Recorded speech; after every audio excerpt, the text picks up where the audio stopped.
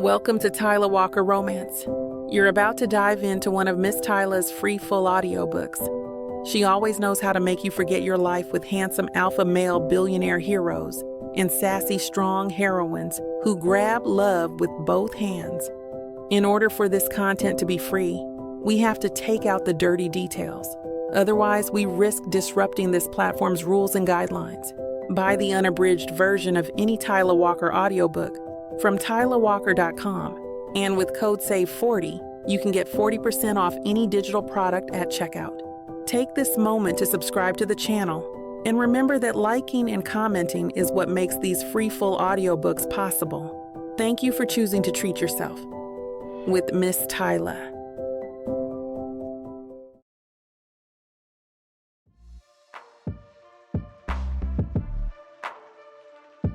Chapter 1.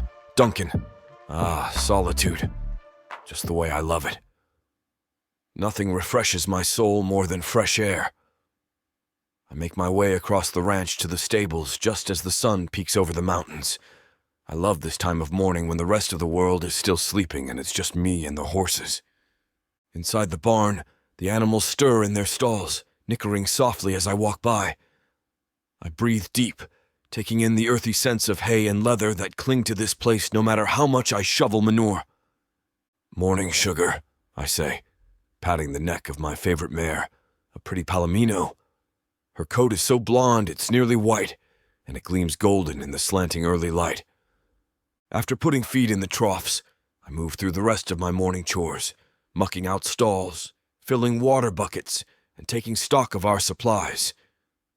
As the hands start arriving for the day's work, I delegate tasks, keeping everything running like a well-oiled machine.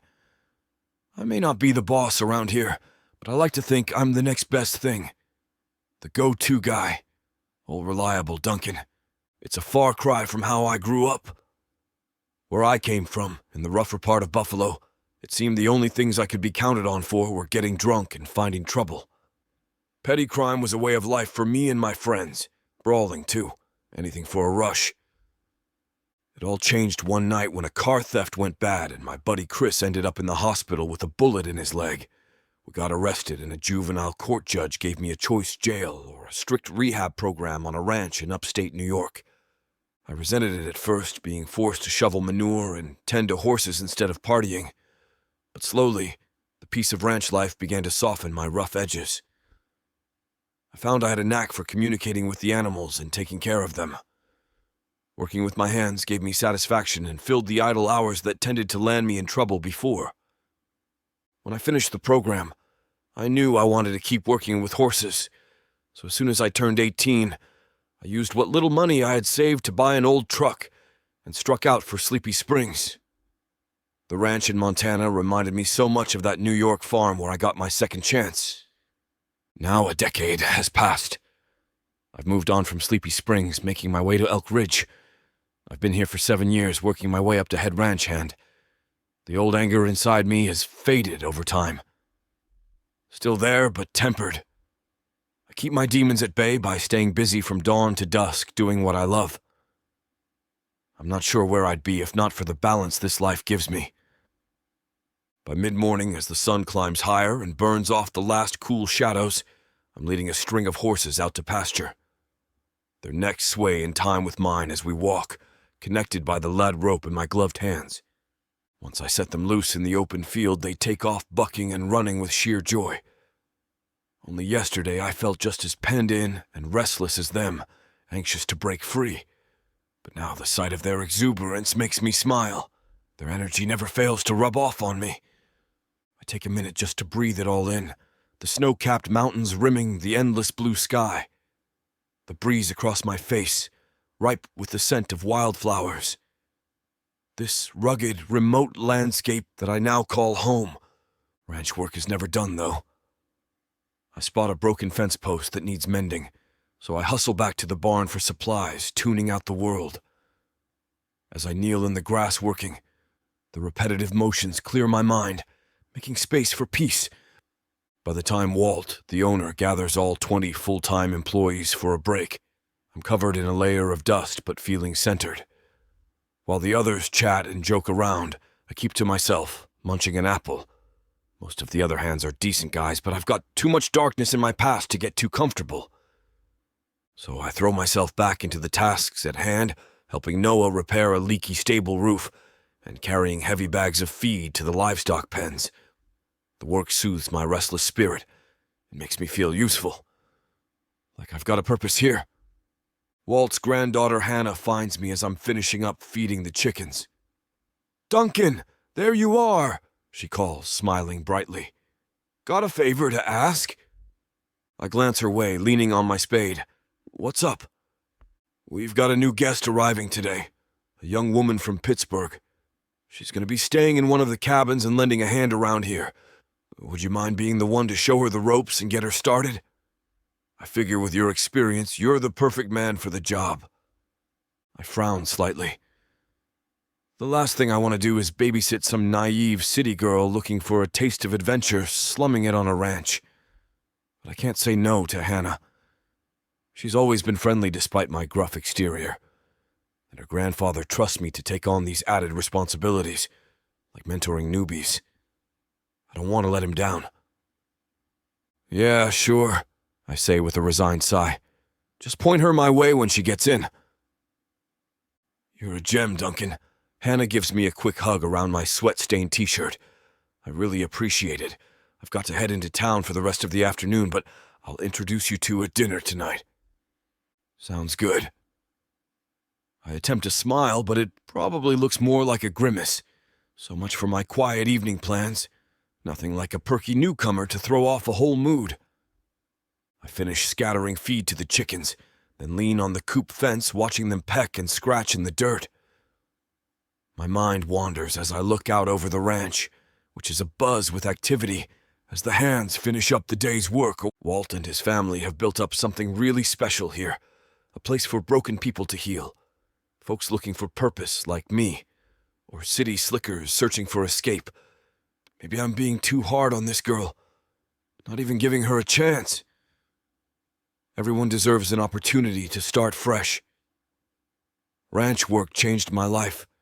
Maybe it could do the same for someone else. With that thought, I whistle for Sugar and take her out for one last ride as the sun sinks low in the sky.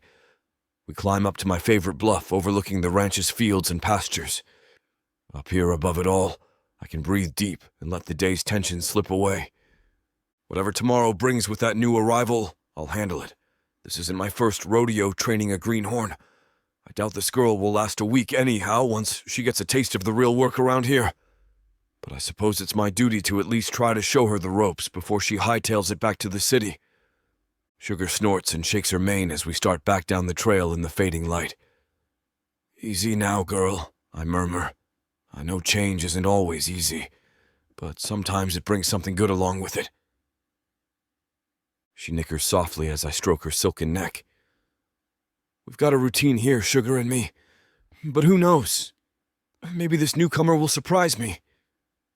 Either way, we'll take it one day at a time. It's the same way I've learned to take life, appreciating the simple gifts it offers every sunrise and sunset, finding peace in the work of my hands. That's all I need. I'm not looking to stir up trouble or invite complications. All I want is to maintain this balance I've found. That's what gets me through each day and helps me finally sleep easy at night. This place, these horses, they tamed me when I thought no one and nothing could. I aim to give this new girl, whoever she may be, the same patient guidance I was shown. Pay it forward, as they say. Then hopefully she'll move on quickly, leaving me in peace. Yep, that's the plan. Chapter 2. Chloe. The tires of the dusty blue pickup kick up a cloud of dirt as Hannah pulls up to the main ranch house of Elk Ridge Ranch. She puts the truck in park as I take a deep breath, looking out at the sprawling property before me. This is it. My new home, at least for the time being. I step out of the truck on shaky legs, between the long train ride, waiting for my prearranged ride at the station, and then the drive back to the ranch. My whole body is stiff. But it is more than just physical exhaustion that is causing my nerves. This is a brand new start for me, a chance to get away from the pain and memories that seem to lurk around every corner back home.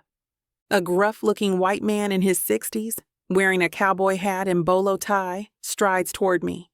"You must be Chloe Wright," he says, tipping his hat. "Name's Walt.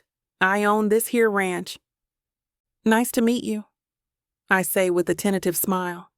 "Thanks again for allowing me to stay in one of your cabins."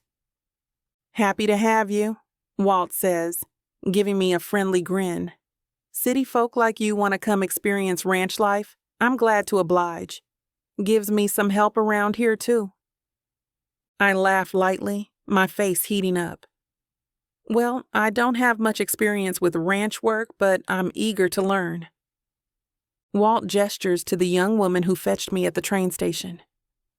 "My granddaughter Hannah here will get you situated. She can take you out to your cabin and show you around." Hannah gives me a dimpled smile. "We're happy you're here at Elk Ridge." I mirror her smile nervously.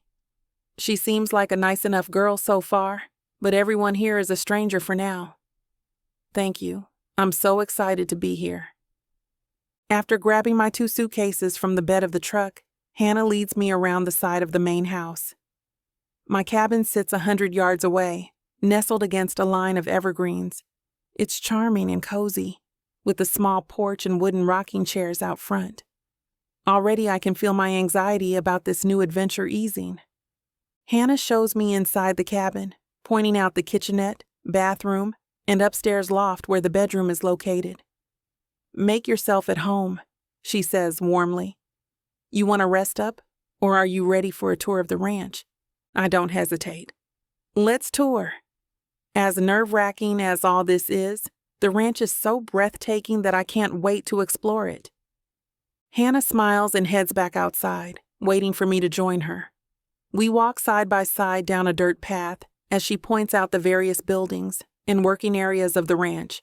There are several barns and stables housing horses, cattle, goats, and chickens. A large fenced area off to the side is where they keep the sheep and llamas. I spot a few ranch hands in the distance, working among the livestock. Hannah waves and calls out greetings to them as we pass. We eventually loop back around to the main ranch house. My senses are alive, taking in the crisp mountain air, the warm sun on my skin, and the smell of hay and animals. For the first time in a long while, I feel like I can breathe, like the weight that's been pressing down on my chest for the past year has lightened just a little. "What do you think so far?" Hannah asks. "It's incredible," I say. "I can't believe how beautiful it is out here." She nods. "I've lived on this ranch my whole life. It's home, but I never get tired of the views." For a moment, we stand there silently, looking out over the rolling foothills and mountains that rise in the distance beyond the ranch's fences. "Well, you've had a long drive," Hannah finally says. "Why don't you settle into your cabin and take the rest of the day to relax? There's no rush to dive into any ranch work just yet." "Are you sure?" I ask. "I don't mind pitching in." Hannah waves a hand. "Plenty of time for that. Go unwind. Dinner is at 6 o'clock sharp in the main house. My Granny Lou is an incredible cook." My stomach rumbles at the mention of food. All I've eaten today are some granola bars I brought for the road trip. Real food sounds divine. I thank Hannah again before making my way back down the path to my cozy cabin. Inside, I take in the simple decor of pine furniture, a braided rug on the floor, and gingham curtains on the windows. It's charming and comforting. I put away my clothes in the single dresser upstairs, as well as set out a few framed photos on the nightstand. One is of my parents from their 30th anniversary party last year. Another shows my best friend Jessa and me at our nursing school graduation. My fingers graze over the last frame, my throat tightening. It's a photo of me with my arm wrapped around a handsome, dark-haired man with laughing eyes. We're both grinning into the camera, my dark skin contrasting his pale complexion. And we look radiantly happy. Michael, my fiancé. It's been over a year since the accident. since the awful day when two sober-faced officers showed up on my doorstep to tell me a military training flight had gone down with no survivors. I replay that horrific moment over and over, at least once a week in my nightmares. But looking at Michael's smiling face now, frozen in happier times, I can feel the faintest smile form on my lips. Being here, away from our shared home and memories, it's easier to reflect on the joy he brought me instead of dwelling on the pain of losing him. I brush away a stray tear and finish settling into the cozy loft bedroom. I change into leggings and an oversized sweater, then curl up on the quilt-covered bed with a book I brought. The last dregs of afternoon sunlight filter through the curtains, and a gentle breeze ruffles the gingham. As I open up the pages, some of the tension in my shoulders finally relaxes. This is exactly what I needed, a place to rest, reflect, and heal. I lose myself in reading as the sunlight fades to dusk. Before I know it, there's a knock at my door letting me know it's time for dinner. I slip on my boots and make my way through the deepening gloom toward the beckoning lights of the ranch house. Most of the ranch hands are already gathered around the long dining table by the time I get there. I recognize Hannah and her grandfather Walt, seated at the head. Walt stands as I enter, gesturing to me. "Everyone, I'd like you to meet our newest addition, Miss Chloe Wright." A chorus of friendly greetings sounds as I give an awkward wave to the group. "Nice to meet all of you. Thanks again for having me." "We're thrilled you're here," Walt proclaims. "Now come on and grab a seat." I squeeze into an empty chair between a pretty brunette around my age, named Ruby, and a 30-something guy introduced as Noah. Everyone passes around, heaping dishes of pot roast, beans, potatoes, and buttery rolls. My mouth waters as I fill up my plate. The conversation flows comfortably as we eat. Most of the questions directed my way are about what brought me out to the ranch from Pennsylvania. I give the short version, that I'm a nurse who felt burnout and needed a change of scenery. The table is populated with both seasonal workers and longtime ranchers. All of them are welcoming and down to earth. As dinner winds down, I find myself chatting and laughing with Ruby like we're old friends. I can already tell she's the social butterfly around here. "So," she says, once the dishes are cleared, elbowing me playfully, "now that you've had a chance to meet everyone, see any cute ranch hands who catch your eye?" She waggles her eyebrows, making me snort into my water glass. "Ruby!" I sputter. "I've been here half a day." "So?" It only takes a split second to notice a handsome cowboy when you see one. She leans in close. "Noah is definitely cute, don't you think? Or do you only date black men? Sorry, is that inappropriate?" "No," I say quickly. "No, I mean, I don't mind the question. And I don't date only black men." I glance down the table at Noah, laughing with one of the other men. With his tan skin, direct green eyes, and easy smile, he is definitely nice to look at. But after everything with Michael, I've got walls up around my heart. I'm in no hurry to start anything romantic.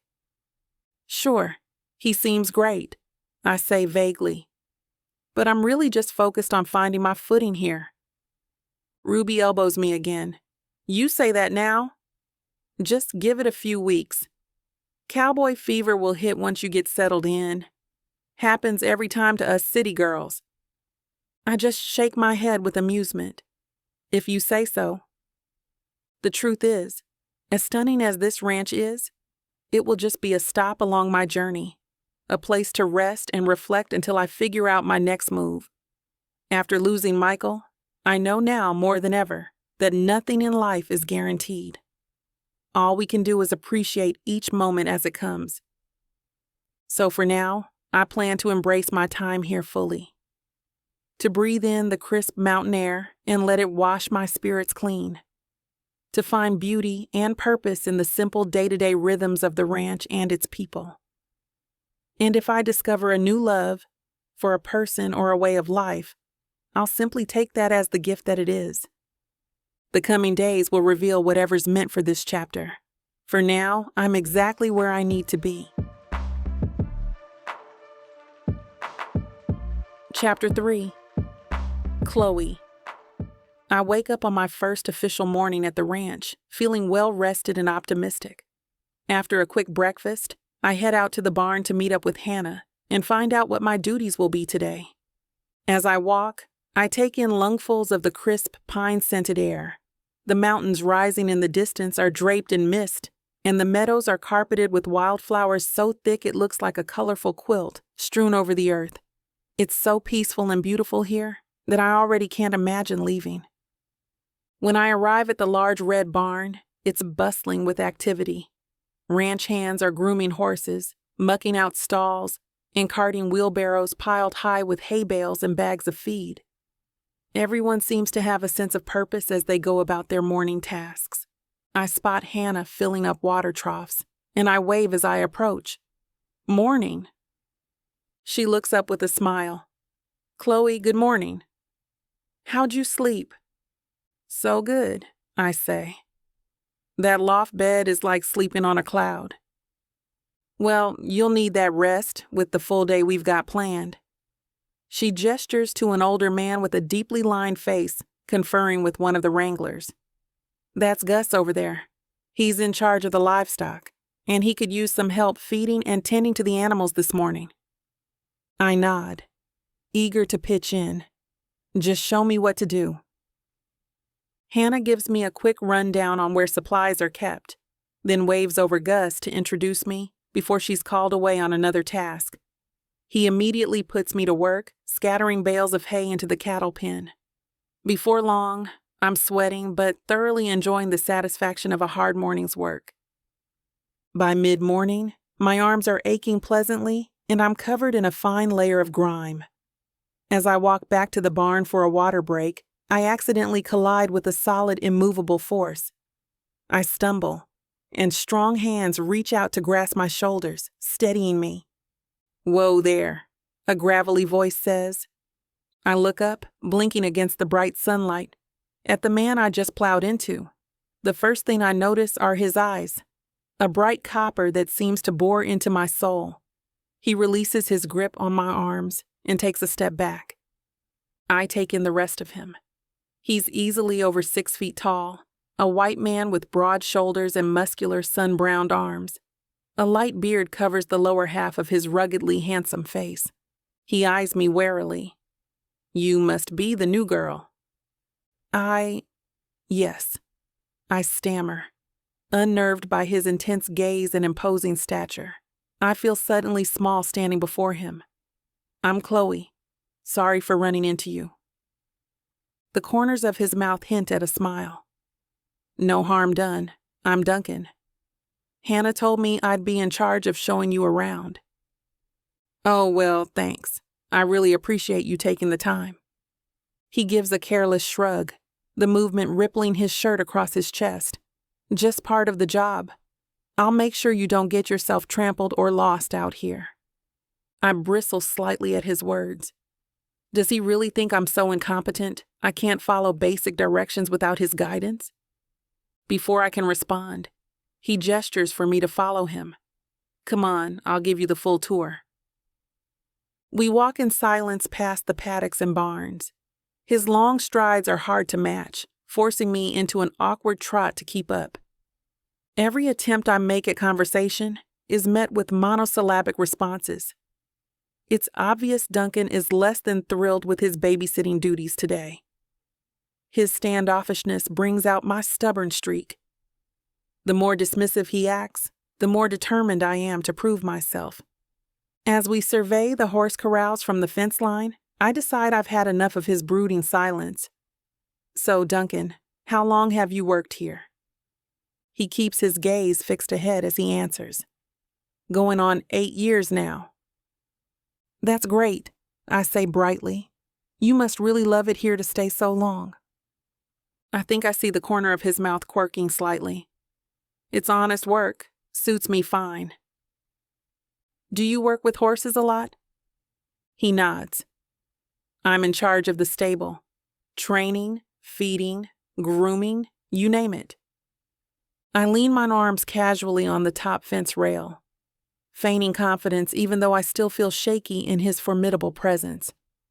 Think you could teach me to ride properly? I've been on a horse before, but I could definitely use some lessons. At this, he finally meets my eyes, looking mildly amused. A city girl like you wants to learn rodeo tricks, huh? I lift my chin. This city girl wants to experience everything ranch life has to offer. Even waking up before dawn to muck out stalls? Even that, I say firmly. Duncan studies me with those piercing eyes for a long moment. I hold his gaze, refusing to show weakness. Finally, he gives a small smile and nods. All right.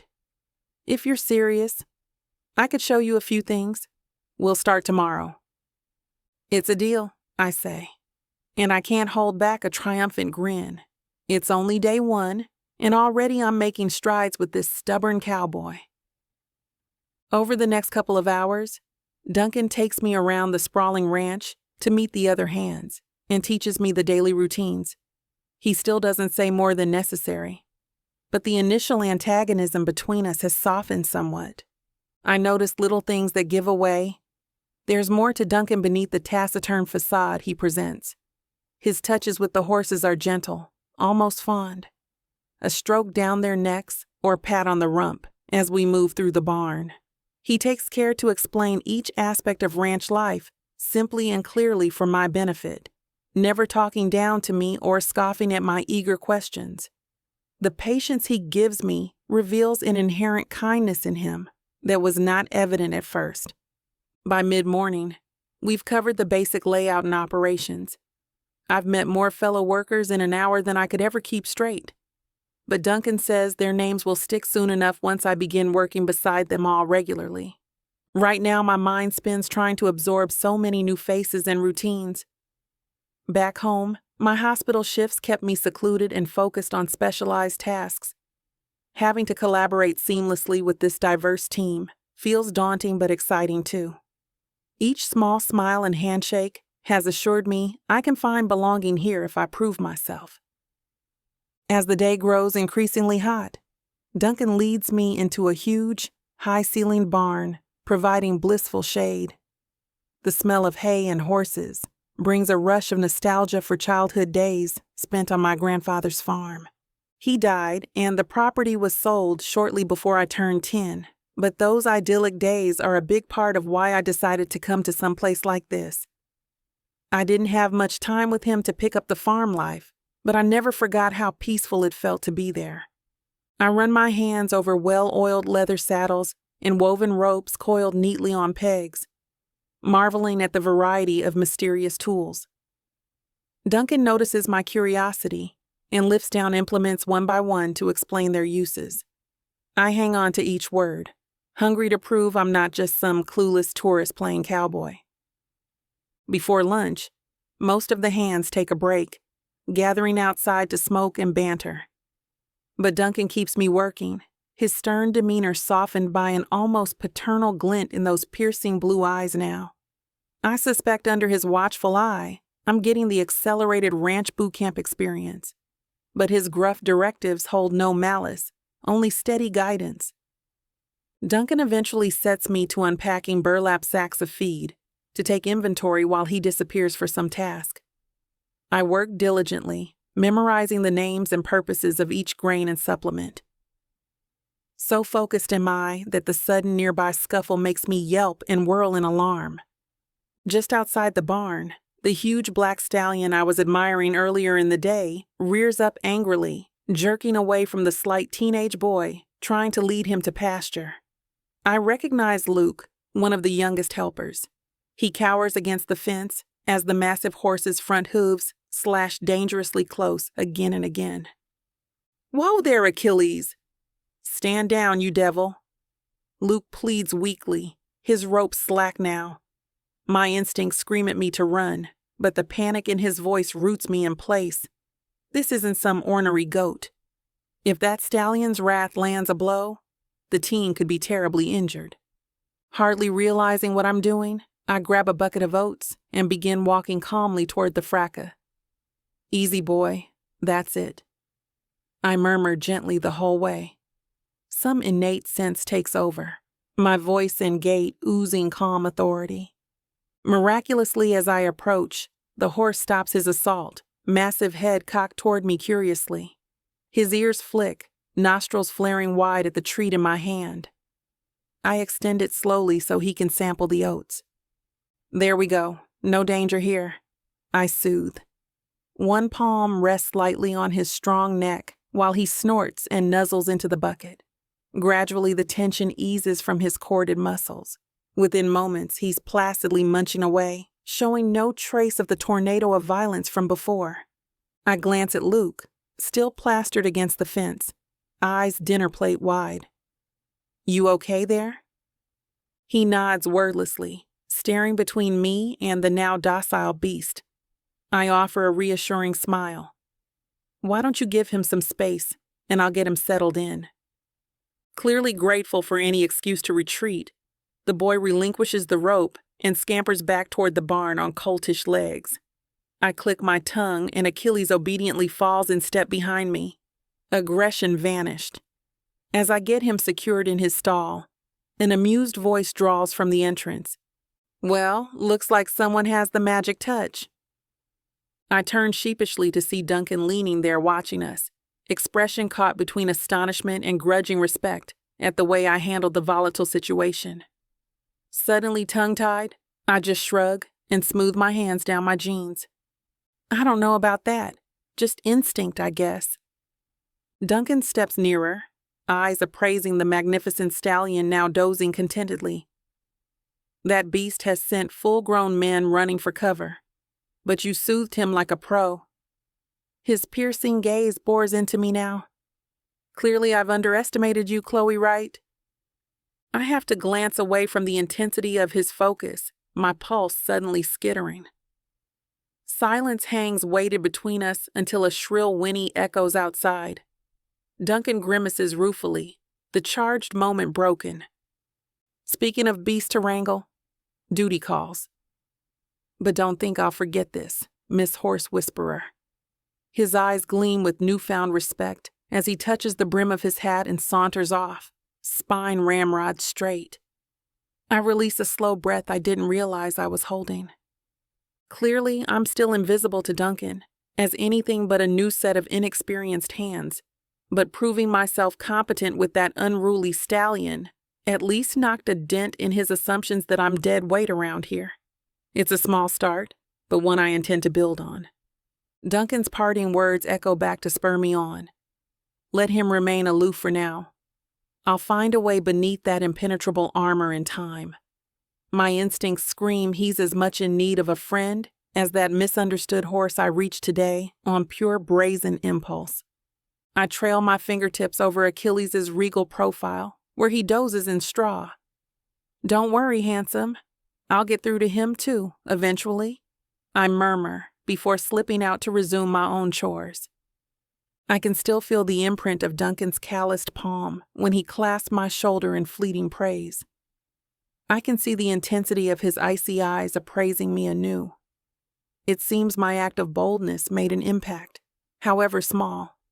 Now I just need to keep chipping away, proving I'm here to stay. Buoyed by a new purpose, I eagerly await our first riding lesson tomorrow. Though I feigned confidence asking for his help earlier with horses to test his willingness. In truth, I have much to learn. But something tells me Duncan's not immune to my tenacious charm when I set my mind to something. I'll find the hidden well of goodness and loyalty under that brusque facade, and hopefully, along the way, he'll come to see I'm more than some helpless city transplant bumbling through his domain. We both judged hastily, but now the real work begins. By the time we make our way back to the main house for dinner, the sun is setting over the mountains in breathtaking streaks of orange and pink. Most of the ranch crew is already gathered at the long picnic tables, talking and laughing over overflowing plates. Ruby waves me over to sit beside her. As I walk past Duncan, I stop and give him a smile. Thanks for showing me around today. I really appreciate you taking the time. He nods, holding my gaze for a beat. Anytime. You did good, newbie. I grin at the nickname as I take a seat. Maybe Duncan isn't quite the callous cowboy I first thought. I find myself looking forward to our writing lesson tomorrow, curious to learn more about the man behind those penetrating blue eyes, because as guarded as he seems, I can't deny the spark of attraction I felt each time our hands accidentally brushed today, or the shiver his deep voice sent down my spine. Much as I want to protect my heart, something tells me getting close to Duncan could lead me down a dangerous path. I sneak a glance at him sitting alone at the end of the table, picking at his food. Catching my eye, he gives me the briefest hint of a smile.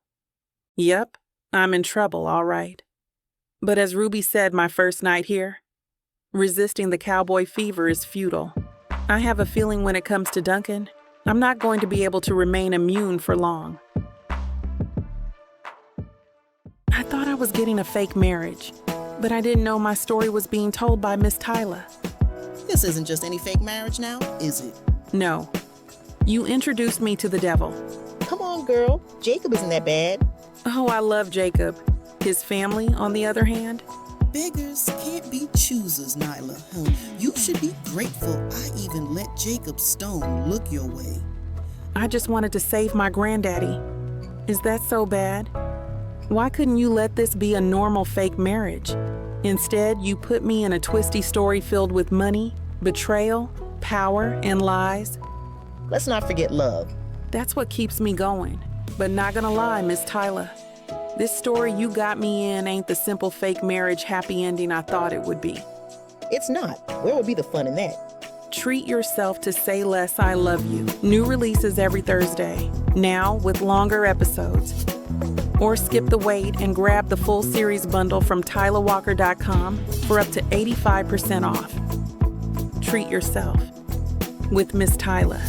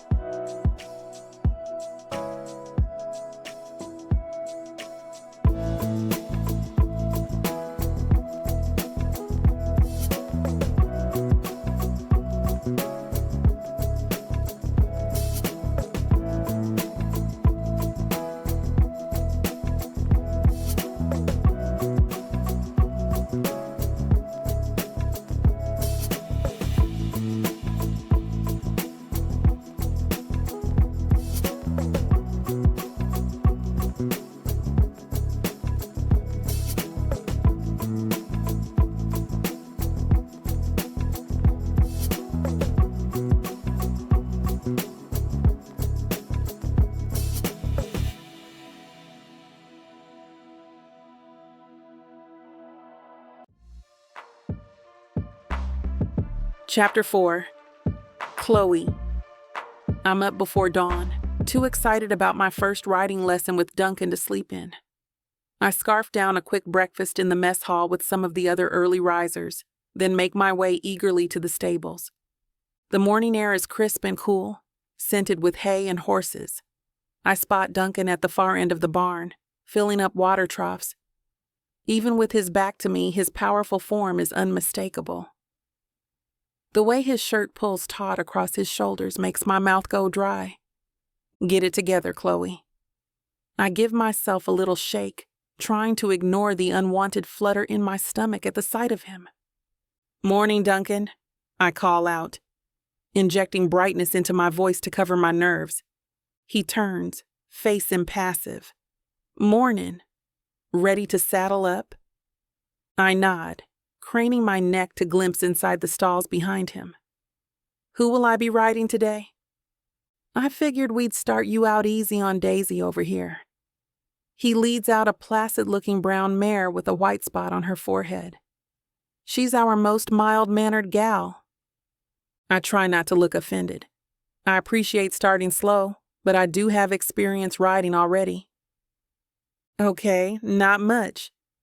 But the truth is that I already had my eye on a real beauty of a horse. I'm determined to convince Duncan to at least let me try. Duncan raises an eyebrow as he strokes Daisy's neck. Maybe so, but controlling a horse requires instincts you city girls don't have. Can't be too cautious. I bristle at his dismissive tone. I may have a lot to learn, but I'm not totally clueless, and the horse I want seemed calm enough. Within my skill set, I'm sure. After all, I calmed Achilles yesterday. Time to prove this arrogant cowboy wrong. In that case, I'd prefer more of a challenge, I say, meeting his steely gaze. How about that speckled one I saw racing around the pasture yesterday? He seems spirited. I try to keep my voice nonchalant so he won't hear how much I want this and argue. The corner of Duncan's mouth twitches. Spirit is one way to put it. Apache is a stubborn cuss. Likes to test his rider. Briefly, the thought that I'm making a mistake flashes through my mind. Maybe I should go for the boring but docile Daisy after all. Then something like amusement flickers across Duncan's face. I steel my resolve, not wanting to back down, and cross my arms. Sounds perfect. We stare each other down for a long moment before Duncan shakes his head with a wry chuckle. All right, you asked for it. But don't say I didn't warn you. He leads out the striking black and white Appaloosa.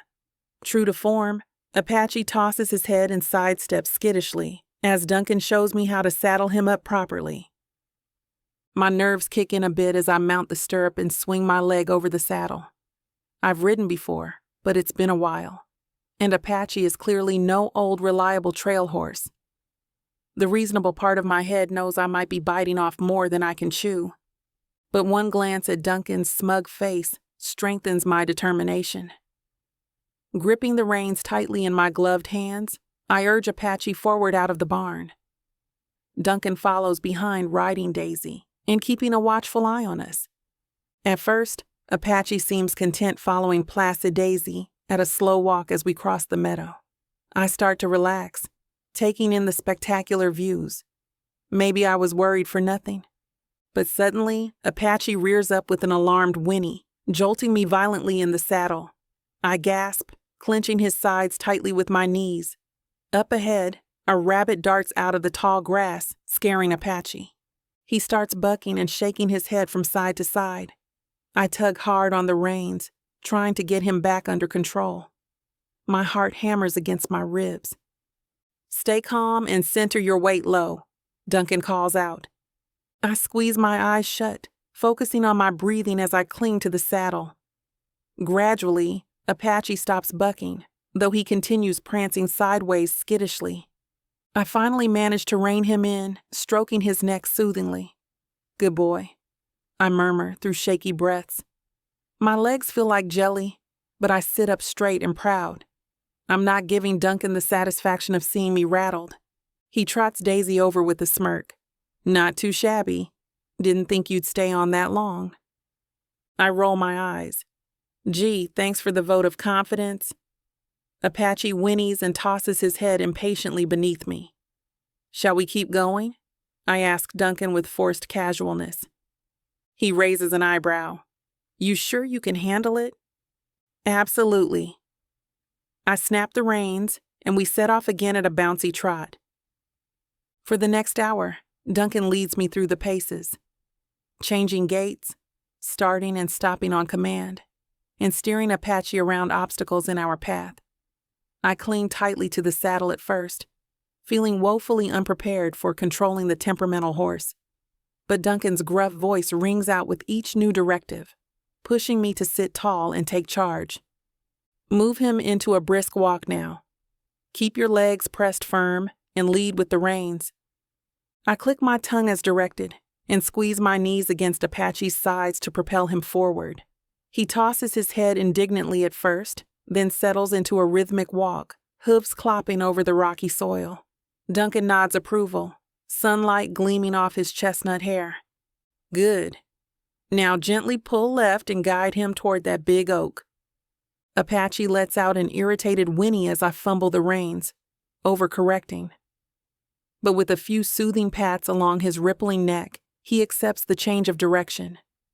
Duncan talks me through, steering him in zigzagging patterns around the scattered trees until I can confidently guide the horse wherever I choose across the open pasture. My breeches stick to my legs from sweat, my lower back already sore. But exhilaration rises in me as control over such a powerful animal starts to feel possible.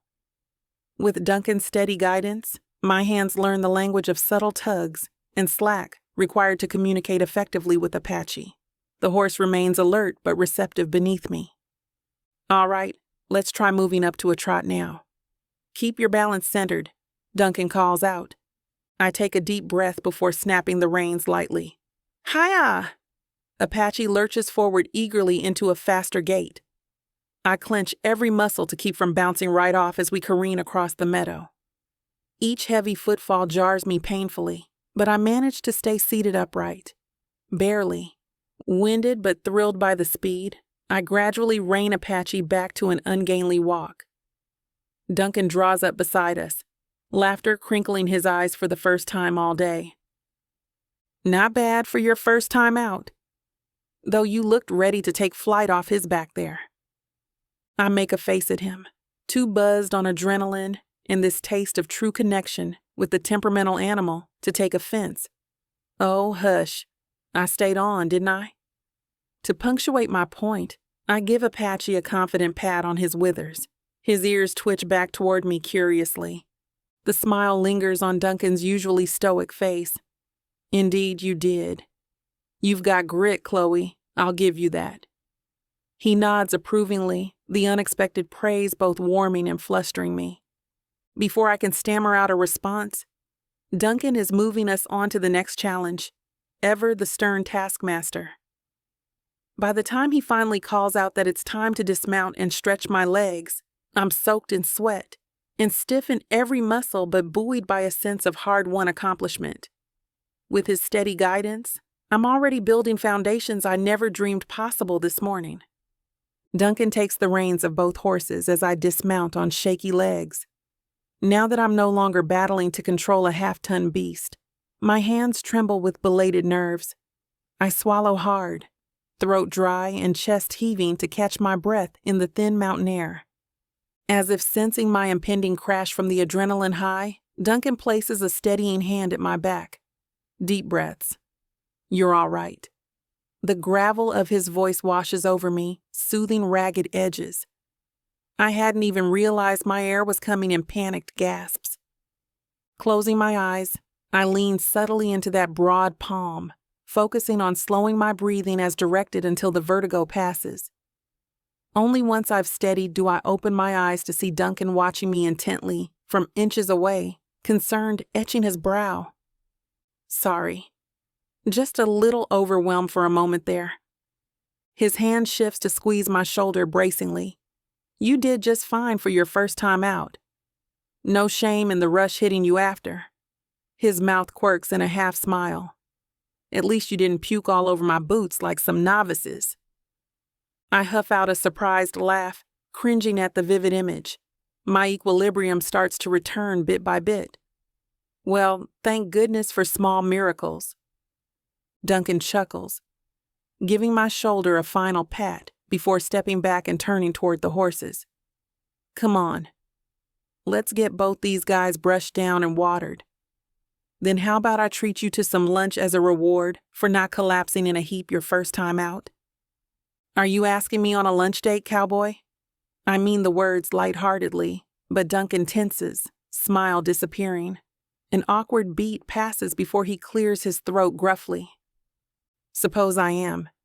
It's the least I can do after you toughed it out this morning. He still won't meet my gaze directly, but I catch the barest tinge of pink on his stubbled cheeks.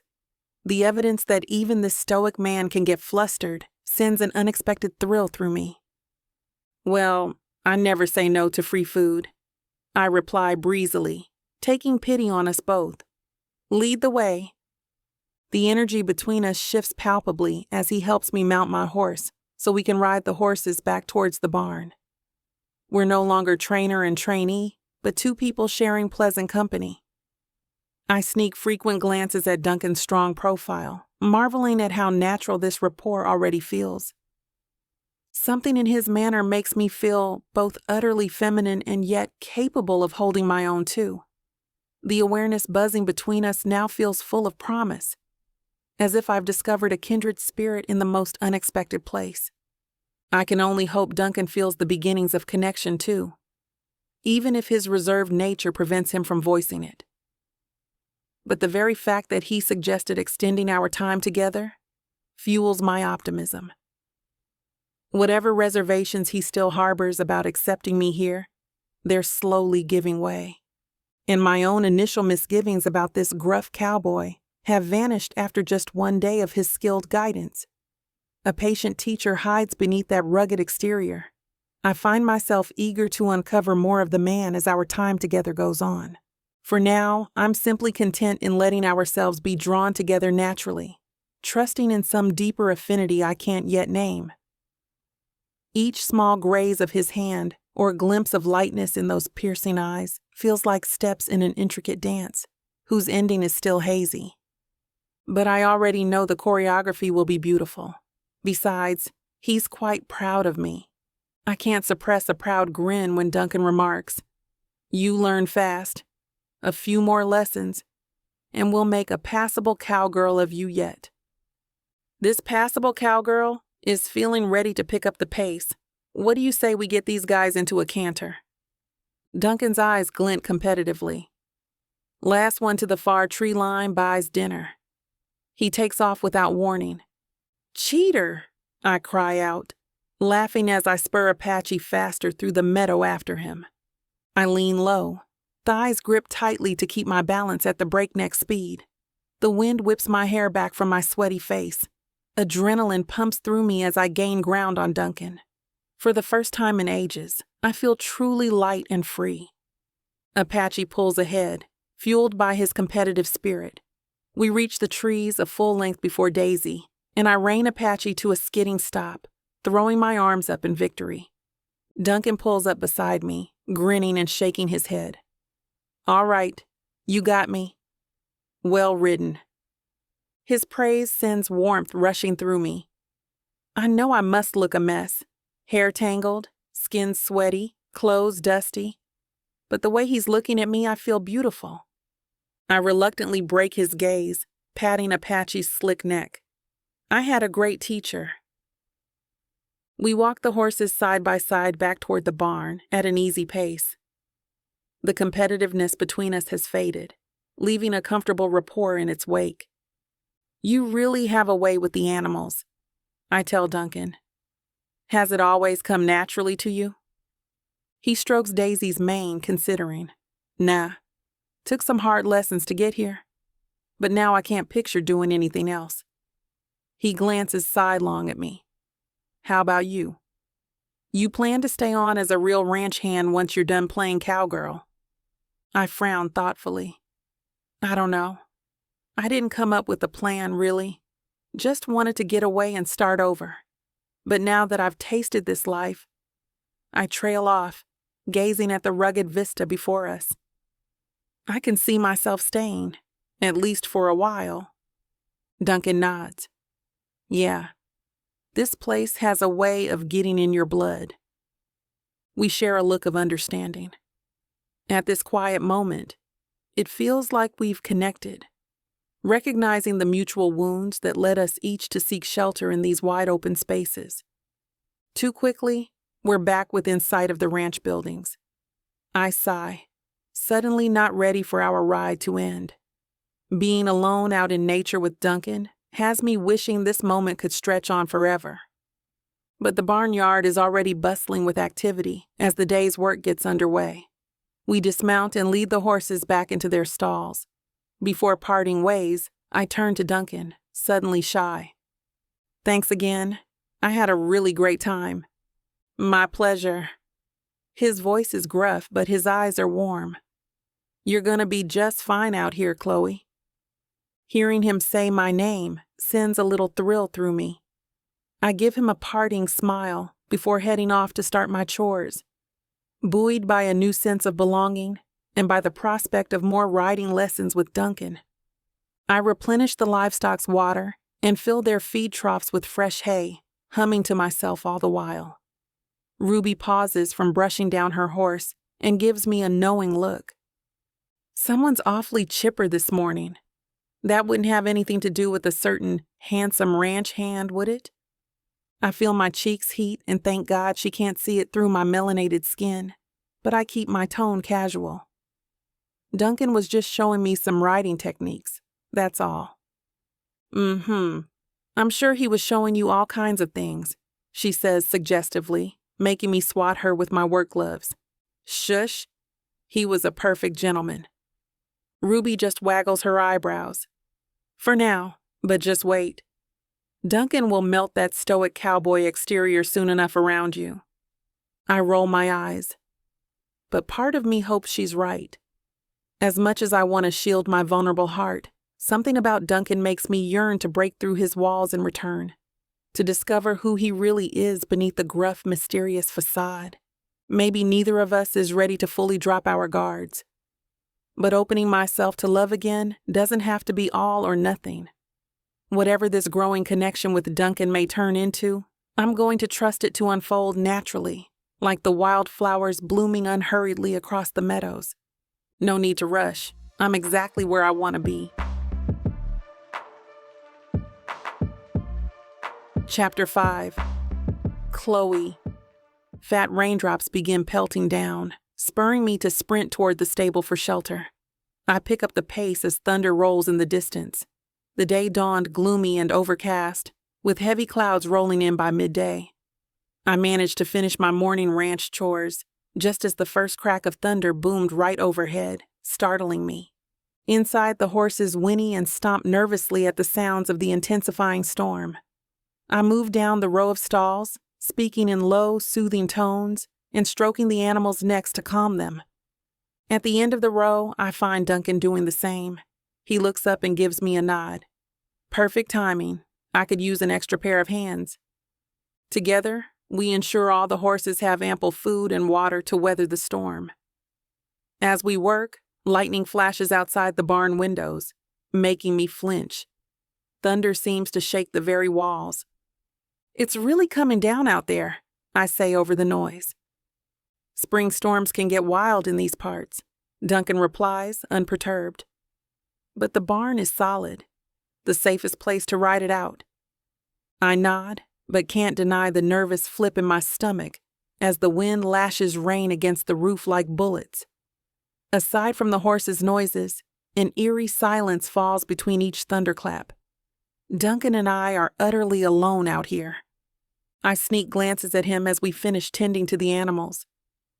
His capable hands work with calm assurance, belying his own unease, if he feels any. The thought of being secluded in this barn with him through the storm brings a swarm of butterflies to my stomach, but not from fear. Just being near Duncan seems to short-circuit all rational thought lately. I'm almost glad for the hazardous weather keeping me pinned down here with him. It feels like fate intervening to fuse our fledgling bond, forcing us to lower our usual walls.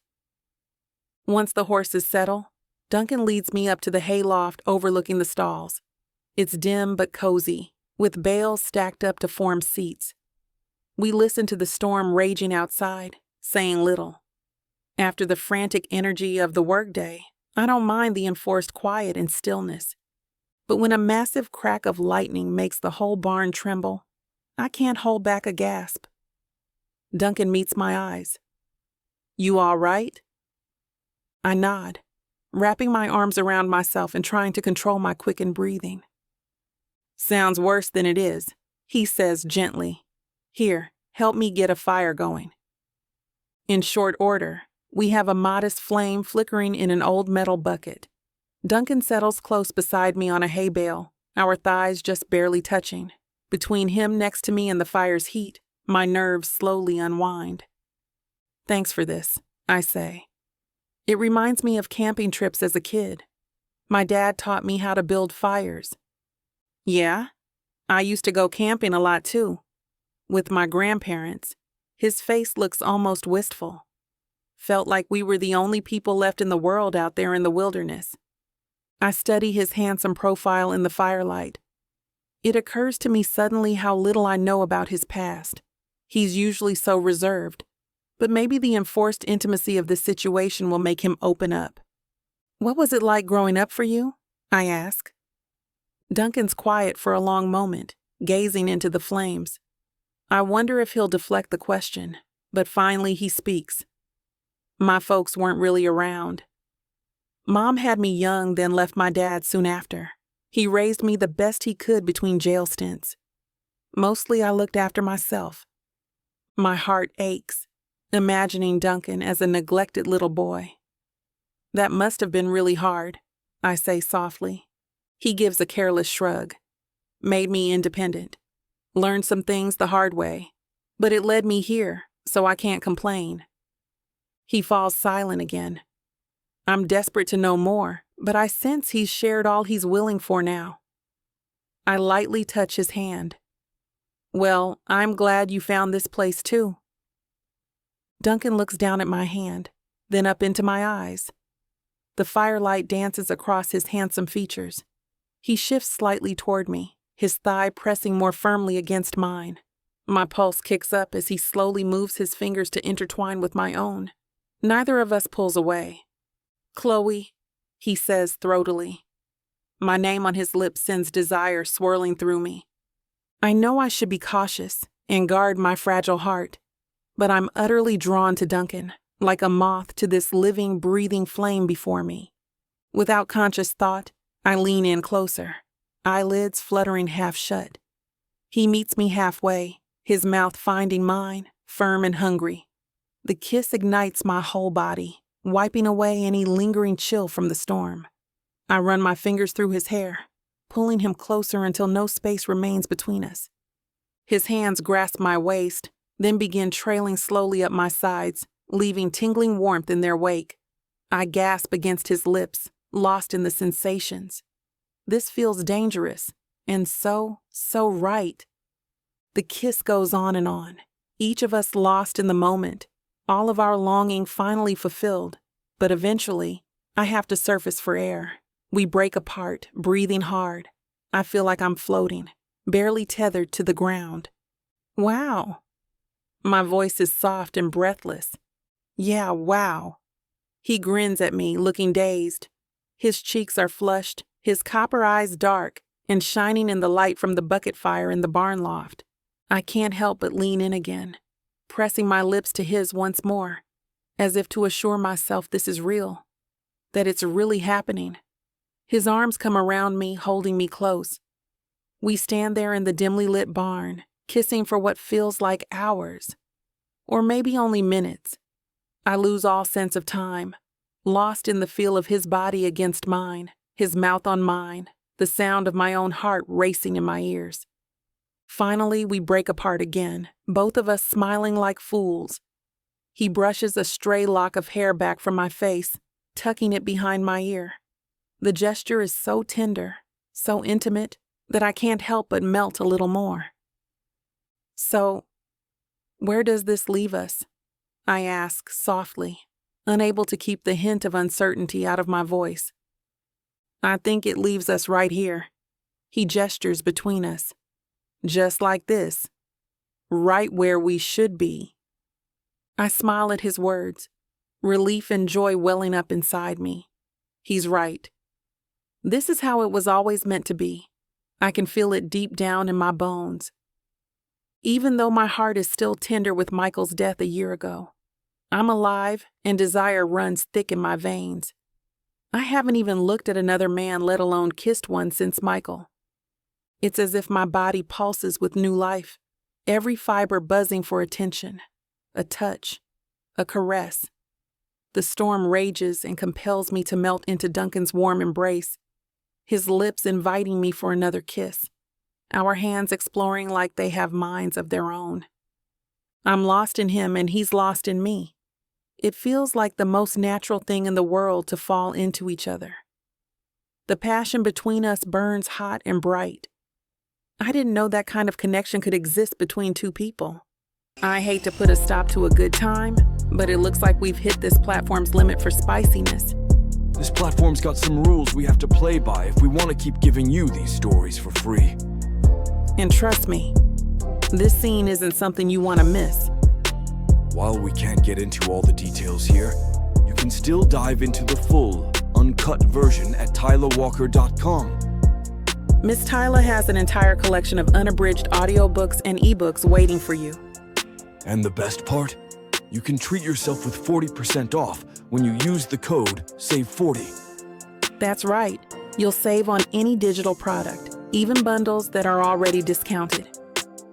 Miss Tyla would never let anyone feel the kind of disappointment you must be feeling right now. So why wait? Treat yourself with Miss Tyla. We collapse together in the scratchy hay, our breathing ragged. He wraps his arms around me, pulling me close. I rest my head against his chest, listening to the sound of his heart beating. I've never felt so content, so at peace. It feels like I'm finally home. Wow, I whisper. He chuckles, his chest vibrating against my cheek. That about sums it up. I smile, nuzzling closer to him.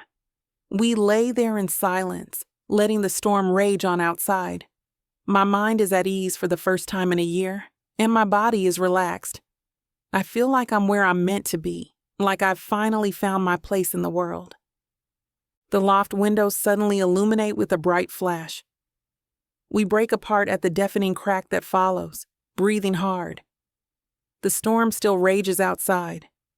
Duncan clears his throat, looking away. We should check on the horses down here till it passes. Safer. Disappointment pierces through my dizzy arousal. He hops up, dressing like we've snuck around and done something wrong. But I know not to push. Of course. Good idea. I dress slowly, too, and scramble down the ladder once I check the bucket and see the fire's out. We get to work checking each stall, careful not to meet each other's eyes. But the memory of Duncan's lips, his hands, lingers. This unquenchable need has been building between us for weeks, suppressed but never forgotten. Like embers waiting for the right gust of wind to ignite into an inferno. The storm forces us together tonight, but now that I've gotten a taste, I know another kiss is inevitable, and when it happens, nothing will be able to extinguish the fire between us. Caution be damned. I'm ready to stop resisting and let this growing bond with Duncan consume me.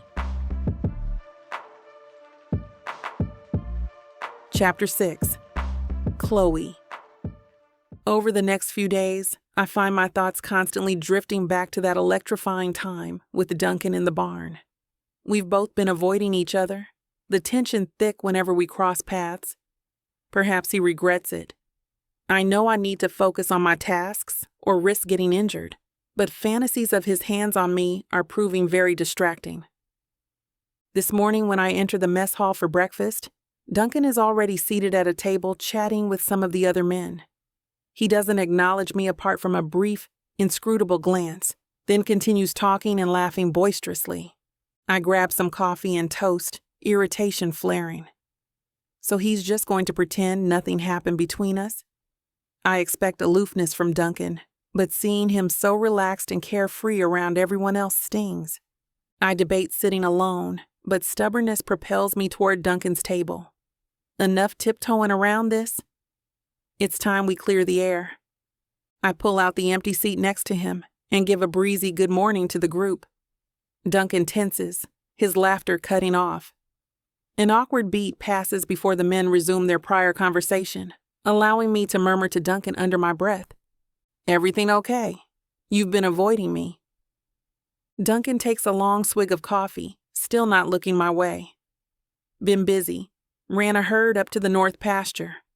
Just got back last night." So he wasn't even around to avoid me in person, which somehow hurts more than if he had been deliberately shunning me. At least that would mean he was as affected by our kiss as I am. This indifference cuts deep. "Right. Well, if you want to talk," I begin, but Duncan pushes back from the table, muttering something about getting an early start on the day's work and striding off without a backward glance. I slump down, blinking back foolish tears and struggling to keep a neutral face. Ruby, who had been chatting with Hannah nearby, comes over frowning and slides into Duncan's vacated seat. "What was that about? Look tense?" I heave a sigh, giving up on my breakfast. Duncan and I just have some unresolved business, but apparently I'm the only one losing sleep over it. He won't even give me the time of day now. "Oh, honey." Ruby grimaces sympathetically. "Don't take it to heart. Duncan's lived out here so long that he doesn't know how to handle someone actually caring about him. Just give him space, and I'm sure he'll come around." I nod half-heartedly. As much as it pains me to admit, she's probably right. I'm expecting too much emotional maturity from a rugged loner like Duncan. Patience and perseverance are key. Just because we had sex doesn't mean we are a committed couple. It was a tense moment of release, that's all. Still, the nagging voices of insecurity won't stay silent as I go about my workday. Does he regret being with me? Have I misread his interest completely? Worse still, am I imagining a deeper connection between us than exists? I lose myself in mucking stalls, trying vainly to silence my doubts. As I pitch soiled hay into the wheelbarrow with more force than necessary, my rake collides with something solid with a loud thunk. I freeze. There, peeking out from the dirty straw, is a shiny silver flask engraved with a string of letters and numbers. Military issue from the looks of it. I pick it up with trembling fingers, knowing immediately who it must belong to. A ranch hand who is ex-military. It's a silver flask, just like one Michael had. Michael, my late fiancé who I lost in the training flight accident. He never went anywhere without this engraved flask. It was one of the personal effects returned to me after the crash. Seeing it now brings back a flood of agonizing memories. Us toasting with a shot from that flask the night before his fateful flight, planning our future together over whiskey sours, and later, after he was gone, getting blackout drunk on its contents just to feel close to him again. I don't even register dropping the flask and stumbling out of the barn. I find a secluded spot in the lee of a hill and sink down onto the grass, hugging my knees as sobs rack my body. The pain of losing Michael hits again like a fresh wound. I've barely let myself grieve for him properly while trying to build a new life here. It's too much. I need him, and he's gone forever. At some point, Ruby comes and wraps a comforting arm around me. She doesn't ask questions, just lets me cry it out. When my sobs finally subside, she hands me a canteen of water. "Sorry for losing it," I croak, taking a sip. "I just found something that brought up a lot of old heartbreak." Ruby shakes her head. "You don't need to explain. I can't imagine what you've gone through. But we've all got ghosts here." She gives my shoulder a comforting squeeze. "Whatever happened, don't isolate yourself. You've got a whole family here to help you heal." I nod gratefully. The cold vice around my chest has loosened, if only a fraction. As wounded as my soul feels, I know Ruby is right. I'm not alone. Maybe Michael's memory will always haunt me.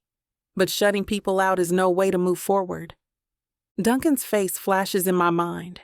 I wish I could tell him about Michael and explain my lingering pain and wariness about romance. But after today, I'm not sure I'll ever get the chance. One step at a time, I remind myself. I just need to get through this dark wave of grief.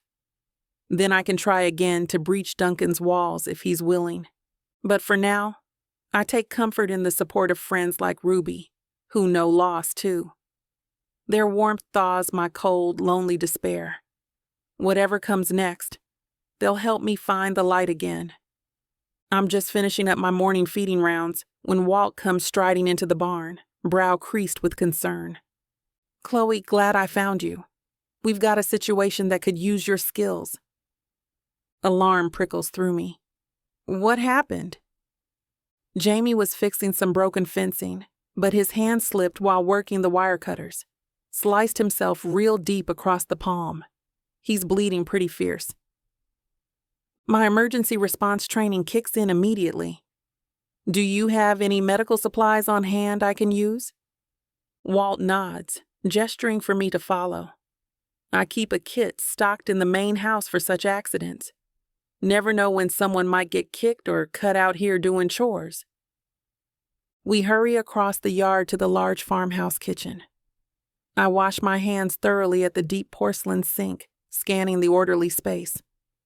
Walt digs through a cabinet, emerging with a substantial first aid kit. There should be gauze, antiseptic, suturing supplies, and such in there. Let me know if anything else is needed. I crack open the kit, taking a quick inventory of the contents. This should be sufficient. Now take me to Jamie, and we'll get him patched up. Walt leads the way toward the southern pastures. As we walk, he tells me more about my patient. Jamie came to work with us just this season, eager to prove himself but green as grass. I should have been keeping a closer eye on him handling those tools. Guilt weighs heavy in his tone. I touch his arm reassuringly. Accidents happen. We'll get him fixed up as good as new. Soon we come upon a makeshift camp stool, set up along the fence line. Jamie, a gangly teen with a mop of sandy hair, sits cradling his injured hand, face pale beneath his freckles. Ruby crouches beside him, keeping pressure on the wound with a scrap of cloth, slowly staining red. At our approach, relief breaks across her face. "Chloe, thank heavens. This looks nasty." I make a beeline for Jamie, gently moving his hand onto my lap to get a better look. The gash across his palm gapes aggressively, blood still flowing steadily. Jamie winces as I probe the edges. "You're gonna be just fine, Jamie. I know it hurts something awful, but let me get this cleaned up and closed, and you'll start mending quickly." I keep my tone calm and reassuring. The kid looks on the verge of fainting. With Walt holding the medical kit and Ruby assisting, I set to work irrigating the laceration and suturing it closed with neat, even stitches. Jamie bears the painful process valiantly, though he refuses Walt's offer of whiskey to dull the ache. I admire his pluck. Once the wound is bandaged securely, the teen's shoulders sag in relief. A bit of color returns to his freckled cheeks. "Thank you kindly, ma'am," he says shyly. I can't get much done one-handed, but I feel loads better having it seen properly. I pat his knee and start repacking my supplies. "You keep it clean and dry and change the dressings daily. I'll check it again in a few days, but it should heal up just fine." Jamie ducks his head. "I sure appreciate you taking the time. And don't worry. I'll be more careful handling those tools from now on." Walt claps a hand on the boy's shoulder. "Accidents happen, son. You just focus on resting up that hand." He turns to me, eyes crinkling warmly. "And Chloe, I can't thank you enough for playing doctor. It's a comfort having someone with professional skills around just in case." I wave off his praise as we begin walking back. It's the least I can do to make myself useful.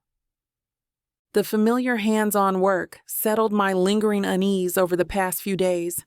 feeling competent and trusted to handle the crisis reminded me I do have abilities to offer here. Letting myself wallow in sadness and self-doubt helps no one, least of all me. Ruby chimes in brightly as we reach the main house again. "Well, you certainly impressed everyone today, Nurse Chloe. Folks already are buzzing about the new girl being so knowledgeable. You keep this up, they'll be begging you to move here permanently." I laugh, warmed by her praise, but still reluctant to think that far ahead. One day at a time. But it did feel good to dust off some of those emergency skills again. Walt gives my shoulder a paternal pat. I meant what I said. You ever want a more permanent situation here, you just say the word. We'd be lucky to have someone with your spirit and skills. With a final word of thanks, I head off to clean up. My step buoyed by their faith in me. Helping young Jamie reminded me I'm capable of being useful here in ways beyond just manual labor. Not that I have any grand plans to stay on, but realizing I could build a place for myself if I chose to embrace this new path feels like regaining solid footing after going adrift. It's a vital step in crawling out of the dark abyss of grief and loss. My main focus is still just getting through each day, struggling under the weight of Michael's absence. But treating that injury sparked the first faint glimmer of something I thought died forever, with my dreams. Purpose. However humble, a reason to keep fighting through the pain toward light again. I cling fast to that fragile flame of hope as I rinse the blood from my hands, watching it swirl down the drain. Back in the city, despair felt inescapable, but out here, good work and good people still exist. That's worth staying present for. Maybe the key to surviving crushing loss is simply to keep showing up however I can. Letting others depend on my skills makes me feel alive again.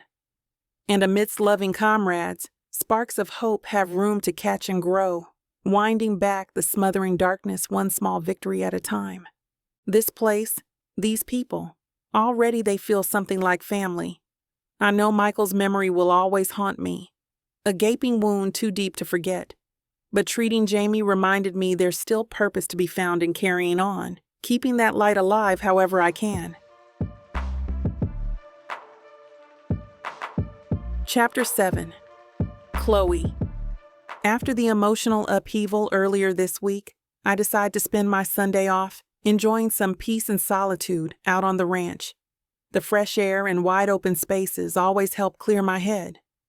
I pack a light picnic lunch and set off across the meadows, just as the morning sun peeks over the mountains.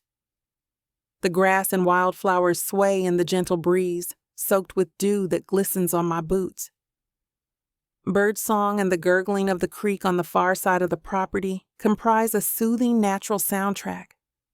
As I wander aimlessly, I find my spirits lifting. It's hard to dwell on troubles and heartache in the midst of such raw, breathtaking beauty. Out here, I'm just a tiny speck, surrounded by nature's majesty. My pain feels smaller in this vast landscape.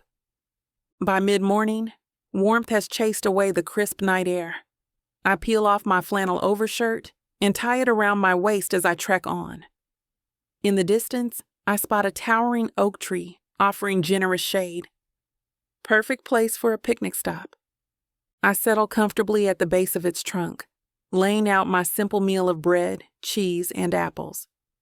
As I eat, I lean back and close my eyes, listening to the breeze fluttering the leaves above me. I match my breathing to the hypnotic rhythm until I feel almost weightless. This quiet communion with nature is exactly what I needed. There's a peacefulness here that seeps into my soul, soothing my sadness and anxiety. Finishing my food, I decide to explore along the creek that marks the north edge of the ranch lands.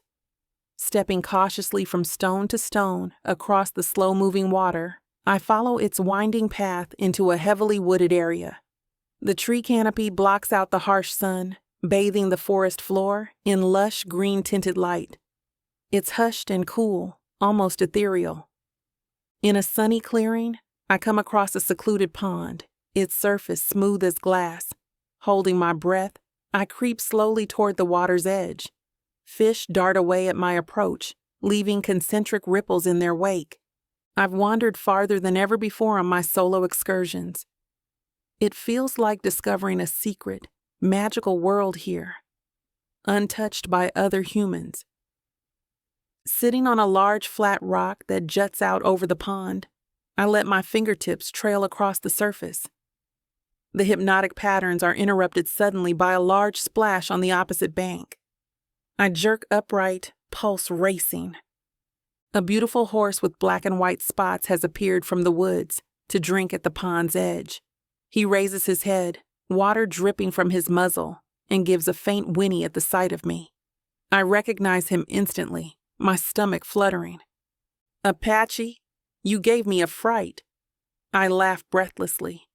I should have known this unruly horse would find this remote hideaway. He tosses his mane and moves closer, extended neck brushing my tentatively outstretched hand. "What are you doing all the way out here?" I murmur, stroking his velvety nose. "I could ask you the same." The deep voice behind me makes me whirl around so fast I nearly lose my balance on the slippery rock. Duncan steps out from the shadowed tree line, arms crossed over his chest. Even in this secluded spot, the man manages to have an air of intimidating command. "Duncan, I was just exploring on my day off," I stammer, flustered at being caught unawares. He nods, glancing around the serene forest glen. "Can't say I blame you. Not a soul around for miles here. It's a good place to disappear for a while." I can't read his mysterious expression. We haven't spoken since our charged breakfast encounter over a week ago. The palpable tension between us now is almost unbearable. I clear my throat, focusing on stroking Apache's neck to calm my nerves. It really is beautiful. "Do you come here often?" Duncan steps nearer, leaning against the rock face beside me. "Often enough when I need space to think. Apache here likes to wander, so I usually find him grazing around this pond." We stand in awkward silence. I sneak a glance at Duncan's handsome profile, but he keeps his gaze fixed straight ahead. There's so much I want to say, to ask him, but the words lodge in my throat. Finally, Duncan speaks, voice low. "Look, Chloe, about the other day. I'm sorry for taking off like that. You didn't deserve it."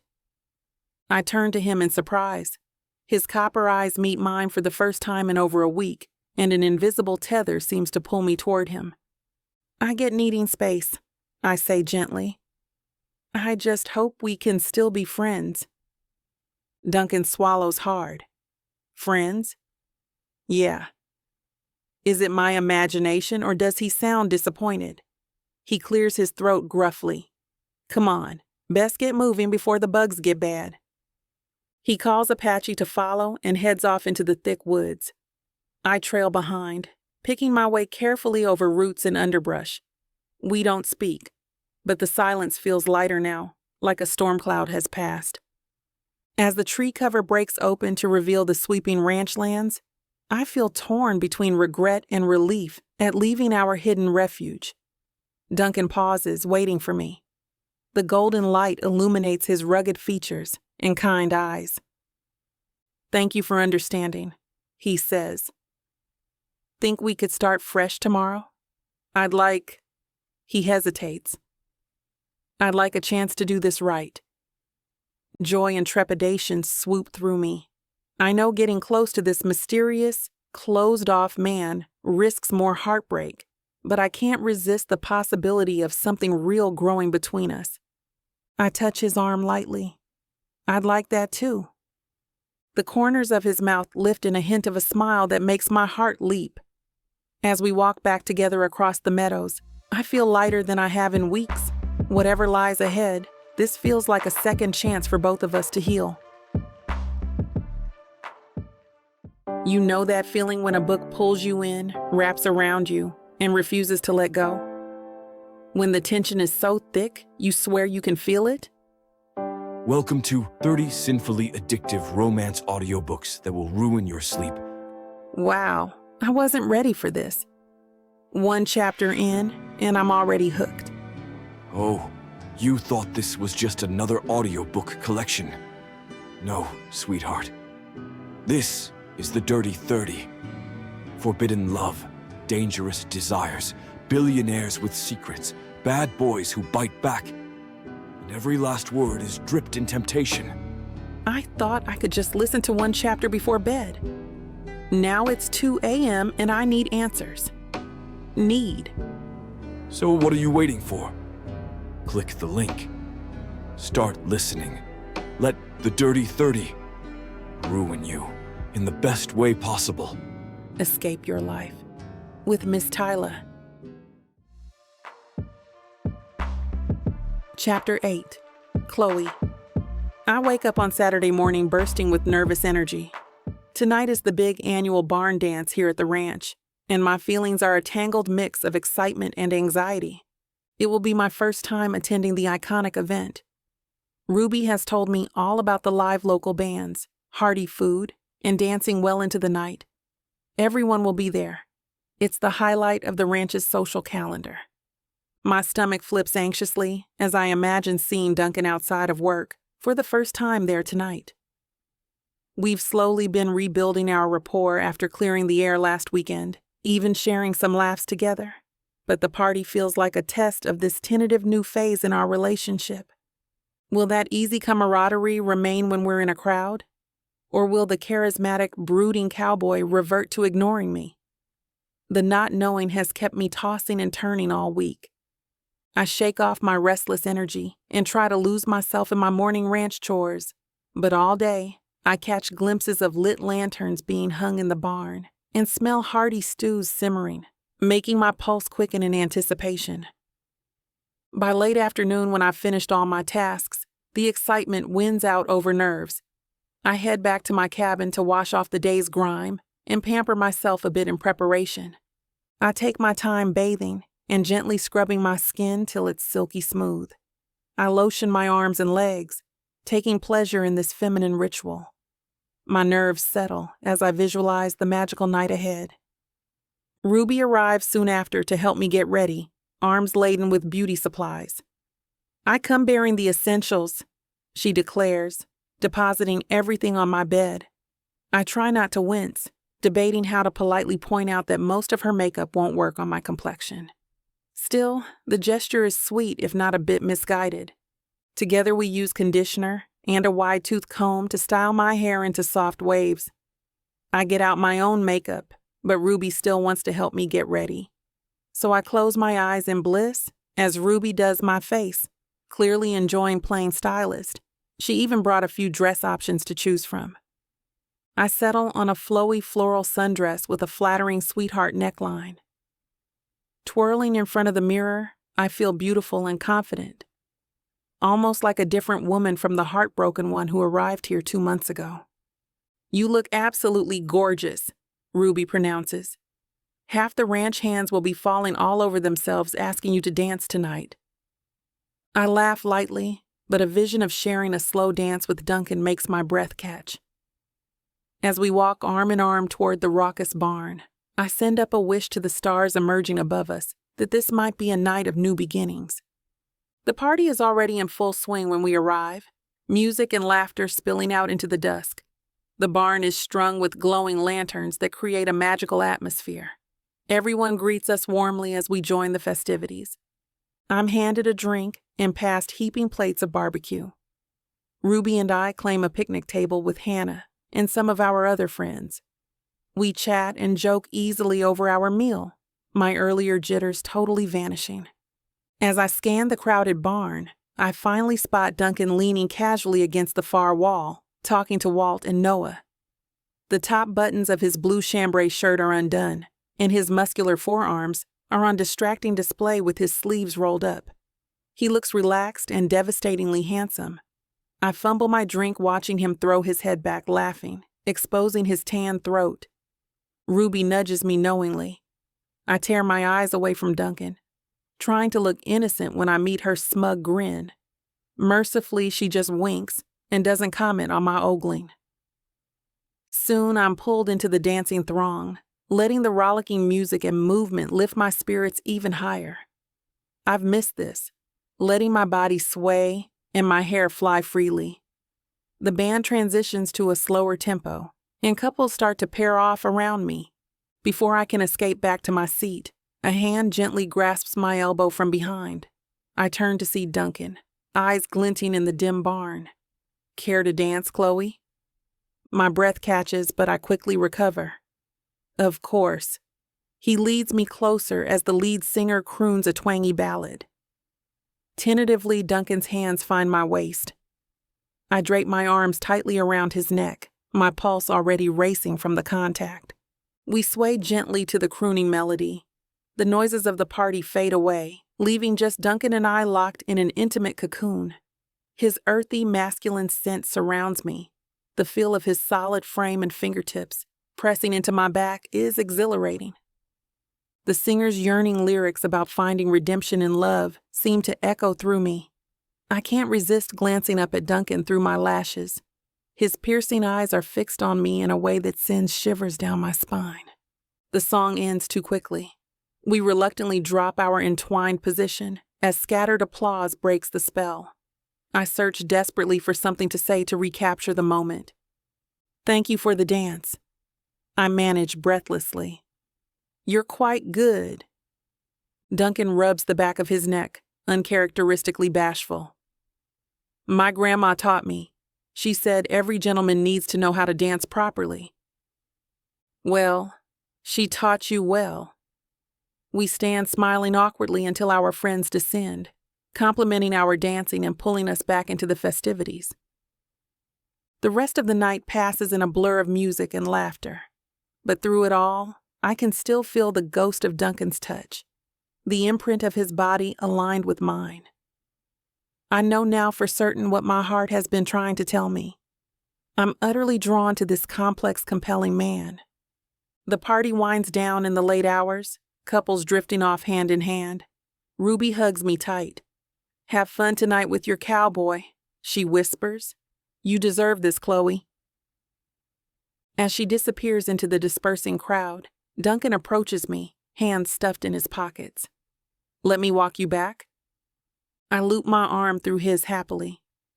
We meander across the darkened meadows lit by stars and fireflies, neither of us eager for this magical evening to end. At my cabin door, we pause reluctantly. Tonight changed everything between us. I know now that my heart is his for the taking, with no walls, no hesitation. As I gaze up into his shadowed face, I hope beyond hope he feels the same.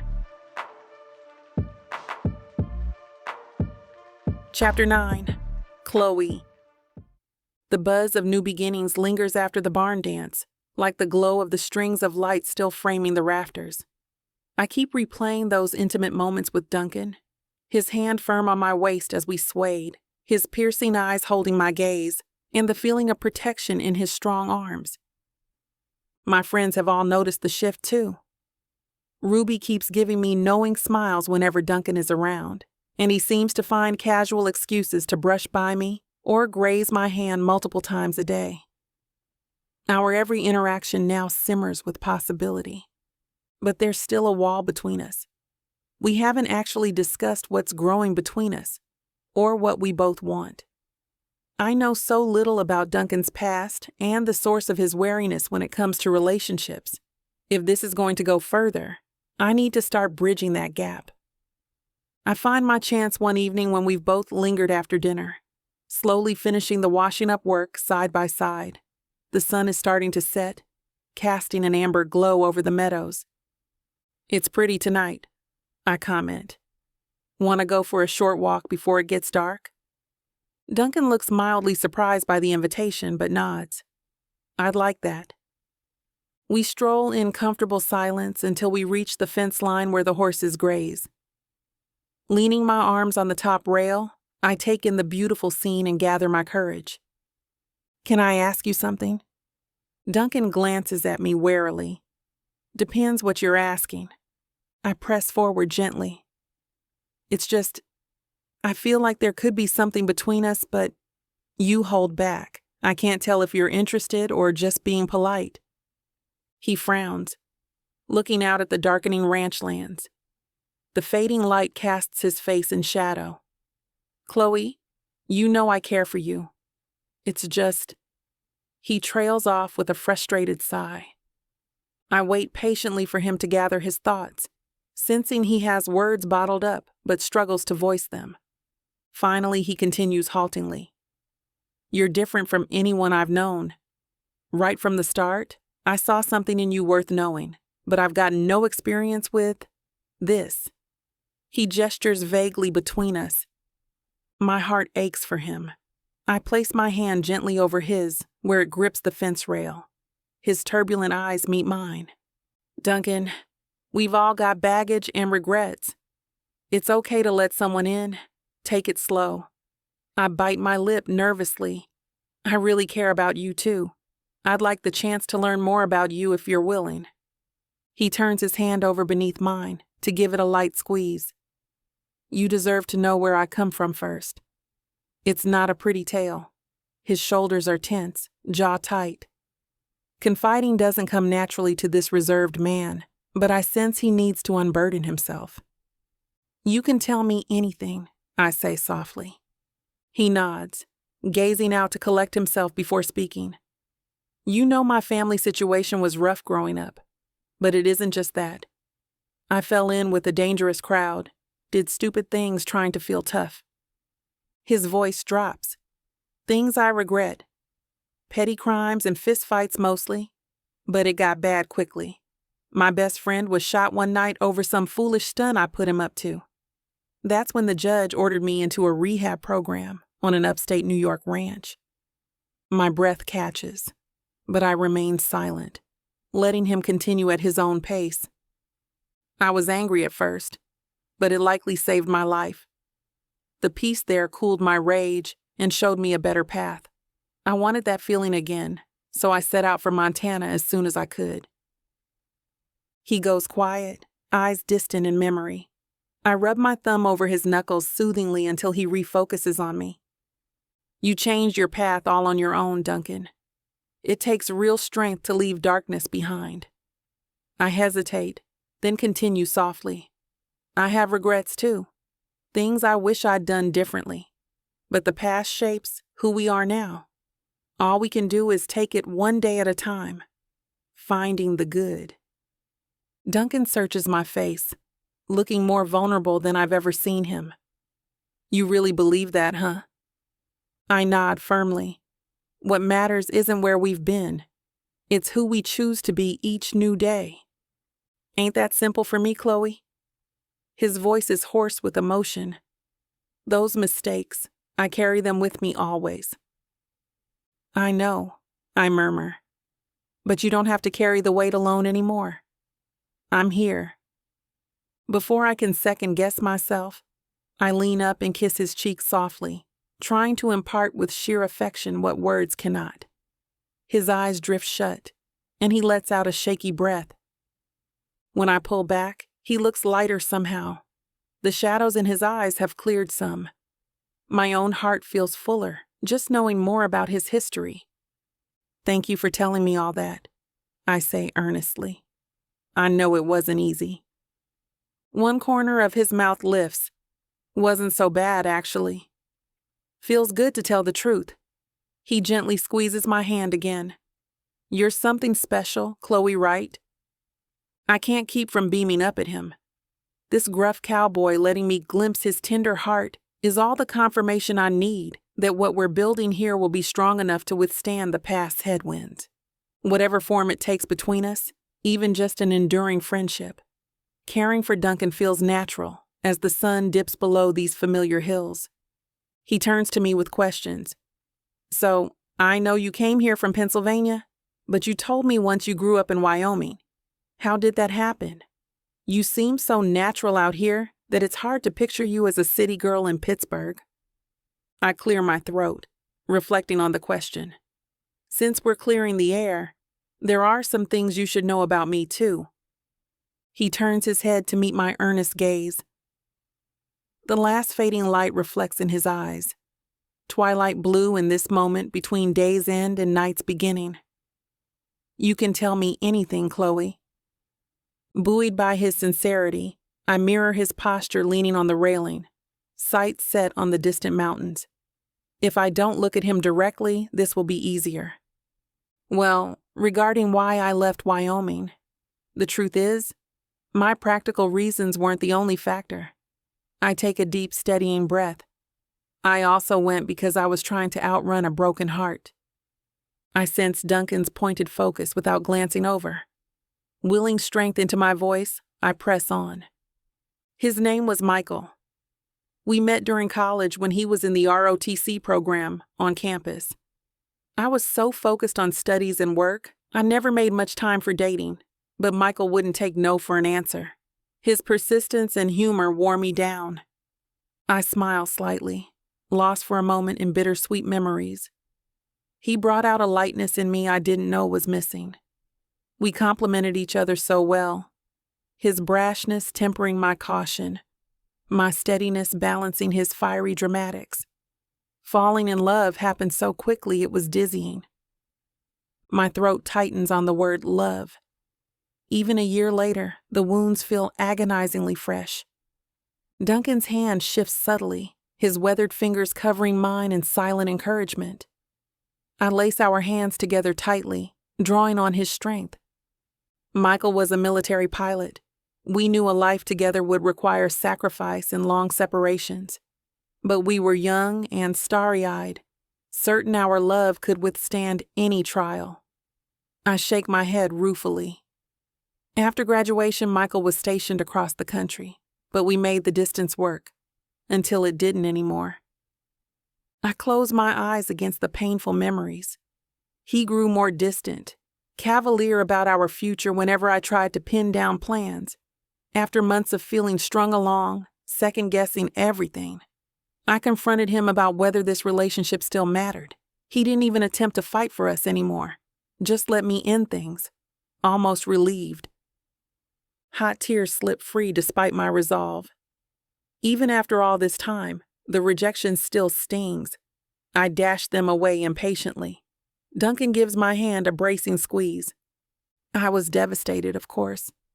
My first real love was gone just like that. I felt so worthless and naive. I threw myself into completing nursing school and job applications anywhere but Wyoming. I needed a total change of scenery. I looked down to where Duncan's big hand engulfs mine. The contrast of sun-browned skin over my dark knuckles strikes me anew.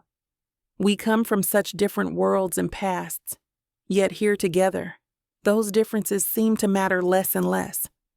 So there I am in Pittsburgh. Then out of the blue, Michael got back in touch. He said leaving me was the biggest mistake of his life. He was willing to do long distance if I'd just give him another chance. Duncan stiffens, a wary shadow crossing his stoic features. I wish I could make him understand I've accepted my need to move on from Michael. This is just closure on the past we both deserve. I nudged Duncan's shoulder lightly with mine. It's okay. I'm just explaining how I ended up in Pittsburgh. You wanted to know my story too, right? He relaxes subtly and nods. Go on. I'm listening. Well, I was wary of getting hurt again, but Michael convinced me he was willing to do the work this time, and even planned visits to see each other regularly, so I agreed to try once more. Saying his name aloud still brings a familiar mix of fondness and sorrow. Those months were really happy. We were more mature and focused on communicating better. The distance seemed manageable when we had an end goal to get through it. I traced mindless patterns over Duncan's knuckles, lost for a moment in happier memories. Then, when Michael re-enlisted, he picked a base closer to me so we could be together. We started making real plans for a life together after the long wait. It finally felt meant to be. My voice drops to barely a whisper, throat choked. But then there was an accident on a training exercise. His jet went down with no survivors. Just like that, he was gone. My future crumbled again. The familiar bleak fog starts creeping in at the edges. I force myself to refocus on the steadying warmth of Duncan's hand in mine. His solemn eyes reflect my own grief back at me. I'm so sorry you had to endure that, Chloe. Losing someone so suddenly, it leaves you questioning everything. His jaw tightens, staring off toward the mountains. Guilt tormented me for a long time over my buddy Chris. Kept thinking I should have been the one in the hospital. I should have been hurt, not him. I nod, blinking back tears. I know exactly what you mean. Why was Michael taken? When we'd finally reconciled and made promises for a life together? My breath hitches on a sob. He never should have re-enlisted. I should have convinced him to choose a safer path, but I was too blinded by hope to push harder. I'll regret that forever. Duncan moves suddenly, stepping close and pulling me into a fierce embrace. I cling to him, letting the long-suppressed tears finally fall, soaking into his shirt. His hand smooths over my hair as the worst of the storm passes. When I'm finally able to draw a steady breath, he keeps one arm wrapped securely around my shoulders. Sounds like you gave this fella your whole heart, however it ended. I know that isn't easy to get over. He tilts my chin up gently until I meet his earnest blue gaze. But don't go blaming yourself, Chloe. You clearly loved him with your whole soul. Can't ask more than that of someone. A spark of hope pierces through the melancholy fog still shrouding me. I manage a watery but grateful smile. I appreciate you saying that. Some days I'm not sure I'll ever fully move on, but it helps sharing the load, not carrying it alone. Duncan brushes his thumb over my wet cheek tenderly. Well, you don't have to be alone anymore. Not unless you choose to. We stand gazing at one another as the last light fades from the sky above the ranch. I know opening up old wounds leaves me raw and vulnerable, but I already feel lighter, having finally told my full story and heartbreaks. And Duncan's compassionate strength wrapping around me makes the future seem conquerable again. Together we turn and walk hand in hand out of the growing darkness, toward the lights glowing in welcome up ahead. Our steps align, two souls knowing there are more chapters yet to write if we keep believing. Chapter 10. Duncan. I lie awake long after leaving Chloe, my mind spinning over the conversation we shared. Opening up to her about my troubled history didn't come naturally, but her kindness and understanding were like a balm, easing some of the tension I always carry. For so many years, I've kept people at a distance to avoid judgment over my past. Easier to be alone. Safer, too. My demons can only hurt me and no one else that way. But Chloe makes me imagine, just for a moment, what it might feel like to be known fully, flaws and all, and still accepted. When I'm with her, the man I want to be eclipses the troubled kid who's defined me for so long. Of course, those dreams never last. Come daylight, the darkness creeps back in and reminds me I'm not worthy of someone like Chloe with her light and innate goodness. She deserves better than damaged goods. So I do what I always do to escape the doubt and throw myself into work until my mind finally quiets. But even cleaning tack and stacking hay bales, my thoughts keep drifting back to her bright smile last night and the feeling of her small hand in mine. By mid-morning, I've got myself so distracted I accidentally startle Coco, one of our most anxious mares. She rears up, knocking the bucket of brushes right out of my hands and sending it clattering across the barn floor. I mutter a curse, moving slowly so as not to rile Coco further. As I retrieve the strewn grooming supplies, a startled voice exclaims behind me, "Oh my gosh, is everything okay?" I turn to see Chloe framed in the barn doorway, concern furrowing her delicate brows. A tension I didn't realize I was holding releases at the very sight of her. But I quickly mask it, bending to resume collecting the brushes. All good, just me being careless. I keep my tone light, but I can feel her studying me as she steps nearer. "You seem preoccupied this morning," she says gently. Before I can deflect, her hand comes to rest between my shoulder blades, radiating warmth. My first instinct is to pull away from such open affection. But instead, I close my eyes, focusing on the soothing contact. Chloe's voice drops to a murmur meant only for me. You know you can talk to me, right? Can I really? I'm so accustomed to hiding any vulnerability. But Chloe has a way of coaxing my deepest truths to the surface, waiting patiently for me to voice them. I owe it to her, to us, to try. I turn to face her, her hand slipping down to rest on my arm. Just that simple touch grounds me. Our talk last night got me thinking about things, I admit. Parts of my past I prefer stayed buried. Her expression floods with compassion. She guides me to a hay bale to sit, angled toward me. I understand, but talking through it more might help. I nod slowly, emotions churning. You asked once whether I had regrets. Truth is, sometimes the shame feels too heavy to bear. I stare down at my hands, unable to meet her eyes. My friend Chris, who got shot. I pushed him into that reckless stunt and ignored his doubts. Still haunts me that my stupid choices nearly got him killed. Saying these words out loud releases a pent-up swell of guilt. Chloe covers my hand with both of hers. That sounds so painful to carry, but... Duncan, look at me. I force my eyes up to her earnest gaze. It wasn't your fault. We all made mistakes, especially when we were young. But staying stuck in regret accomplishes nothing. Her words hit my core even as doubts persist. Maybe so. But how do you move on, really? Feels I'll always be trying to repay my debts, make amends. By living as the person you want to be now. Her voice wells with emotion. That light I see in you, nurture it. Leave room for joy, too. Her faith pierces through the fog of old guilt and grief. With her hand still clasping mine, I can almost picture a hopeful future, leaving the shadows behind. Lost in thought, it takes me a moment to notice the solitary tear trailing down Chloe's cheek. I catch it gently with my thumb. What's wrong? She gives a tearful, self-conscious laugh. Sorry, this just reminds me of my own regrets.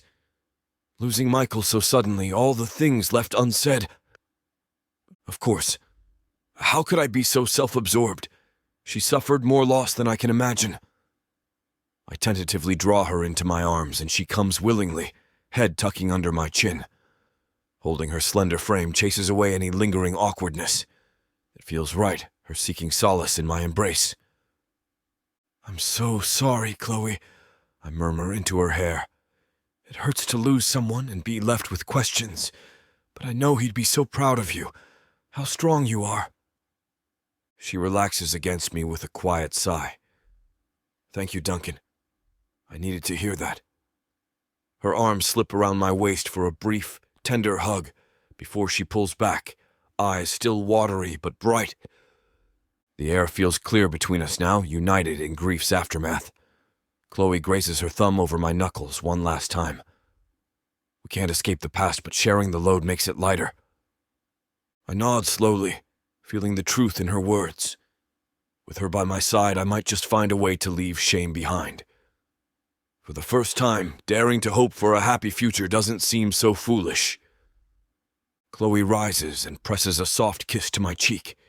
Even after she leaves the barn, her lips' phantom touch lingers, filling me with warmth that pushes back the shadows.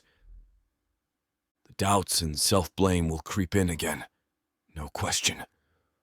A lifetime of keeping walls up won't vanish overnight. But now I've glimpsed the man I could become by opening myself to Chloe's light a little more each day. It won't be easy, and I can't promise her the moon. But I'm willing to try if she is. Because with Chloe, for once, the risk of getting hurt doesn't seem so bad if it means being truly seen. Chapter 11, Duncan. I wake to an eerie stillness, the world outside my frosty window pane a blur of swirling white. During the night, the first heavy snowstorm of the season blew in, blanketing the ranch grounds under several feet of powder. My breath fogs before me as I hastily pull on my warmest clothes. I can already tell today will be a battle against the elements to care for the animals and protect the vulnerable ranch buildings. Trudging through knee-deep drifts, I make my way to the main house for the morning briefing.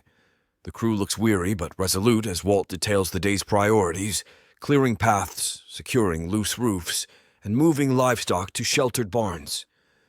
Everyone disperses to their assigned tasks with low mutters about the worsening weather. I catch Chloe's eye, and we share a solemn nod, both braced for the long day ahead.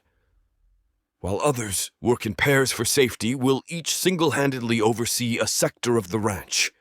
The remorseless wind lashes my face like knives as I fight my way to the far pasture. Visibility is so poor, it feels like being swallowed by an Arctic void. Isolated in the whiteout, focusing on putting one foot in front of the other is all I can manage. It's normally a 30-minute trek to cover the full northern section I've been assigned. But today, plowing through knee-high mounds of heavy snow with more still falling fast, even traversing a few hundred yards feels like an endless, monumental feat. The simple act of raising each foot through the icy drifts and surging forward, an incremental step demands my full focus and energy. The frigid air sears my lungs with each labored inhale. My legs and back already burn from the repetitive slog through deepening snow. But there's no chance to pause for rest. Livestock could be stranded and freezing. Downed tree limbs or collapsed buildings pose dangers. If we allow vigilance to falter even for a moment, disaster awaits. So I grit my teeth and push onward. The impenetrable white void surrounds me on all sides now, an unbroken world of whirling snow and muffled wind. Even my destination seems hypothetical, all familiar landmarks obscured. But I navigate by instinct through the pasturelands I've covered hundreds of times before. Each mile gained feels like an impossible victory. Waterproof clothing melts icy clumps beneath as sweat drenches my inner layers. My fingers and toes go numb inside frozen gloves and boots. Still, I repeat the endless loop and lift each leaden leg, then drive it down again to crush through the blizzard's resistance. I've nearly reached the outer boundary fence when movement up ahead catches my blurred vision. Squinting against the stinging snow, I make out a dark, huddled shape. As I draw nearer, the form resolves into one of the ranch's mares, flanks heaving and neck drooped in obvious distress. Alarm spikes through my exhaustion. I rush the last few yards, my heart sinking at her condition. Her dun coat is crusted with ice and one foreleg juts out at an unnatural angle. Pain gleams in her wide, terrified eyes. My hands shake as I touch her neck, the cold seeping through my soaked gloves. "Easy, girl. I've got you now," I soothe, words whipped away instantly by the shrieking wind. With effort, I cradle her massive head against my shoulder, willing some fleeting warmth into her quaking body. Her frothy breath puffs hot and panicked against my cheek. I chafe her neck vigorously as I quickly debate options. She's still standing, a good sign, but no way will she make it back to shelter on 3 legs through these conditions. And I can't abandon my duties scouring the sector for more stranded animals. But leaving her seems equally unconscionable. Jaw clenches stubbornly. I grab a length of spare rope from my pack. "Don't worry, I'm getting you home safe," I murmur right into her ear. She tosses her head but allows me to rig up a makeshift brace for the injured leg. My hands shake painfully as I knot the supports, gone bone-white and clumsy in my soaked gloves. When it's secured as best I can manage, I take up the lead rope and start retracing my path, coaxing her along step by agonizing step. She limps and shies at the biting wind, but follows my gentle pulls forward. I glance back often, praying the splint holds. If she re-injures the leg out here, it's likely a death sentence. The return journey takes 3 times as long, pushing through deep drifts, while leading the struggling, hurt mare. My limbs scream under the relentless effort. I've sweated through all my layers, leaving me shivering violently in my clammy coat. But I keep up an endless stream of soothing encouragement for the brave horse depending on me now. When the barn finally emerges through the whiteout, I nearly sob in relief. We stagger the last few yards together and into blessed shelter. As I get the mare settled in a warm stall with the splint reinforced, A wave of black spots swims across my vision. I cling to the doorframe, gulping fresh air to clear the vertigo. I know I have to keep going, and there are still acres left to search. But my body threatens to give out after hours of my punishing battle against the elements. Voices sound at the end of the barn. Caleb and Noah, two fellow hands, call out in alarm when they see me swaying there. They rush down the row and catch me under each arm, half carrying me to a stool by the hearth. "Christ, Duncan, you look 3 shades from dead!"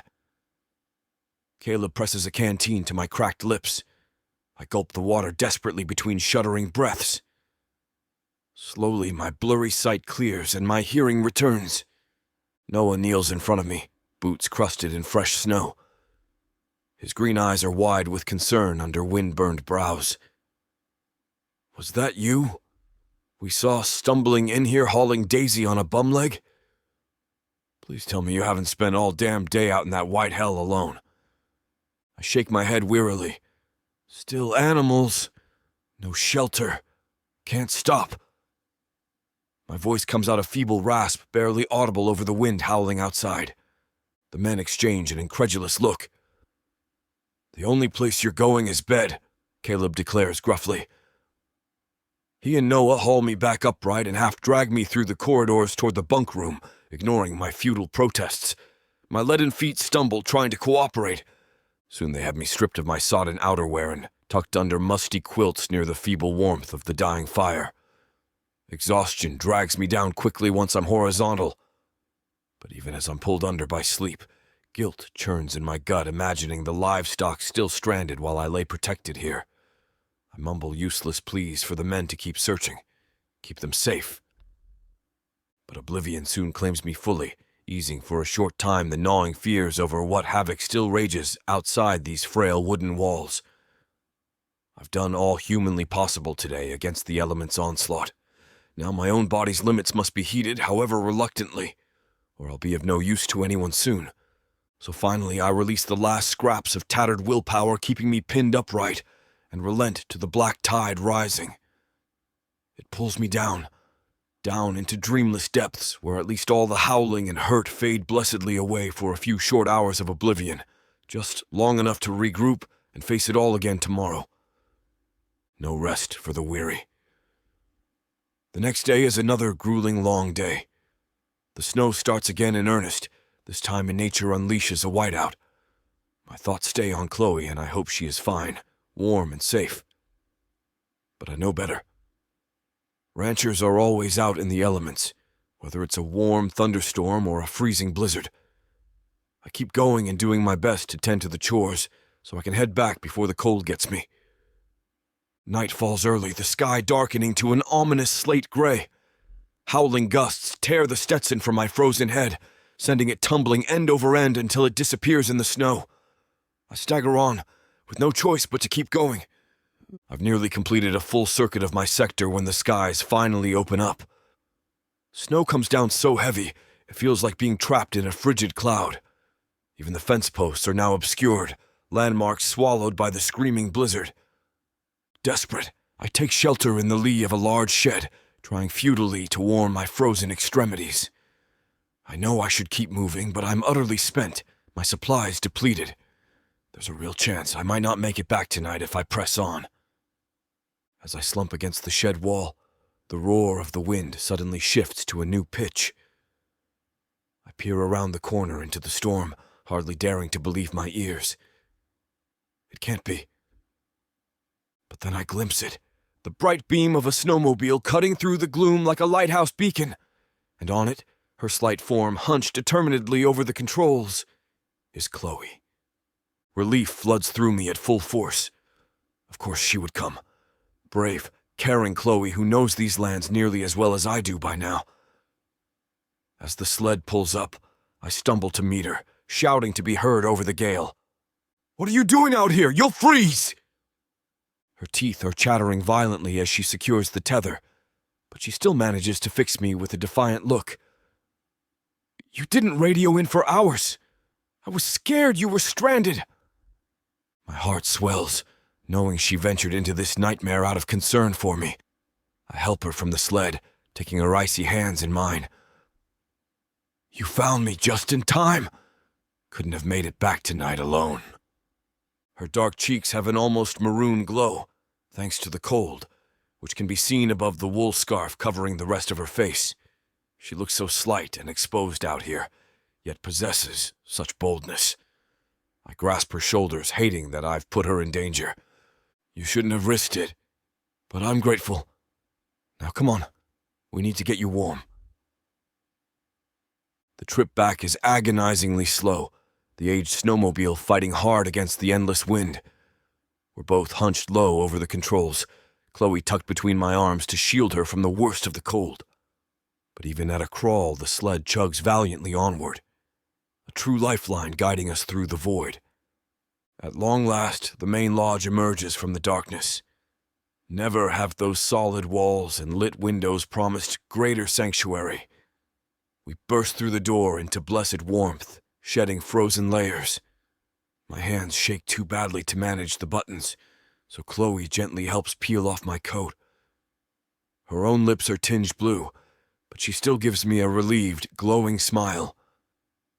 Walt appears and helps hustle us both near the enormous fireplace, wrapping us in blankets and pressing mugs of hot stew and coffee into our stiff hands.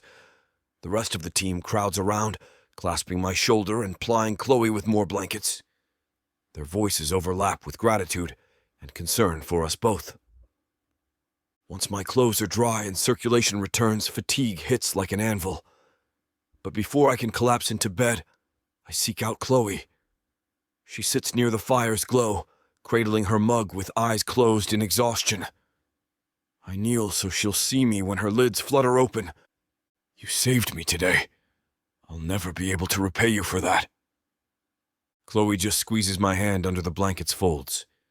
Of course I came. I wasn't about to lose you in that storm. Her simple words pierce my heart. I don't deserve such devotion, but can't bring myself to refuse it either. Not when it's Chloe. I know then I have to tell her the depth of my feelings before fate steals another chance. Life is too fleeting to waste. But for tonight, I just need to see her safe. I brush a tangled, snow-flecked tendril of hair from her face with reverent fingers. Get some rest, I murmur gruffly.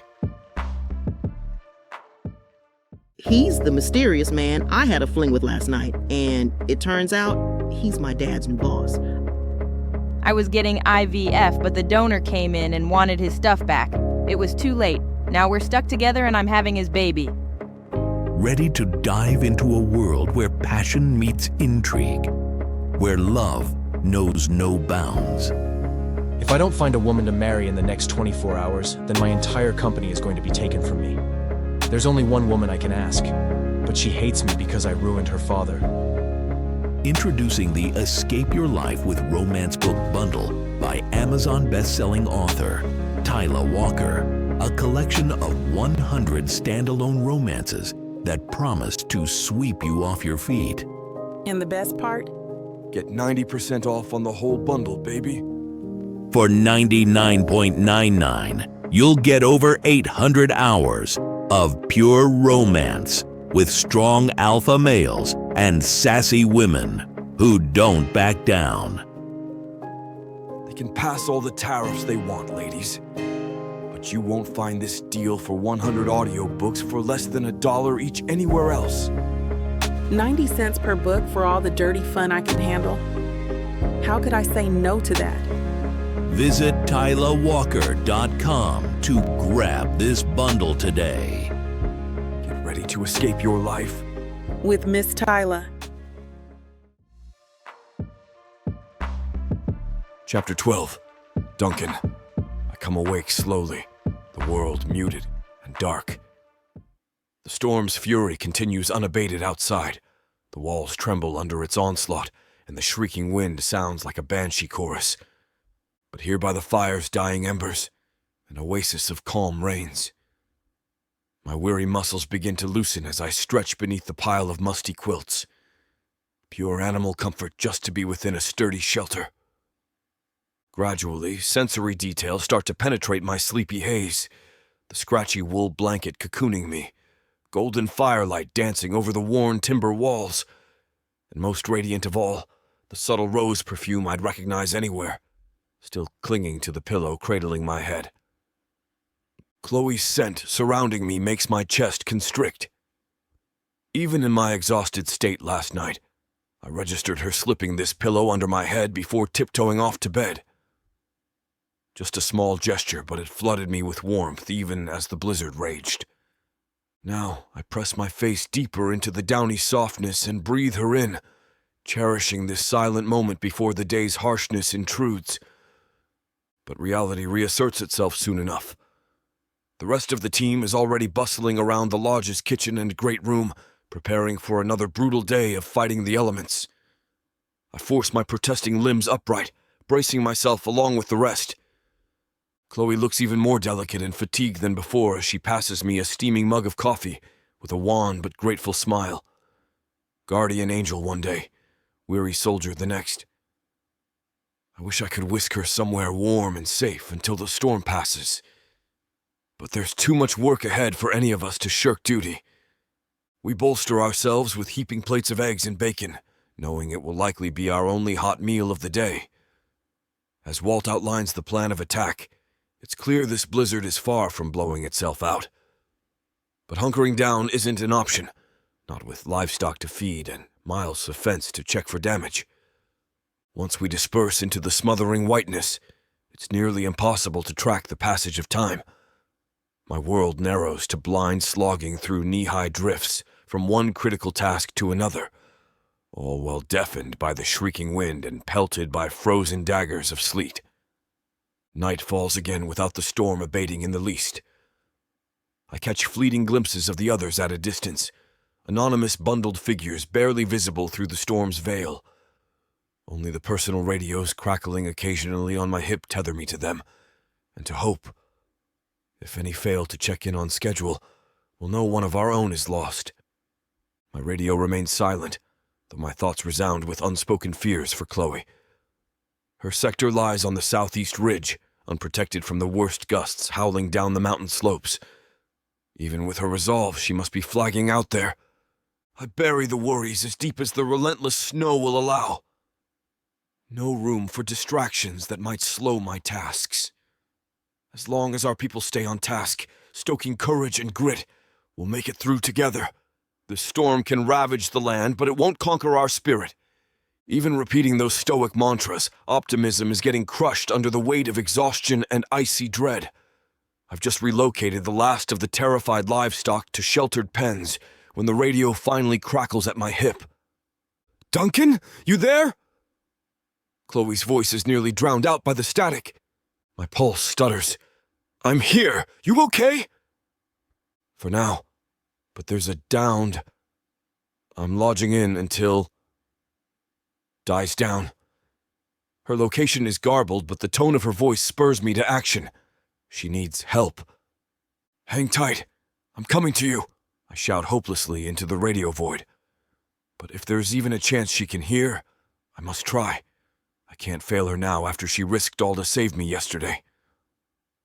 I grope blindly in what I think is the direction of her coordinates, hoping I'm not wandering farther into oblivion. The shrieking wind scours my nerves, but still, I doggedly press on. With each labored step, my mantra becomes her name, my beacon through the frozen waste. Mere minutes feel endless. Doubt claws at me as the radio stays maddeningly silent. I call Chloe's name soundlessly into the unrelenting white, trusting my compass hard over technology. She's here somewhere, waiting. When the sagging roofline of the old line cabin emerges, relief drops me to my knees. Once a shelter for distant pasture workers, it's now abandoned to the elements and nearly buried in the drifting snow. I slosh through the thigh-high cover and wrench open the creaking door. "Chloe!" Her answering sob propels me across the dim, one-room structure to gather her in my arms. Tremors rack her slight frame. She feels so delicate, a hardware store bandana wrapped around her frozen cheeks like a modern pioneer. "Thought I'd have to all-ride it out alone," she chatters into my chest. I smooth her hair beneath the wool cap crusted with ice. "Not a chance. I'll always find you." The tiny cabin provides a respite from the biting wind. but it's barely warmer within these drafty walls. I peel away the outer layers of my own parka to wrap Chloe in them, but she still shivers violently. We huddle together on the small cot, the only place to escape the floorboard's chill. Wrapping both threadbare blankets around us, I pull Chloe onto my lap, enveloping her in my embrace.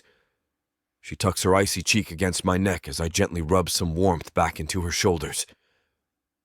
The feeble heat of our bodies pressed close finally stops her convulsive trembling. As her head grows heavy on my shoulder, her sweet floral scent cutting through the dank mildew of the cabin, I know I need to keep her awake somehow. "Tell me about where you grew up," I prompt in a low voice meant just for her. It keeps the subject off Michael to talk about her childhood. Chloe is silent for so long that I worry she didn't hear me over the raging storm outside our shelter. But finally, she takes a deep, meditative breath and begins speaking in a hazy tone. She pauses and then starts speaking in a hazy tone about sprawling wheat fields and spirited horses. I close my eyes, focusing only on her voice, letting it lead me somewhere far from this frozen hellscape. Her memories become mine until the world beyond our fragile haven ceases to exist. I grew up in Wyoming. We had a small place in town, but I spent most of my time on my grandfather's farm. It was a great place, with wide open wheat fields as far as the eye could see. Endless blue skies overhead so vast, it felt like you could fall right into them. The air was so clean and crisp, especially in winter. It hurt to breathe it in deep, but in a good way. Her voice holds a dreamy quality, and I can picture this younger Chloe galloping freely over the windswept plains she describes. It's still difficult for me to imagine her anywhere but here on this Montana ranch, radiant and strong. But we all have pasts that shaped us. My grandfather died when I was nearly 10. Everything changed after that, but I'll always remember what it used to be like. I smooth back her hair, grown damp with melting snowflakes. Her eyes remain closed, expression serene. I always felt this deep connection to the horses. There was one mare, Wildflower, who I'd sneak out to see every chance I had. She was white as new fallen snow, with big dark eyes that seemed to look into my soul. I'd brush her for hours, just telling her all my little girl secrets. Chloe's voice takes on a lyrical quality, painting this long-ago world in stunning detail. I can see her clearly, a lonely, imaginative child finding solace in the silent companionship of a beloved pony. My arms tighten around her protectively, as if I could retroactively shelter this tender young girl who became the remarkable woman beside me. The best days were when we knew a storm was coming. My mom would say we were going to Grandpa's to keep an eye on him. He seemed to think that he was taking care of us, but I was happy no matter which way you looked at it. I loved those times when all of us spent the night at Grandpa's, huddled up by the fire sharing stories and playing games. The world would go so quiet and muffled. It felt magical. Her voice trails off wistfully. Just hearing about those glowing memories seems to transport Chloe to happier, simpler times far from this frozen hellscape surrounding us. I'm reminded again of her strength, having endured such loss, but still seeing beauty in this world. When she goes quiet for long minutes, I glance down to see her eyes closed, cheeks still touched with blue, but her expression peaceful. Lids closed against the harsh present, she escaped through joyful dreams back to that beloved farm and more innocent days. Safe in the cradle of my body, wrapped tight in my embrace. The raging storm can't touch her now. I vow silently to stand sentinel over her fitful rest, keep the cruel cold and howling chaos at bay. Looking at her delicate face smoothed of any worry, I'm overwhelmed by fierce protectiveness. She seems so slight and vulnerable, relying on me through this ordeal, but possesses hidden wells of resilience to draw on too. Together we'll summon the strength needed to survive. I press my cheek to the top of Chloe's head, breathing her in. The floral scent of her hair now means home and tenderness and all I never dared dream I'd find. But finding this haven together tonight, I believe for the first time that dawn's light will reveal a new path ahead for us both. Gradually, the steady rise and fall of her breathing lulls me too into a light doze as the storm raged on outside our fragile walls. I linger in a state that's both a little awake and a little asleep, listening as the winds seem to soften and promise hovers in the air around us. Life knocked us down, but not apart. Whatever bitter trials still await, we've proven the strength of our bond. In Chloe's arms, I found sanctuary from demons that haunt me. My battle-weary spirit feels refreshed, knowing together we can weather the storms. So let the blizzard rage on. We'll endure, wrapped up in joyful dreams and whispering hope to see us through the night. Rest now, I whisper, tightening my arms around her and bowing my head onto hers. I'll keep you warm. I know our ordeal is far from over. When this brief respite ends, we'll have to battle our way back through the still raging storm, the outcome uncertain. But in this moment, holding Chloe's sleeping form close in the lantern's dim glow, the rest of the world falls away. We've endured the merciless elements and found each other. Whatever comes next, we'll continue to share our strength. Together we'll overcome. Chapter 13. Duncan. The winds gradually die down overnight, granting us a few hours of sleep cradled together on the cramped cot. But all too soon, the feeble light leaking through cracks in the cabin walls stirs me awake. My neck and shoulders ache from staying frozen in one position to keep Chloe supported, but her even breaths puffing against my collarbone are worth any discomfort. I brush the hair back from her smooth forehead, peaceful in rest despite our harrowing ordeal. Stirring, her sleepy eyes blink open to meet mine. For a suspended moment, we just take each other in. The events that brought us to this intimacy feel almost dreamlike now, with the storm's cacophony replaced by birdsong outside. Morning, I rasp finally, my voice rusty from the night's sleep. Chloe gives me a drowsy smile that seeps straight into my heart. Morning. The wind stopped? Seems so. We should head back as soon as we've got our strength. She nods before nestling impossibly closer into the protective shelter of my body with a contented sigh. Neither of us is eager to leave this serene cocoon. I know once we trudge back into reality, the pressures of ranch life will intrude again. My fingers trail idly up and down her arm beneath the musty quilts, memorizing her delicate shape. Our bodies curve together like interlocking puzzle pieces, fitting seamlessly in a way I've never experienced with another. Chloe tilts her face up toward mine, eyes flickering between my lips and gaze. Duncan, she breathes. Her voice is airy and timid, but the longing is clear. The quiet entreaty ignites a simmering need within me. Still cradling her close with one arm, I brush my thumb over the apple of her cheek, raw desire tempered by tenderness. When my mouth covers hers, Chloe responds ardently, hands fisting into my shirt. But our kiss remains unhurried, almost reverent, a refutation of the storm's destructive chaos. I hate to put a stop to a good time, but it looks like we've hit this platform's limit for spiciness. This platform's got some rules we have to play by if we want to keep giving you these stories for free. And trust me, this scene isn't something you want to miss. While we can't get into all the details here, you can still dive into the full, uncut version at TylaWalker.com.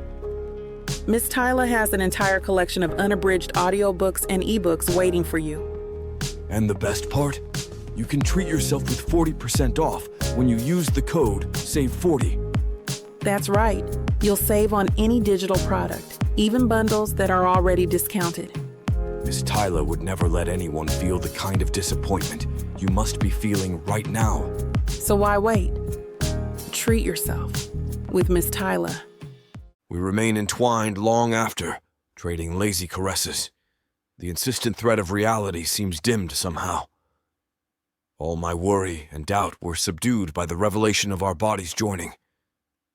But the suspended moment eventually ends. We dress slowly, fingers sneaking last brushes of warm skin. The unspoken hovers between us, but I sense words aren't needed now. This experience transcended speech altogether. Chloe meets my eyes, her expression brimming with emotions too profound for any poetic phrases.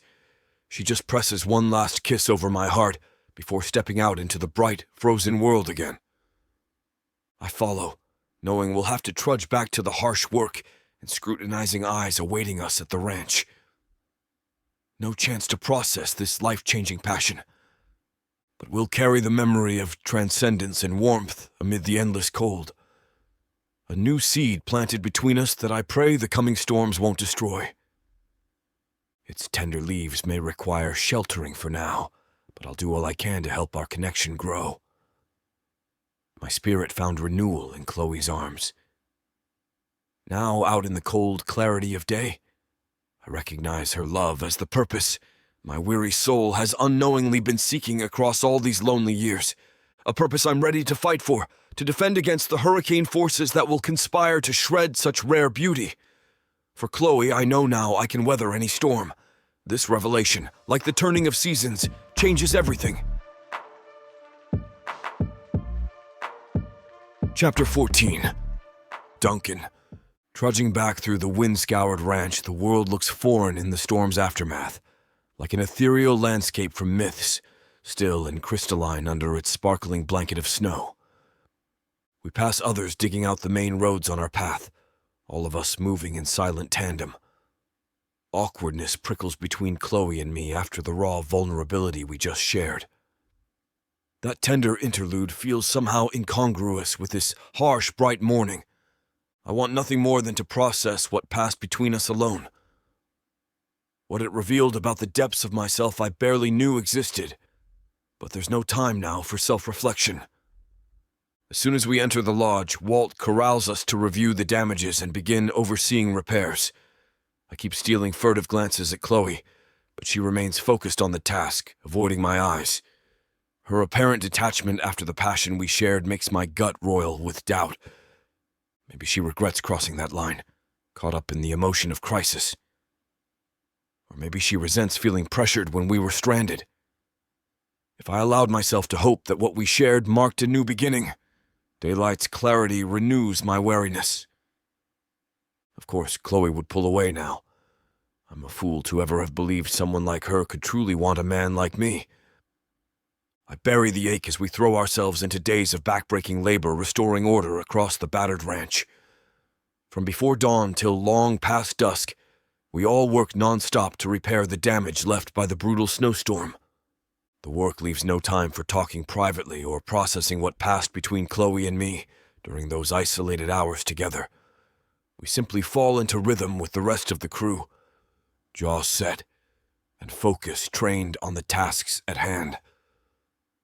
The days pass in a blur as we shuttle from one urgent crisis to the next, digging out buildings collapsed under the heavy snow's weight, rigging up makeshift repairs wherever roofs and fences gave way, and nursing livestock grown frail from exposure and lack of forage.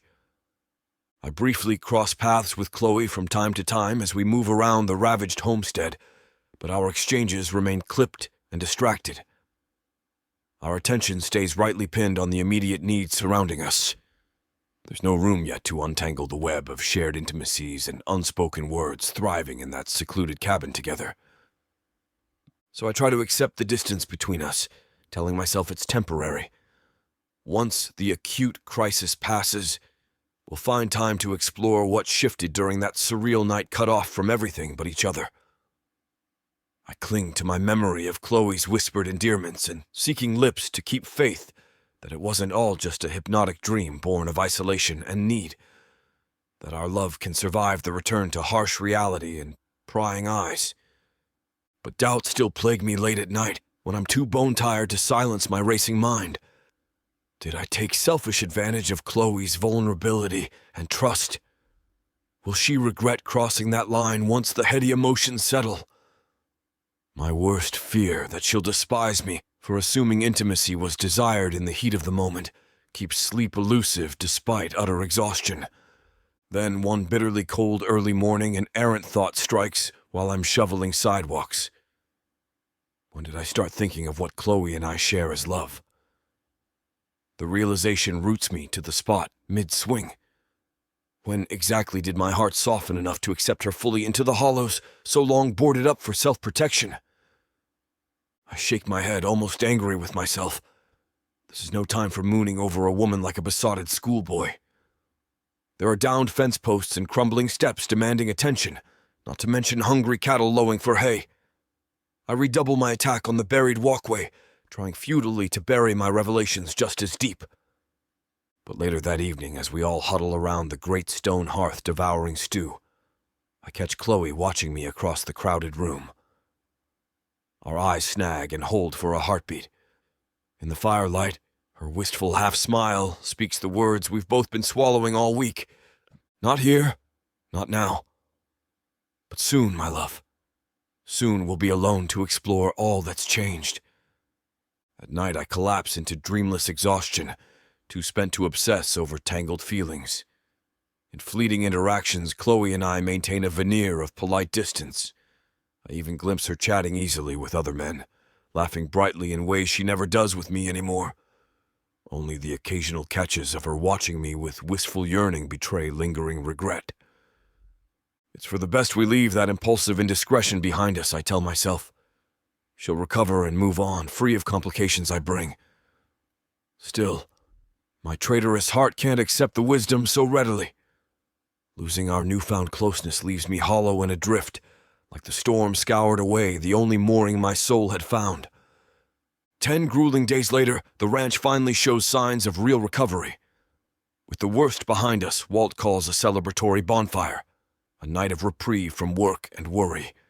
The mood is raucous and giddy as the entire team reunites, shedding the gloom of the past days. No lingering tensions or rules, just drinking, laughing, and catching up with friends not seen since the blizzard struck. It's a relief to feel part of the boisterous kinship again. Until Chloe arrives, looking radiant in the firelight. She lingers at the edge of the gathering, not mingling. Our eyes catch and hold. Whatever she sees in my face makes her wrap her arms around herself, blinking rapidly before turning to slip away into the shadows again. My own answering smile feels bittersweet, but we share a solemn nod of understanding before Ruby draws Chloe's attention away.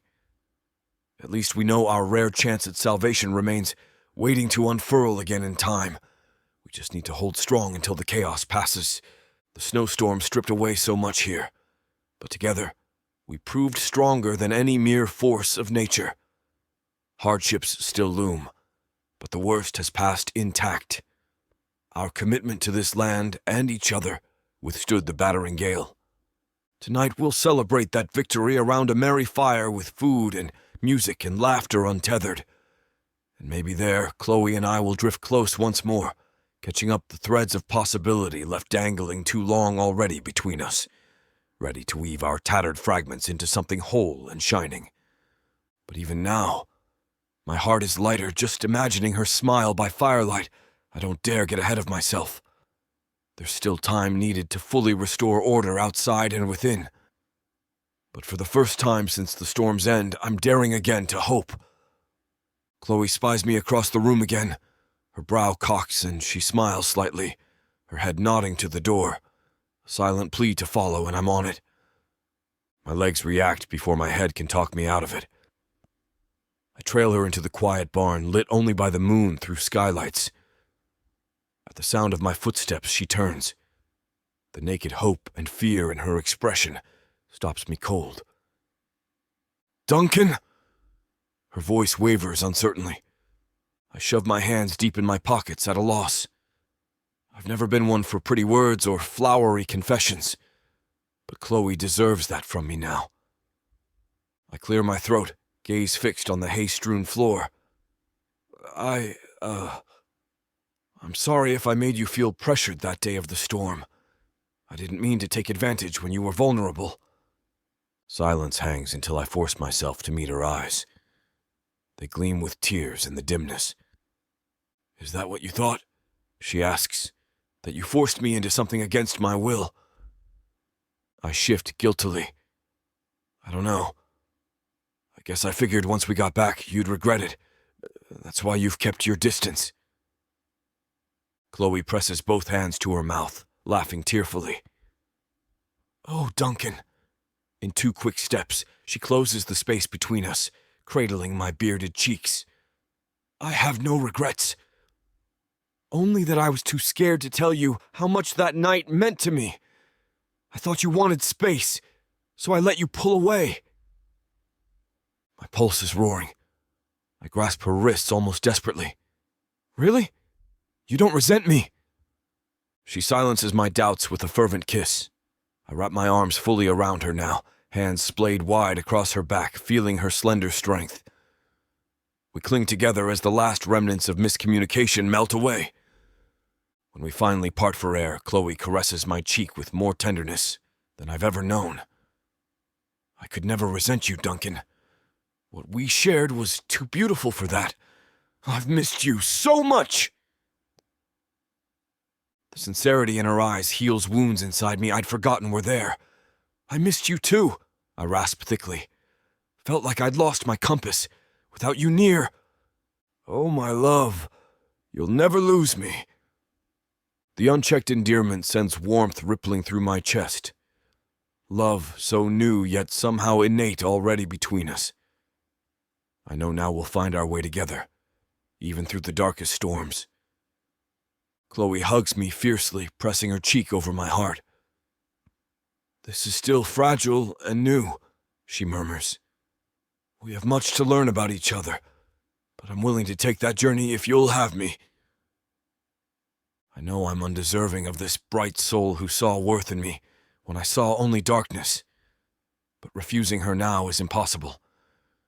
I kiss the crown of her head, a benediction. I'll walk any path with you, Chloe. My heart is yours, forevermore.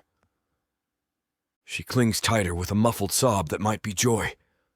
I marvel that this remarkable woman can so easily unlock such poetry from my taciturn soul. But love brought to life is a miracle, one I'll nourish and guard devotedly. Standing cradled together, swaying in the moonlit barn, the rest of the world fades away. We've weathered the storm and found our way here to each other. Now a hopeful journey lies ahead. Wherever it leads, we'll make the journey hand in hand, facing all life's tempests to come together. Chapter 15. Chloe. Life settles into a gentle rhythm in the weeks after reconciling with Duncan. A steady cadence of ranch work filled with laughter, stolen moments together, and peace in my heart I despaired of ever finding again. Summer's grip has finally broken, giving way to crisp autumn days that leave the meadows frosted in glittering silver. Work keeps us busy preparing for winter's return. But there's a sense of camaraderie facing the coming challenges together now. Duncan remains devotedly reticent about defining where our relationship stands, but his actions speak loudly. He seeks me out each morning just to graze his fingers over mine. He drapes his coat around my shoulders when the evening chill sets in. I often catch his winter blue eyes following me, soft with tenderness. We nurture this fragile bond through feather-light touches and learning each other's subtle cues. It's a language beyond words. With Duncan, I've found a sheltering harbor to rest my battered spirit. Within his sturdy arms, my long-forgotten hopes for the future have reignited. Today, as I toss hay bales to the livestock in the lower pasture, I'm distracted by rosy daydreams about our fledgling relationship. Duncan and I have plans later to ride to a secluded ridge overlooking the whole breathtaking valley. I can't wait to sit alone with him, away from the bustle of the ranch, trading stories and stealing a few kisses far from prying eyes. I'm so lost in romantic musings that I don't notice the secateurs in my back pocket coming loose. Not until an ear-splitting whinny makes me whirl around. My stomach plummets at the sight of smoldering embers where my tool landed in the tender dry grass. Frantically, I try stamping the nascent flames out, but the brisk winter winds have already whipped them high. Within seconds, shimmering walls of fire encircle me. Acrid smoke chokes off my panicked shouts. I know there's a creek just yards away if I can reach it through the blazing barrier. But the smoke is so thick, I can't even make out the ground beneath me. I collapse to my hands and knees, crawling blindly toward where I pray water awaits. Searing pain engulfs my left arm as a burning branch brands my exposed skin. I scream, clutching it to my chest and choking on the black haze scorching my lungs. Death looms, licking closer on the flame's greedy tongues. Through the roaring blaze, I silently beg Duncan's forgiveness for leaving him too soon. Then strong hands grasp me hard, and I'm hauled upright. "I've got you, darling. Just keep moving." Duncan's voice cuts through my disorientation. Still half dragging me along, he plunges us both into shallow, blissfully cool water. We huddle together in the mud of the creek bed, ripping off smoking outer shirts to bathe my angry burns. The blessed air clears my vision enough to see the fire blazing ever higher beyond the rocky bank. My heart lurches. The entire lower pasture will be consumed, threatening structures and lives, if not contained fast. Duncan's face is streaked with soot, eyes panicked. "Chloe, look at me," he urges. "I know it hurts like hell, but we have to move now." I nod shakily, leaning heavy on him as we slosh up the creek, searching for embers that let the fire break. We stamp out the small patches, but it's no use. The bone-dry grasslands ignite easily as tinder, spreading the blaze ever outward. Soon more sets of boots pound toward us. Walt and the ranch team haul water tanks, shovels, and mobile pumps. Everyone works in grim unison, beating back the flames trying to consume our livelihood. The fire crackles malevolently, an insatiable monster. Time blurs. I soak my burns again and wrap my arm, then return to the fray. Heat scorches our faces as we rip apart fences to rob the flames of more fuel.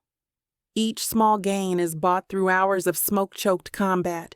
It's our will against nature's destructive wrath.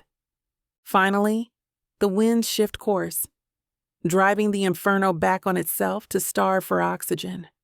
We all straighten from the trench we just finished digging, staring hollow-eyed as the fire devours the heart of this land we love until only smoke and scorched earth remain.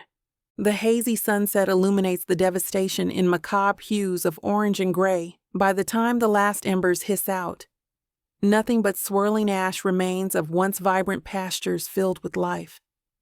The dull ringing in my ears gives way to haunting silence. Duncan holds me as we both weep, tearless, bone-weary sobs. So much has been lost in one cruel afternoon of chaos. He whispers over and over that it wasn't my fault, but shame still crushes my soul, recalling my carelessness sparking this destruction. Long after the others retreat to mourn privately, I insist on staying to search the still warm landscape for any injured wildlife unable to flee the flames in time. Duncan doesn't argue. He just follows with his steady presence, keeping me tethered against despair. We carefully check ashen hollows and trees, finding several small bodies withered beyond saving. My heart fractures further, seeing the suffering I unwittingly caused. I'm close to collapse when Duncan kneels suddenly, beckoning me over. Nestled in the grass, sheltered by a rocky outcropping, lies a young coyote pup, singed and mewling piteously. It is hardly more than a newborn from its size. Its eyes are still sealed shut, making the sight even more wrenching. "It must have lost its mother in the chaos," Duncan murmurs. He touches its belly gently, causing the pup to squirm closer into his calloused palm, seeking warmth. My own womb clenches with unexpected yearning. I crouch beside Duncan, ripping my sleeve to wet and softly bathe the helpless creature, whining for nurture it cannot find.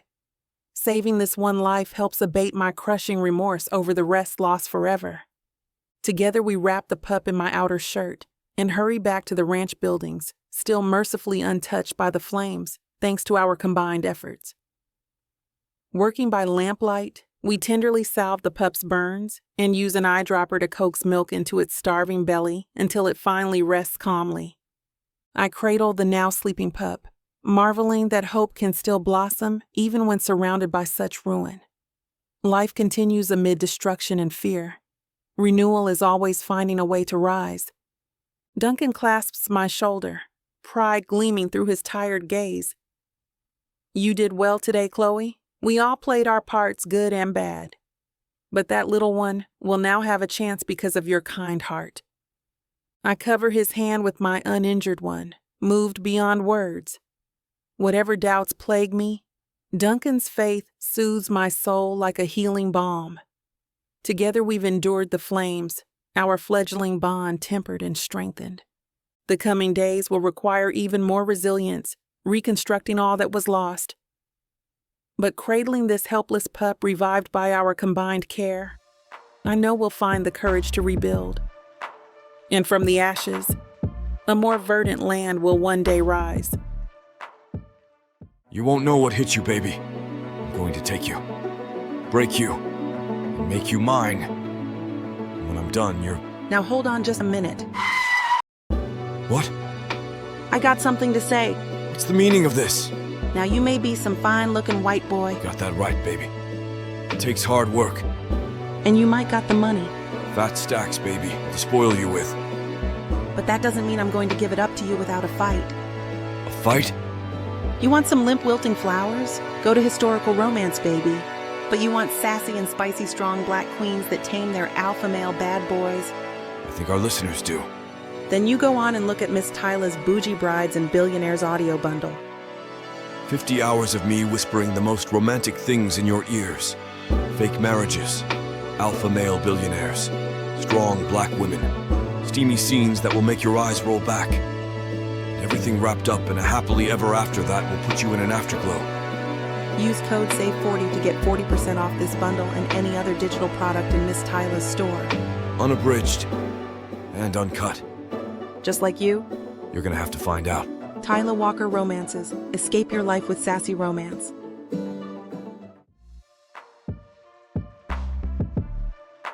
Chapter 16. Duncan. Bone-deep exhaustion weighs on me as I survey the ranch lands the next morning. Acres of once lush pasture are now reduced to blackened waste, still reeking of smoke. It's a painful sight, even knowing the land will slowly heal and regrow. Walt gathers everyone to assess the damages and begin restoration efforts. Though weary from battling yesterday's inferno, each face reflects the same steadfast commitment to rebuild. We suffered losses, but not defeat. Chloe stands slightly apart, staring hollowly at the devastation. I ache to comfort her, but now isn't the time. Her actions may have sparked the flames, but the whole team shares responsibility for the charred aftermath. Ranch life requires constant vigilance against ever-present threats. I catch Walt's eye and we share a solemn nod. We'll need to replant vegetation to stop erosion and stabilize the fragile soil if storms hit, and carefully clear debris that could fuel another fire. Everyone throws themselves into the work, united in purpose. By unspoken assent, we leave recriminations and blame aside for now. Staying mired in past mistakes helps no one. We can only control how we move forward from this point.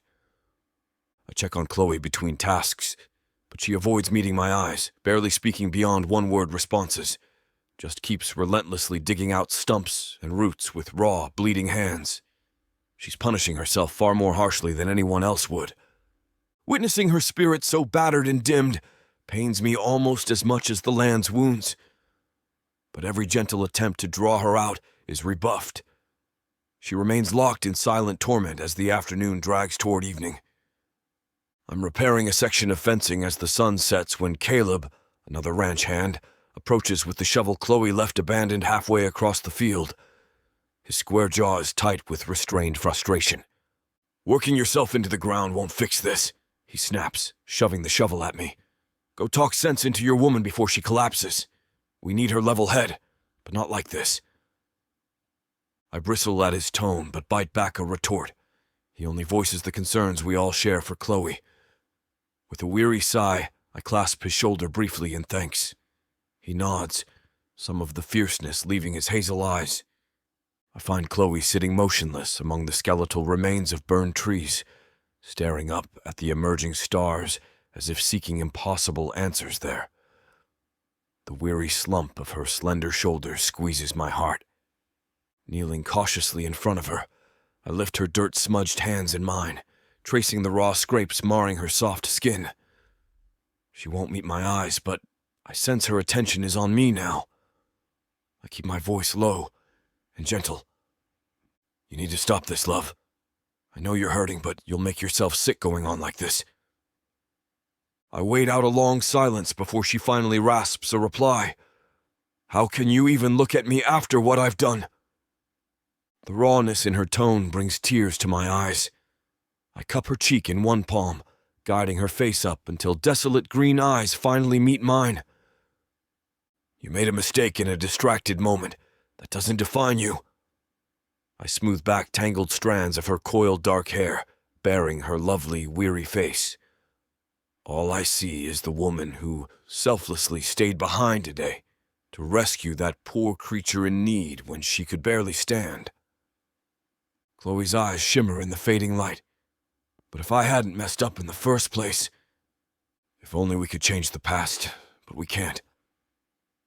I lean in, forehead touching hers, noses aligned and sharing breath. What matters now is that you keep fighting the only way that counts, for the future. These lands and the people need you, Chloe. I pull back just enough to catch her gaze again, willing my belief to take root in her heart.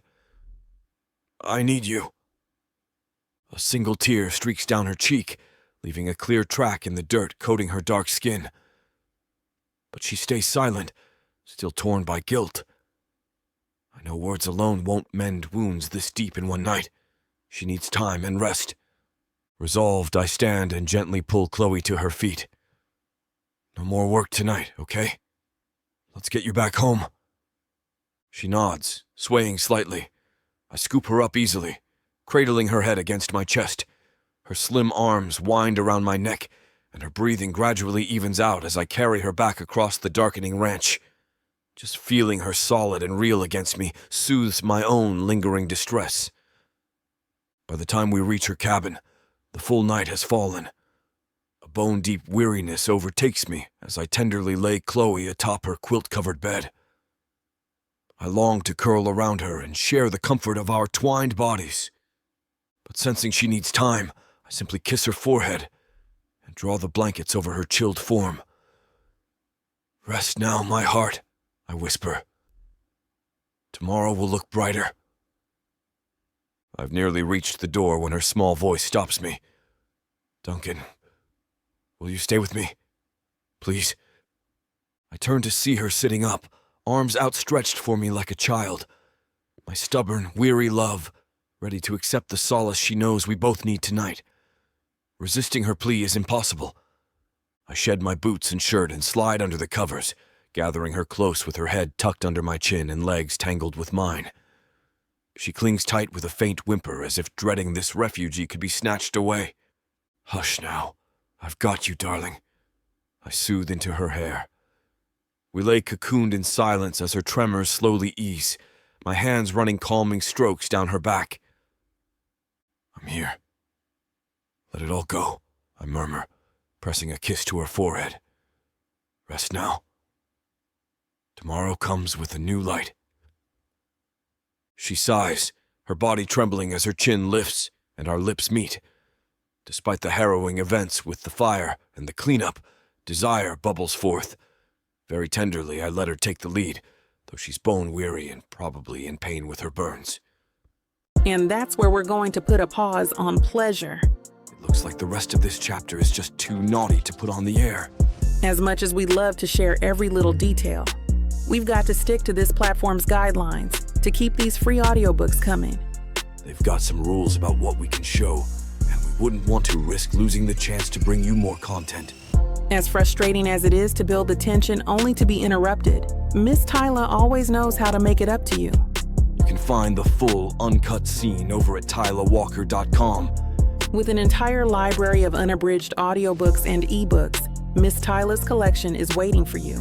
And if you use code SAVE40, you'll get 40% off any digital product, even on bundles that are already discounted. So don't let the fun stop here. Head over to TylaWalker.com and treat yourself with Miss Tyla.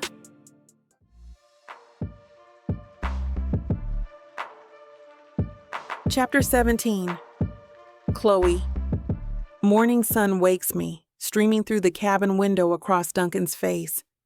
For a moment, I just drink in his relaxed features and the protective way his arm stays draped over me even in sleep. I nestle closer, letting his peaceful rhythm soothe away the lingering unease in my soul.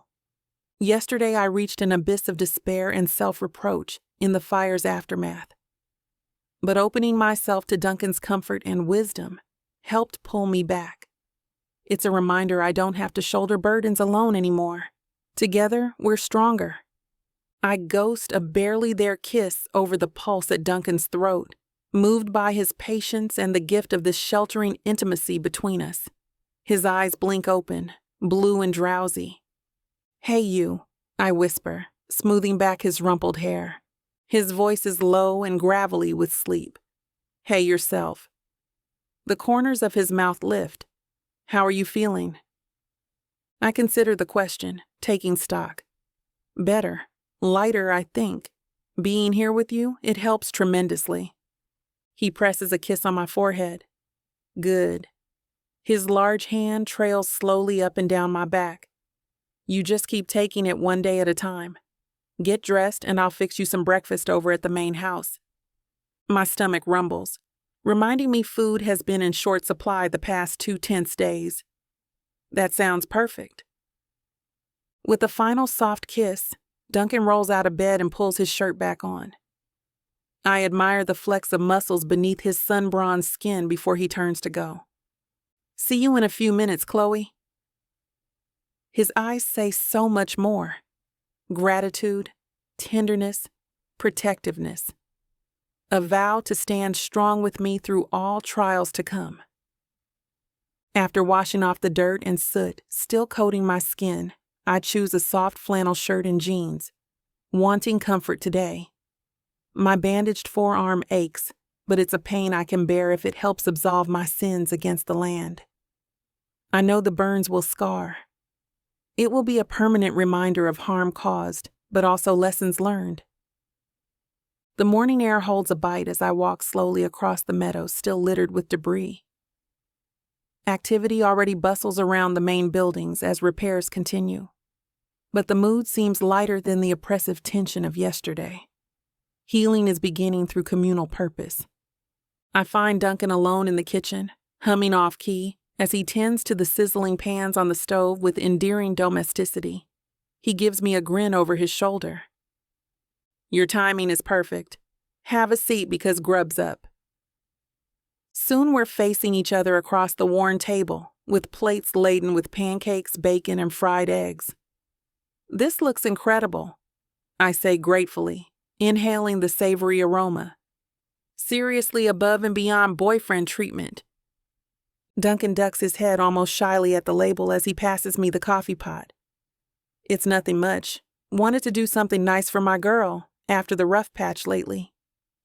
Happiness infuses me hearing him openly claim me as his for the first time.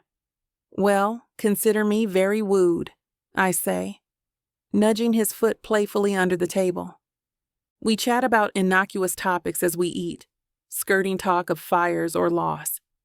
But even laughing over his terrible singing voice, my thoughts drift to the injured creatures still needing care.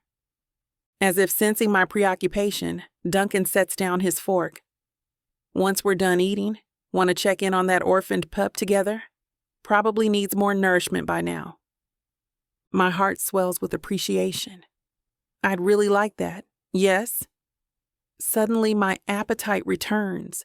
The small act of caring for another living being is exactly the balm I need. We finish quickly and wash up side by side, hips bumping companionably. The domestic intimacy flows naturally between us now. Once impossible silences are filled with slow smiles and feather-light touches. The pup is mewling weakly in the box by the fire when we quietly enter the dim parlor. Duncan hangs back watching while I lift it gently, grabbing an eyedropper and milk bottle. "Shh, sweet thing. We're going to make you all better," I croon, cradling it close and trickling milk into its mouth. Its pink tongue laps eagerly, needle-sharp teeth nibbling my fingertip.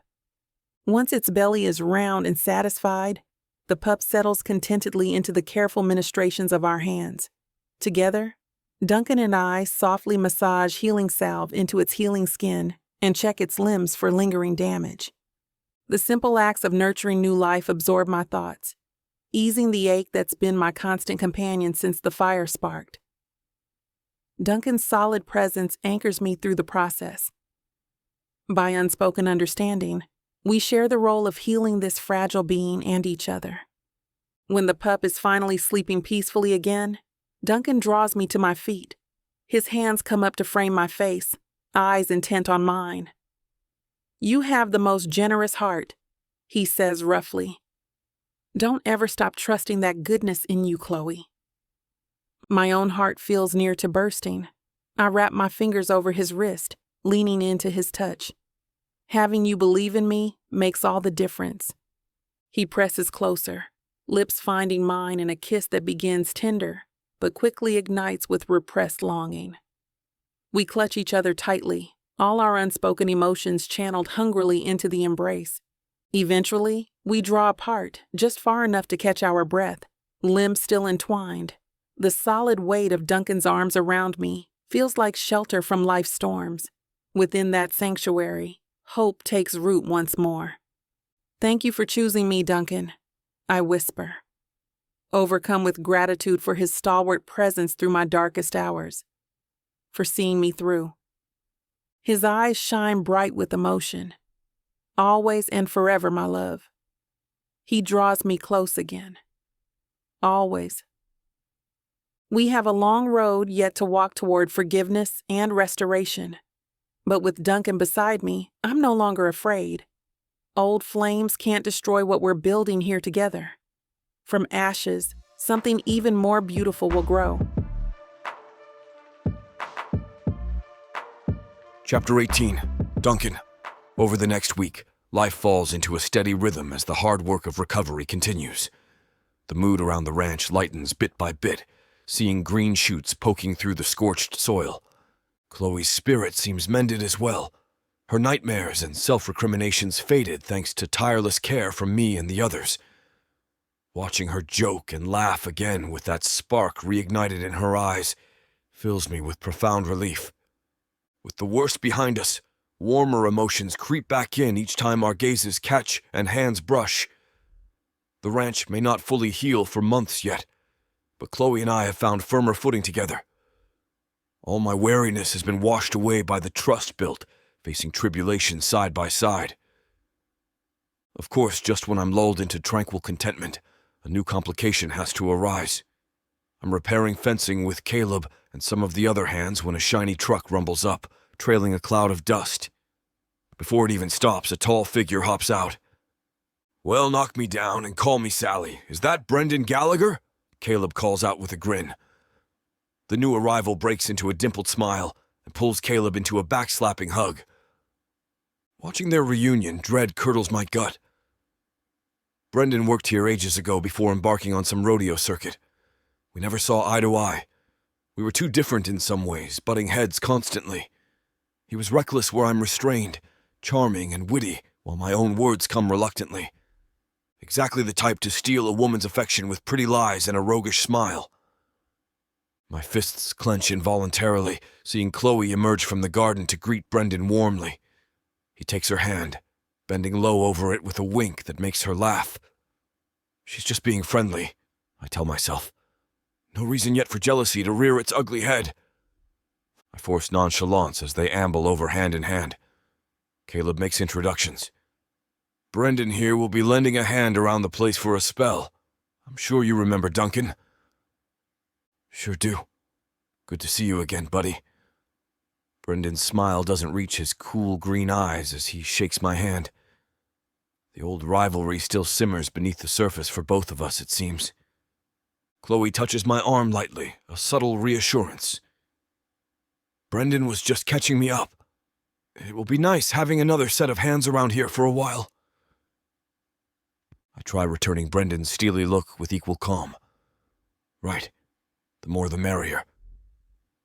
His returning grin is all smug challenge accepted. That's the spirit. We're all on the same team here.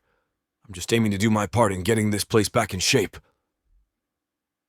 His arm drapes casually around Chloe's shoulders, and I stiffen.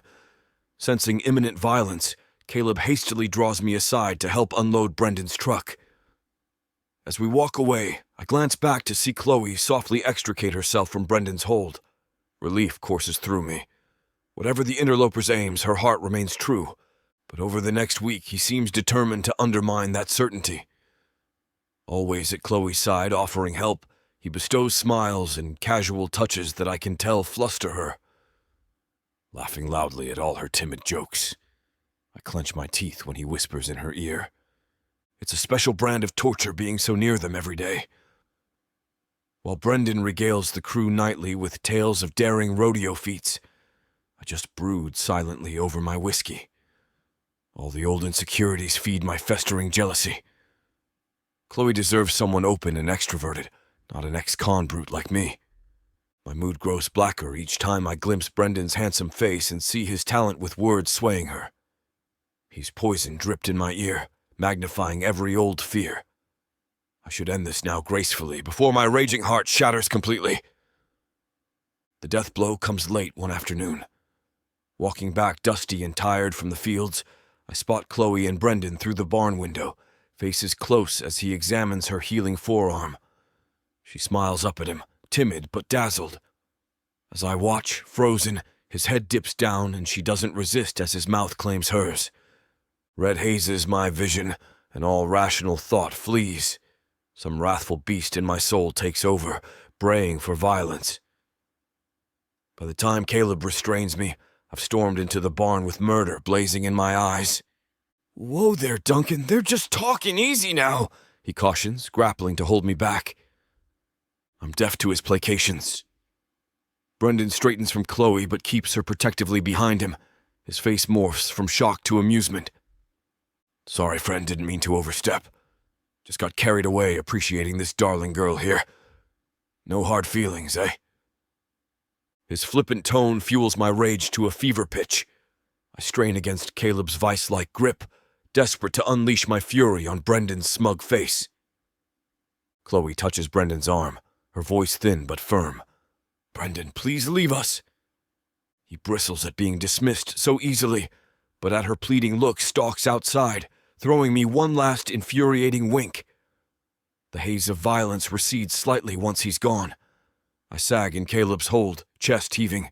Chloe turns to me. "Duncan, it wasn't what you think, I promise. I was just showing Brendan my wound and he got carried away, that's all. I would never..." Her distraught face cuts through the last of my blind rage. I'm left hollowed out and ashamed. Of course she'd never betray me willingly. I've been a paranoid fool. I stumble back from Caleb's now cautious grip. "Chloe, I'm sorry. Don't know what came over me." I turn away, shoulders slumping. "Seeing him with you, I just lost control." Soft fingers grace my shoulder. "Hey, look at me." Chloe's luminous eyes are bright with tears when I meet them. "I know you reacted badly, but I understand. You thought the worst." I grasp her hands urgently. "I never should have doubted you. Brendan brings out the worst in me, but that's no excuse." Chloe strokes my cheek. "The past is the past. All that matters now is that we trust each other." "Yes?" With everything in me, I vow fervently. "Then come here." She pulls me close, head tucking perfectly under my chin as we cling tight. Just breathing in her familiar floral scent settles my last tremors of anger. Here in her arms is home. I won't lose sight of that again. When we finally draw apart, Chloe's radiant smile returns. "No more glowering at Brendan, okay?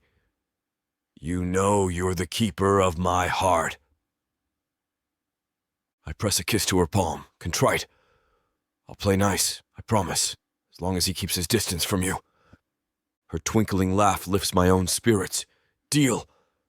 Now let's get back to work, before that rogue charms the socks off all the other ladies around here." I watch her walk away with a new purpose. Jealousy and old rivalry will continue tormenting me. But Chloe's steadfast love is the cure for darkness. Whatever that scoundrel Brendan schemes, She and I will only grow stronger. Chapter 19. Chloe. The days after Duncan's outburst are strained. Despite our reconciliation, he keeps his word, remaining civil with Brendan. But I sense the effort it takes to subdue his simmering jealousy. The constant tension wears on us both. I do my best to avoid even casual interaction with Brendan, not wanting to stir up trouble, but his persistent charm and flirtatious looks make it clear he's not ready to concede defeat so easily. There's little I can do short of being outright rude, which goes against my nature. So I endure Brendan's behavior with patient politeness, never reciprocating or encouraging him. My thoughts stay wrapped up in Duncan, quiet, steady Duncan, who holds my heart so completely, if only he could trust that. Maybe some time away together is the cure for his lingering insecurity. The annual county fair is tomorrow. A full day of games, food, and frivolity to unwind. Just the peaceful interlude Duncan and I need amidst the chaos here. I find him alone in the barn, brushing down his beloved horse, Sugar. Leaning on the stall door, I take a moment just to appreciate the sight. His capable hands glide over Sugar's shining coat, the muscle bunches beneath his thin t-shirt. I'm struck anew by quiet awe at this man's place in my life. Duncan looks up, breaking into a smile that crinkles the corners of his eyes. "Well, hey there, pretty lady." I come closer, needing to touch him. His arm encircles my waist automatically.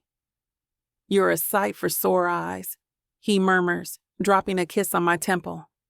I was just thinking the same about you. I lean back just enough to read his expression. You still seem burdened, love. I wish I could ease that. Duncan sighs, his thumb grazing my cheek. It's my own foolishness weighing me down, not you. I'll be all right. I cup his face in my hands until his turbulent eyes meet mine. You're only human, and you've endured so much, it makes sense old wounds are slow to heal. But I'm here for you, always. The lines on his brow smooth some at my words. His lips find mine, erasing the last of the distance between us. I pour all my understanding and care into the kiss. By the time we draw apart, the shadows have receded from Duncan's gaze. What would I do without you? He wonders aloud, tucking a lock of hair behind my ear. I grin up at him. Mope around this dusty barn, probably. That earns me the deep, rusty chuckle I adore. What do you say we both leave the worries behind for a day tomorrow? We could use some time alone together. Maybe head to the county fair? Duncan looks startled, but pleased by the suggestion. A fair does sound nice. Reckon it has been ages since I've been to one. It's a date then. I squeeze him happily. This is exactly the lighthearted change of pace we need. Duncan smiles down at me, the guardedness finally gone from his eyes. A real date with my best girl. Sounds about perfect. Giddy excitement carries me through the rest of the day's tasks and an evening of Brendan's tiresome antics. Duncan remains a steady, reassuring presence close by my side. The promise of tomorrow's respite from it all illuminates each shared glance and graze of hands. I'm out of bed before dawn, unable to contain my eagerness. Humming to myself, I braid small wildflowers into my hair and don my finest pale blue dress. As I take in my radiant reflection, a thrill courses through me. Our first real romantic outing together. Duncan is already waiting on the porch steps when I emerge, handsome as ever in a faded white button-down shirt. His appreciative gaze sends delightful flutters through my stomach. "You look beautiful, darling," he says, pressing a kiss to my knuckles that makes me smile. "Why, thank you, kind sir." I can't resist standing on tiptoe to smooth a stray lock of chestnut hair off his forehead. His skin is sun-browned and weathered beneath my touch, while my dark complexion is smooth and delicate.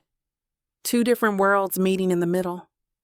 The drive to town in Walt's old pickup is filled with light-hearted chatter. All lingering tensions melt away as we draw closer to the fairgrounds. I tuck my arm through Duncan's happily, as we pass through the decorative gates into the festival hubbub. The day passes in a blur of greeting old friends, sampling food from vendors, and laughing at street performers' antics.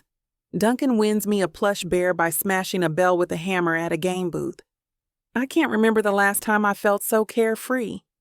As dusk approaches, the mood shifts subtly, paper lanterns casting a dreamlike glow over the crowds. Couples begin pairing off, strolling hand in hand. I look up to find Duncan watching me, his eyes dark pools in the twilight. Without a word, he leads me away toward the Ferris wheel, our fingers interlaced like lovesick teens. We ascend alone in a swaying carriage, the festive noise fading below.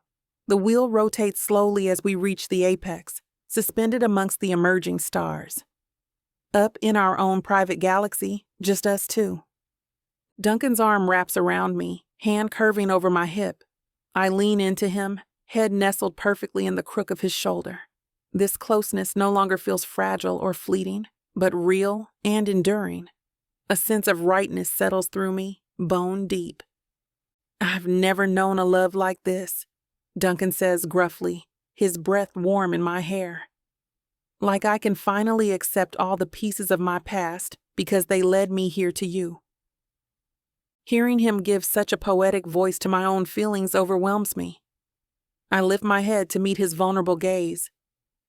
I feel the same, like I'm whole again for the first time. He cups my cheek, voice breaking on a whisper. "Oh, darling." This time when our lips meet, the kiss holds all the fervent promise of forever. Here in our own private sky, nothing else matters but this man who holds my tattered heart. Whatever trials come, our love will be the compass guiding us home. By the time we return hand in hand to the bustling fairgrounds below, I know this is the beginning of the rest of our shared story. The taste of cotton candy still sweet on our lips seems to seal that unspoken vow. We meander leisurely through the glowing stalls and crowds. I'm arranging flowers I purchased into a crown for Duncan when a teasing drawl interrupts. "Well, don't you two make the prettiest picture?" My shoulders tense as Brendan appears, smirking at our joined hands. Before I can respond, Duncan squeezes my arm, his voice utterly calm. "We're having a fine night, thanks. You enjoying yourself?" Brendan looks momentarily surprised by Duncan's mild response. He recovers quickly, slinging a casual arm around my shoulders. "I'd be having more fun if your lady here would give me just one dance. What do you say, Chloe? For old time's sake?" The charm in his tone makes my skin crawl. I shrug him off with forced politeness.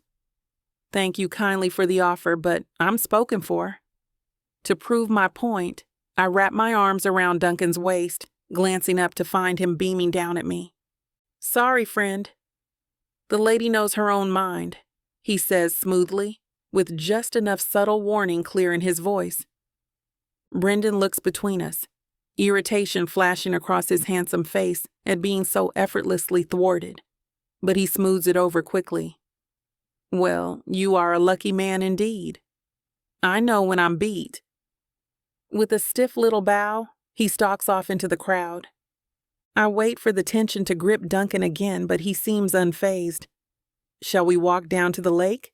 he asks lightly, eyes only for me. My answering smile outshines all the glittering festival lights. We amble hand in hand along the starlit shoreline, pausing often just to steal slow kisses. Tonight marked a turning point, our fledgling trust in this love finally maturing into unshakable faith. United we stand, now and for all the years to come. By the end of this magical evening, I know in my soul, no amount of flirtation or jealousy will ever manage to tear Duncan and me apart now. Our love is a sheltering tree with roots too deep to be shaken, come what storms may, and will bear the sweetest fruit together in time. Chapter 20. Duncan. The bright memory of the county fair sustains me through a week of particularly grueling work. Repairing winter damage and preparing the ranch for coming storms leaves everyone bone weary each night. But my racing thoughts keep sleep at bay. Being with Chloe at the festival washed away the worst of my jealous doubts. Her choosing me so unequivocally when Brendan pressed his charm offensive proved her heart is mine alone. I should be at peace. Yet something about his smug reaction still needles me.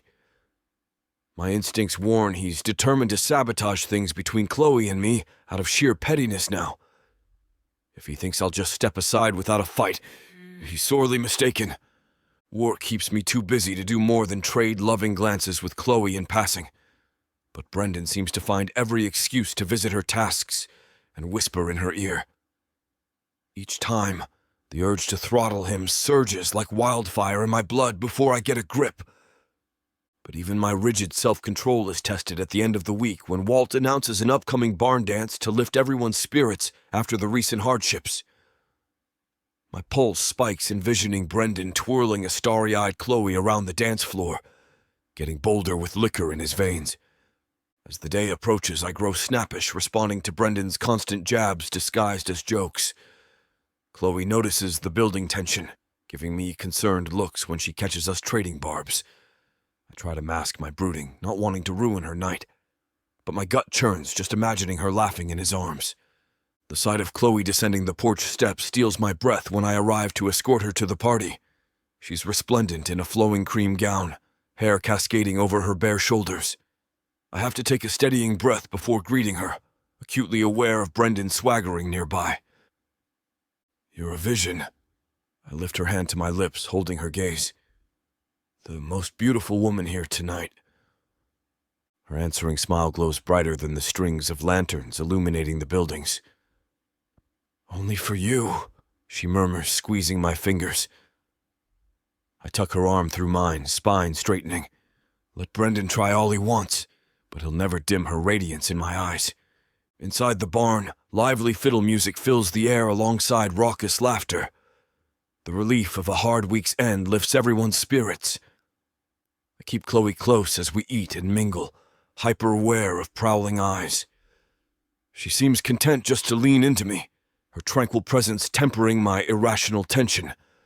Of course, Brendan soon saunters over, whiskey in hand and a charming grin for Chloe. What do you say we show these folks how it's done out on the dance floor? He extends his free hand in invitation, arrogance wafting off him. But Chloe doesn't even glance his way, just continues chatting with Ruby beside her. When she pauses, Brendan repeats his offer more insistently. I nearly bite through my cheek, staying silent, every muscle tensed. Finally, Chloe looks up with polite indifference. Thank you kindly, but I'm quite happy right where I am. Her arm threads through mine again, pressed close to my side. Brendan's facade of friendliness slips at the dismissal, undisguised anger flashing. I can't restrain a smug smirk, relishing his speechlessness. With a scoff, he pivots and stalks away. Chloe meets my gaze, eyes twinkling. Pride swells in my chest. No veiled temptation will sway this strong woman from my side. Soon lively reels have the whole crowd whirling across the dusty floor. Chloe and I get swept up too, clasping hands and dancing till breathless. As I spin her, her skirts lift to reveal lithe calves and dainty ankles. I'm mesmerized by her fluid grace and joyful glow. When the music finally slows, she steps back into my arms with natural ease. I hold her close, wishing we could block out the crowd and music and just sway together in solitude. The feel of her cheek resting over my heart sparks an instinctive protectiveness. Mine to shelter and cherish always. Too soon the fiddles strike up an anthemic tune, and our intimate dance ends. My feet feel leaden walking away from Chloe's radiant smile toward the refreshments. I've just grabbed 2 glasses of punch when Brendan appears beside me, glowering. Quite the cozy picture you and Chloe make, he remarks, deceptively casual. Shame if something came along to disrupt that domestic bliss.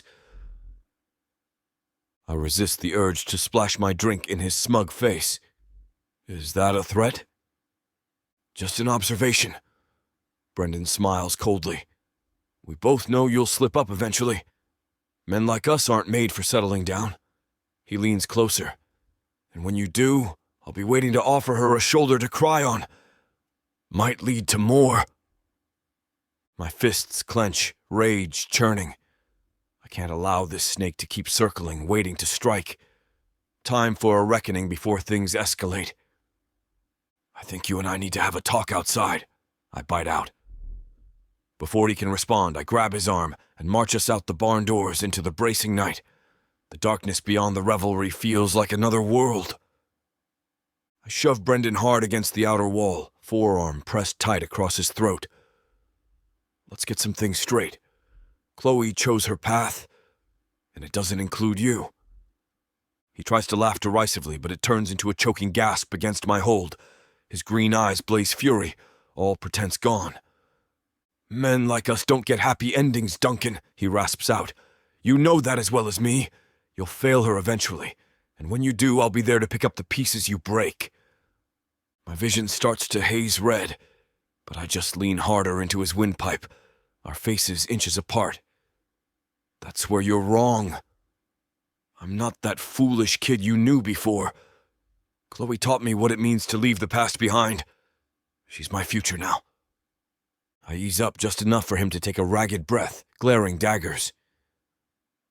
So get in our way again, and you'll regret it sorely. Are we clear? He stares poison for a long minute, before nodding reluctantly. I release him and step back, my body humming with adrenaline. Brendan rubs his throat, eyes still stormy. Crystal, but this isn't over. Before I can respond, he stalks away, nearly barreling into Chloe rushing outside. What's going on? Her worried gaze darts between our bristling forms. I rein in my ragged breathing, not wanting her to see this ugliness. Nothing to fret over. Brendan and I just had a little man-to-man chat to clear the air. My voice comes out calmer than expected. Chloe's delicate brows stay drawn together in concern, but she just slips her arm through mine again. As long as you're both unhurt. Will you come back inside now? The light press of her body along my side settles my last tremors. I nod, all thoughts of violence receding now that she's near. Of course, darling. As we rejoin the lively party, Brendan's threats echo in my mind. His wounded pride won't give up the fight easily, but no malice can dim the brightest light of my life beside me. Come what may, I'll defend our future with ferocity. A new certainty has taken root in my soul walking beside this remarkable woman. I was meant to love her through all my broken years. Whatever that knavish snake conspires will only emerge stronger. Let him lie in wait. Sabotage won't weather our unshakable faith. This is it, baby. This is what you can get me that'll make me happy. You know I'll get you whatever you want. All you need to do is ask me and I'll give it to you. This ain't just it. This is everything I could ever want. Now I'm curious. What does a strong, sassy woman like yourself want so badly? Baby, you know what I want? I can't wait to hear. The Big Baddie Bundle from Tyla Walker. It has everything I need. 20 ebooks with over 1 million words of sassy romance and spice that'll keep you on your toes. 10 audiobooks containing over 60 hours of that seductive voice telling me naughty things all night long. You don't need an audiobook for that, baby. Right here. You may be fine and all, but no one tells it like the way Miss Tyla does. And I need her in my life. The Big Baddie Bundle is everything you need, and you can get it for 80% off.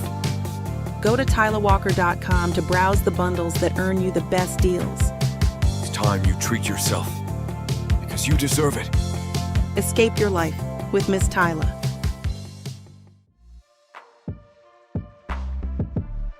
Chapter 21. Chloe. In the days after the dance, an uneasy tension permeates the ranch. I sense some unspoken altercation happened between Duncan and Brendan from their stormy looks and constant sniping. But getting a straight answer from either proves impossible. Surely a truce will come soon, I tell myself. But their behavior only escalates with reckless horse races through the fields, and bloody split lips never fully explained after disappearing for hours. Each night I tend to Duncan's fresh wounds with growing unease. This feud feels far from resolved. Other than terse reassurances, Duncan won't confide what's really fueling this warpath. I'm left pleading with Walt not to dismiss Brendan outright and add fuel to the fire, but my patience wears thin, watching Duncan recklessly court danger day after day in some foolish effort at one-upmanship. Late one afternoon, as I brush down the horses, trying in vain not to obsess over how to make peace between the men I care for, Brendan saunters into the barn alone. I brace myself for more evasive answers, but his expression seems uncharacteristically grave. "Afternoon, Chloe? Reckon we should talk." I nod warily and he leans on the stall door, hat in hand. "I know you must be worrying yourself sick over us feuding." He meets my eyes earnestly. "I just wanted to apologize for my part in all this. Whatever Duncan told you, I haven't been blameless stirring up trouble between you two." My shoulders loosen in surprise and relief. "I appreciate you saying that, Brendan. This whole mess has gotten out of hand. I just want us all to find a way forward peacefully." He runs a hand through his dark hair with a heavy sigh. "You always do see the best in everyone, even a reprobate like me." The glimpse of remorse and vulnerability touches me. Impulsively, I reach out to briefly clasp his hand. The past is the past. All we can do is try to make amends, even if it's just baby steps. Brendan turns my hand over, thumb grazing my knuckles. "You're wise beyond your years, Chloe girl. Never lose that light." I shift self-consciously at the intimate words and touch, gently extricating myself. "Thank you for understanding. This feuding helps no one, but I have faith we can all be friends someday." "I hope you're—" His words cut off as Duncan's enraged shout echoes through the barn. "Get away from her!" We spring apart guiltily. Duncan storms up, face thunderous. Before I can defuse the situation, he grabs Brendan by the shirt front and slams him brutally against the stall door. "I warned you what would happen if you couldn't keep your hands off my woman," he snarls. Brendan shoves back incensed. "We were just talking friendly like. But of course, a brute like you sees red anytime I speak to your lady." Friendly? Looked cozier than that from where I stood. Duncan's fist rears back, his eyes wild. I grab his arm desperately. "Duncan, stop. This was nothing, I swear it. You know I'd never betray your trust." He ignores me, caught in the jealous frenzy. They tussle fiercely until I fear real harm will come.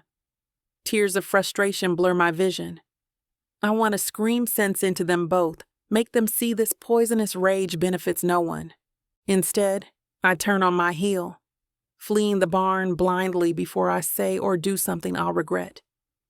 Let them beat each other bloody if they stubbornly refuse to find reason.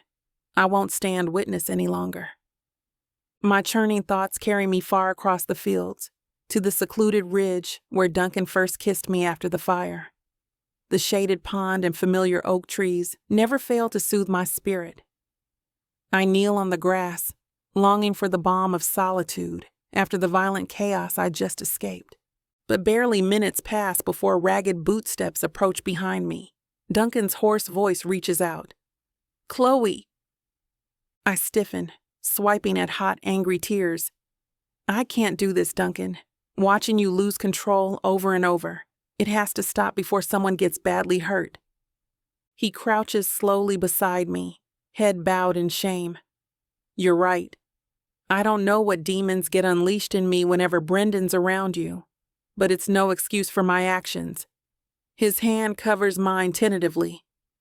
"Will you forgive me, darling? I swear I'll find a way to make peace." The raw anguish in his voice pierces my anger. I squeeze his calloused fingers.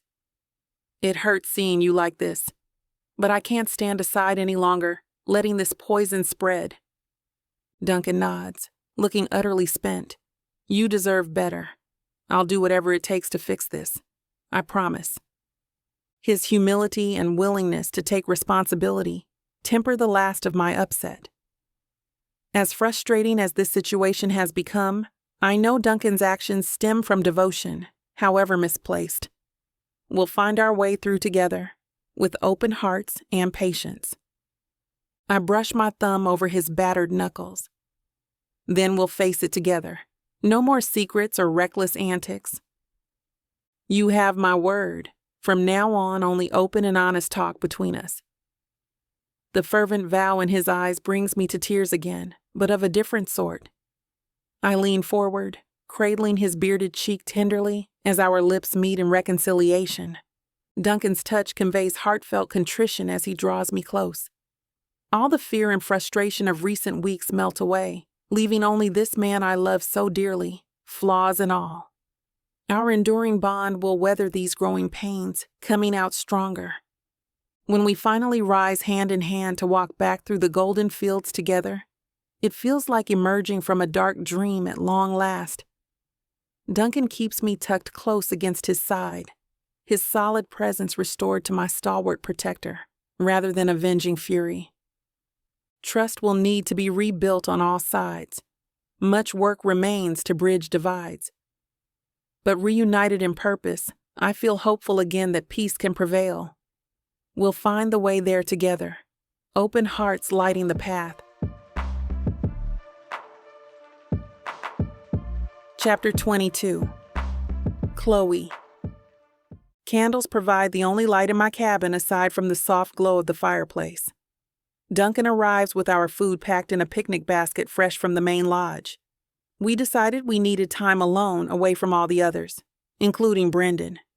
I waltzed to the door, fresh from the shower, and wearing the new long silk gown I ordered a couple of weeks ago.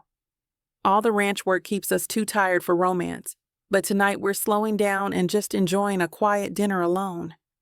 Wow, you look beautiful. He gazes at me appreciatively. I smile shyly. Thanks. You don't look so bad yourself. He grins and holds up the picnic basket. Hungry? My stomach growls in response. I laugh and take the basket from him. Starved. Come on in.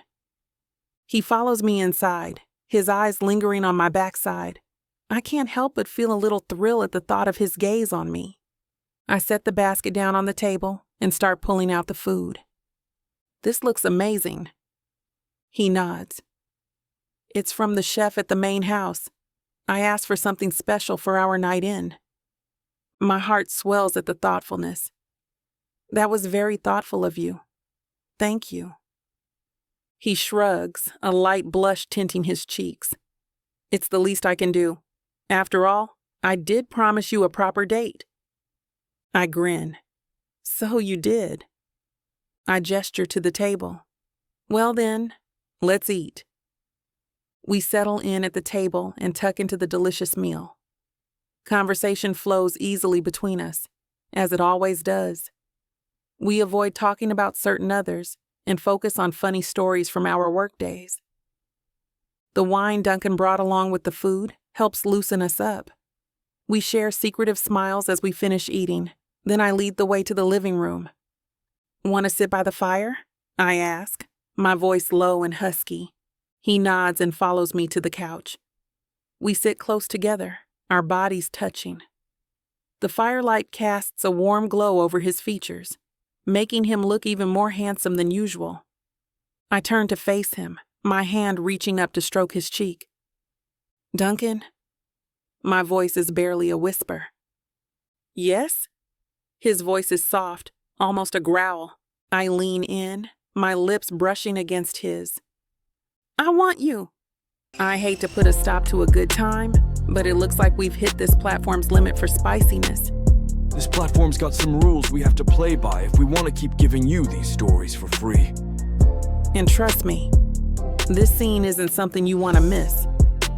While we can't get into all the details here, you can still dive into the full, uncut version at TylaWalker.com. Miss Tyla has an entire collection of unabridged audiobooks and ebooks waiting for you. And the best part? You can treat yourself with 40% off when you use the code SAVE40. That's right. You'll save on any digital product, even bundles that are already discounted. Miss Tyla would never let anyone feel the kind of disappointment you must be feeling right now. So why wait? Treat yourself with Miss Tyla. That was amazing, he whispers. I smile and look up at him. It really was. We lay there for a while, basking in the afterglow of our lovemaking. The fire still crackles in the hearth, and the candles burn low. It's the perfect end to a perfect night. As the wind blows and rain pelts the window panes, we snuggle together under the blankets. Chapter 23. Duncan. Life settles into a gentler cadence after Brendan and I finally make peace. It took swapping stories over whiskey one night to clear the air about past rivalry and heartache. We'll never be bosom friends, but for Chloe's sake, we've declared a tentative truce. With that storm cloud lifted, an easy affection resumes flowering between me and Chloe. The ranch keeps us plenty occupied, but we find ways to steal moments alone together amidst the bustle. I'll catch her eye across the breakfast table some mornings, and we'll share a slow, private smile. Brushing past each other in a barn aisleway, my hand will graze low on her hip. After supper most evenings, we escape up to the hayloft or into secluded copses of trees to lavish kisses freely away from prying eyes. Chloe glows with a new self-assurance from the openness between us. Seeing evidence of my devotion brings out an irresistible, playful streak when we're alone. More than once when I've snuck up behind her for a swift embrace, she's mischievously reached back to grab me instead, twirling into my arms with eyes alight. Well, someone's getting cocky, I'll tease through her curtain of curly hair, running my fingers along her sides until she squeals. Her eyes go soft and serious, even as she continues giggling. I just feel so happy with you, like I could take on the world. Seeing Chloe so unburdened and carefree melts away old shadows in me too. Together we're building something real and lasting, whatever may come. Our love nourishes hope in both our souls. But even cocooned in bliss, we can't stay in our private idyll forever. As more snow flurries drift over the mountains, everyone hurries to prepare. Supplies to stock, fences to mend, firewood to gather. There's never a dull day keeping the ranch running. Chloe in particular works herself nearly into exhaustion, checking cattle and shoring up each cabin against the elements. I finally have to lure her away with promises of hot cider and a crackling fire. She falls asleep almost before she finishes her drink, curled into my lap. I cradle her close as day fades to dusk, keeping the fire well fed. Here in this haven with Chloe, a sense of profound rightness steals through my bones. I dropped a kiss to her forehead, overcome with gratitude. Duncan. Her sleepy voice interrupts my musings. She shifts to smile up at me, hair spilling wild. How long was I out? I smooth back her rumpled locks. Only an hour or so. You clearly needed the rest, little storm warden. That earns me a half-hearted swat and exaggerated pout.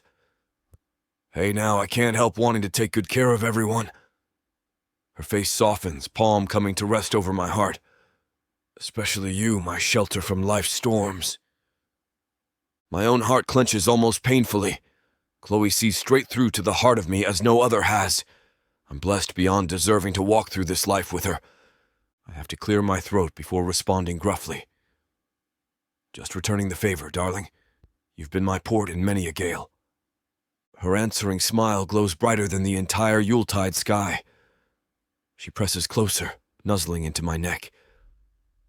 I wrap both arms snugly around her, reveling in our shared warmth as the firelight dances.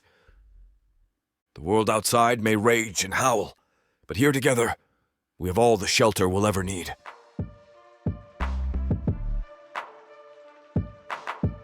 Chapter 24. Chloe. Winter's returning fury keeps everyone hunkered down indoors as much as possible. With work limited by the blinding snows, Duncan and I finally have uninterrupted time to enjoy simple domesticity.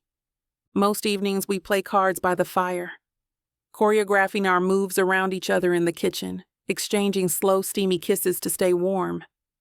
I relish this glimpse of the future spread out before us.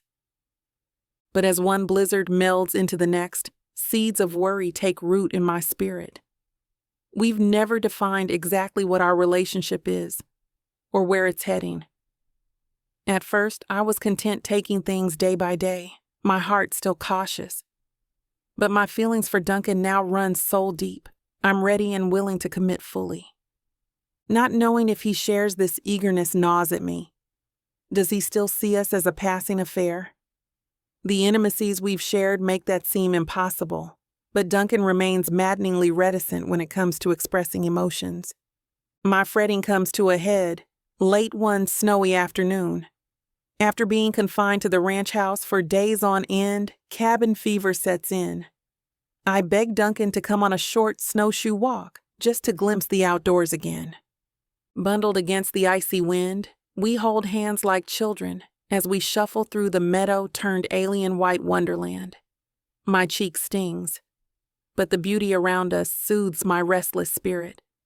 Being alone together in this muffled world feels significant, ripe with possibility. I've just worked up the nerve to broach the subject of where our relationship is headed when voices carry from up ahead. We exchange puzzled glances and creep forward. There in a sheltered copse stand Brendan and Sarah, the household cook, laughing together with heads bent in clear intimacy. I stop short, my stomach dropping unpleasantly. Of course, Brendan wasn't going to remain celibate forever, but seeing proof still pricks like a thorn. Duncan's hand at my back guides me silently away before they notice our intrusion. By tacit agreement, we avoid discussing the encounter, busying ourselves with supper prep. But I can't escape the uneasy thoughts now cascading through my mind. Maybe Brendan didn't pursue me as seriously as I imagined. He's a natural charmer after all.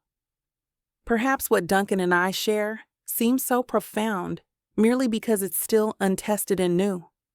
My old doubts resurface, made worse by picturing Brendan's easy affection with someone else. Does Duncan feel trapped by this relationship?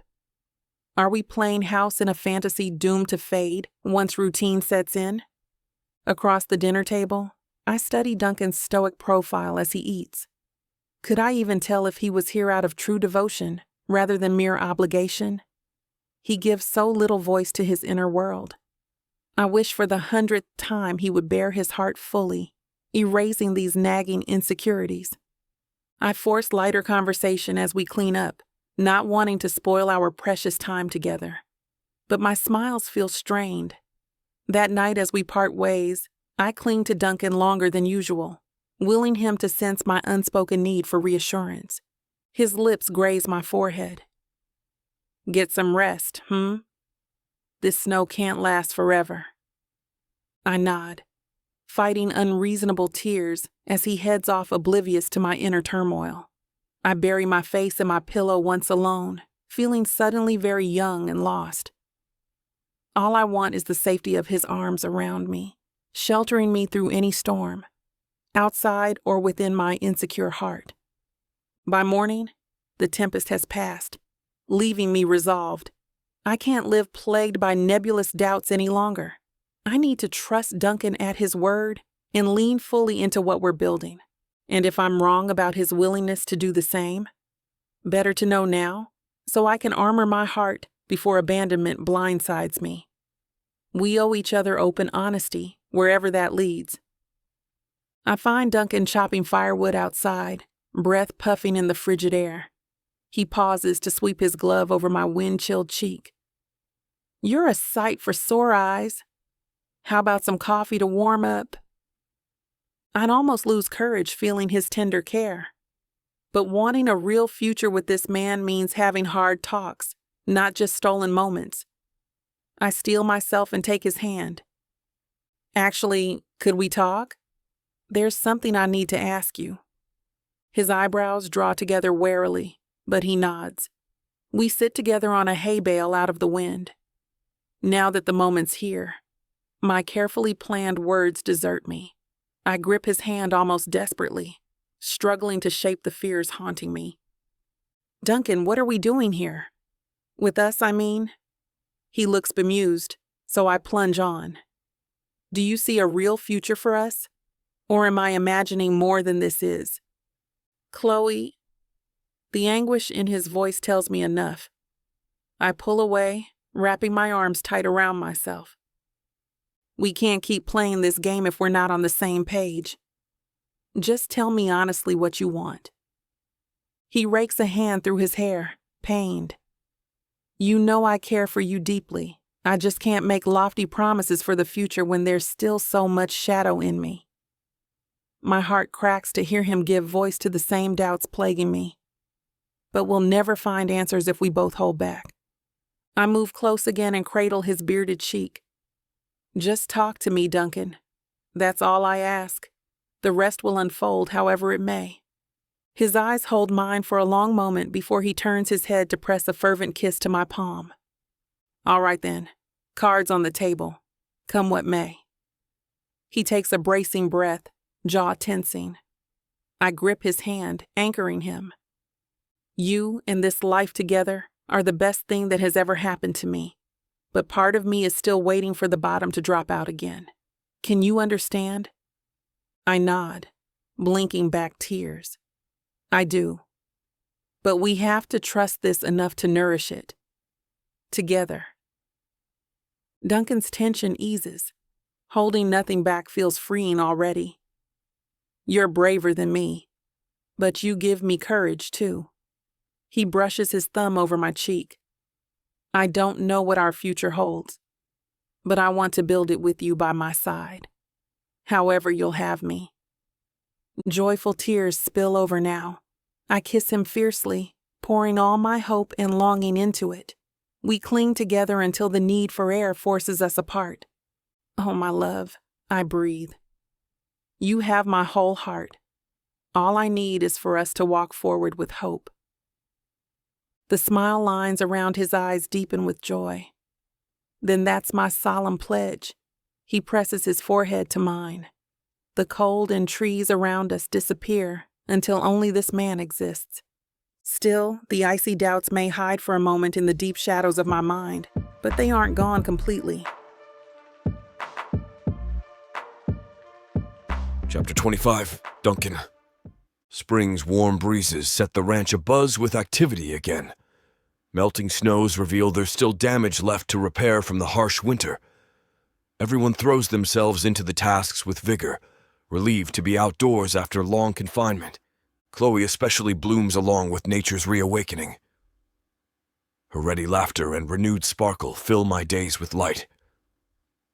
After weathering a patch of lingering doubts together, our commitment now feels sure-footed and real at long last. On fine days, I'll steal her away for a picnic in our private glen, just to lavish her with unhurried attention, drinking in her smiles. At night, I'll draw her close before the dying fire, marveling that someone so lovely and kind chooses to nestle into my rough arms. This new steadiness between us brings balm to old wounds in my spirit. Chloe's devotion gives me the courage to leave the shadows further behind each day. I'm still learning to accept this profound happiness as my rightful due after so long alone. But her patience and care make me believe I'm worthy of walking this sunlit path. The golden days slip by uncounted. Chloe is never far from my side or thoughts, which makes her sudden aloofness one brooding afternoon all the more jarring. I find her curly head bent studiously over some mending, sensing tension in the set of her slender shoulders. "Everything all right there, darling?" I keep my tone light, not wanting to pry. But the endearment usually earns me at least a dimpled glance. This time she barely nods, jaw tight. I resign myself to waiting out this unexplained mood, but the distance pricks at me. We've come too far to revert to our former hesitation in sharing troubles that weigh on us. When another attempt at affection goes coolly dismissed later that evening, my patience frays. I gently tip her chin up, meeting her shadowed green eyes. Clearly I've caused offense somehow. Please tell me what's wrong, love. I can't fix it otherwise. Chloe presses her lips together, considering. I brace for well-deserved anger over some unnoticed slight, but her eventual words take me wholly by surprise. This isn't working for me anymore, Duncan. Sneaking around, never fully being together. I think I need some time apart to clear my head. My hand falls away, stunned. What are you saying? Chloe's delicate jaw set stubbornly even as her eyes glisten. I'm saying I want more, a real public relationship, or else I can't do this in good conscience anymore. I rake my hand through my hair, emotions swirling wildly. You know I cherish you above all else, but people around here gossip, assume things. I trail off lamely at her incredulous look. So your reputation matters more than my feelings? More than us? The accusation hits my gut like a blow. I reach for her hand, but she steps away. Chloe, please, you know that's not true.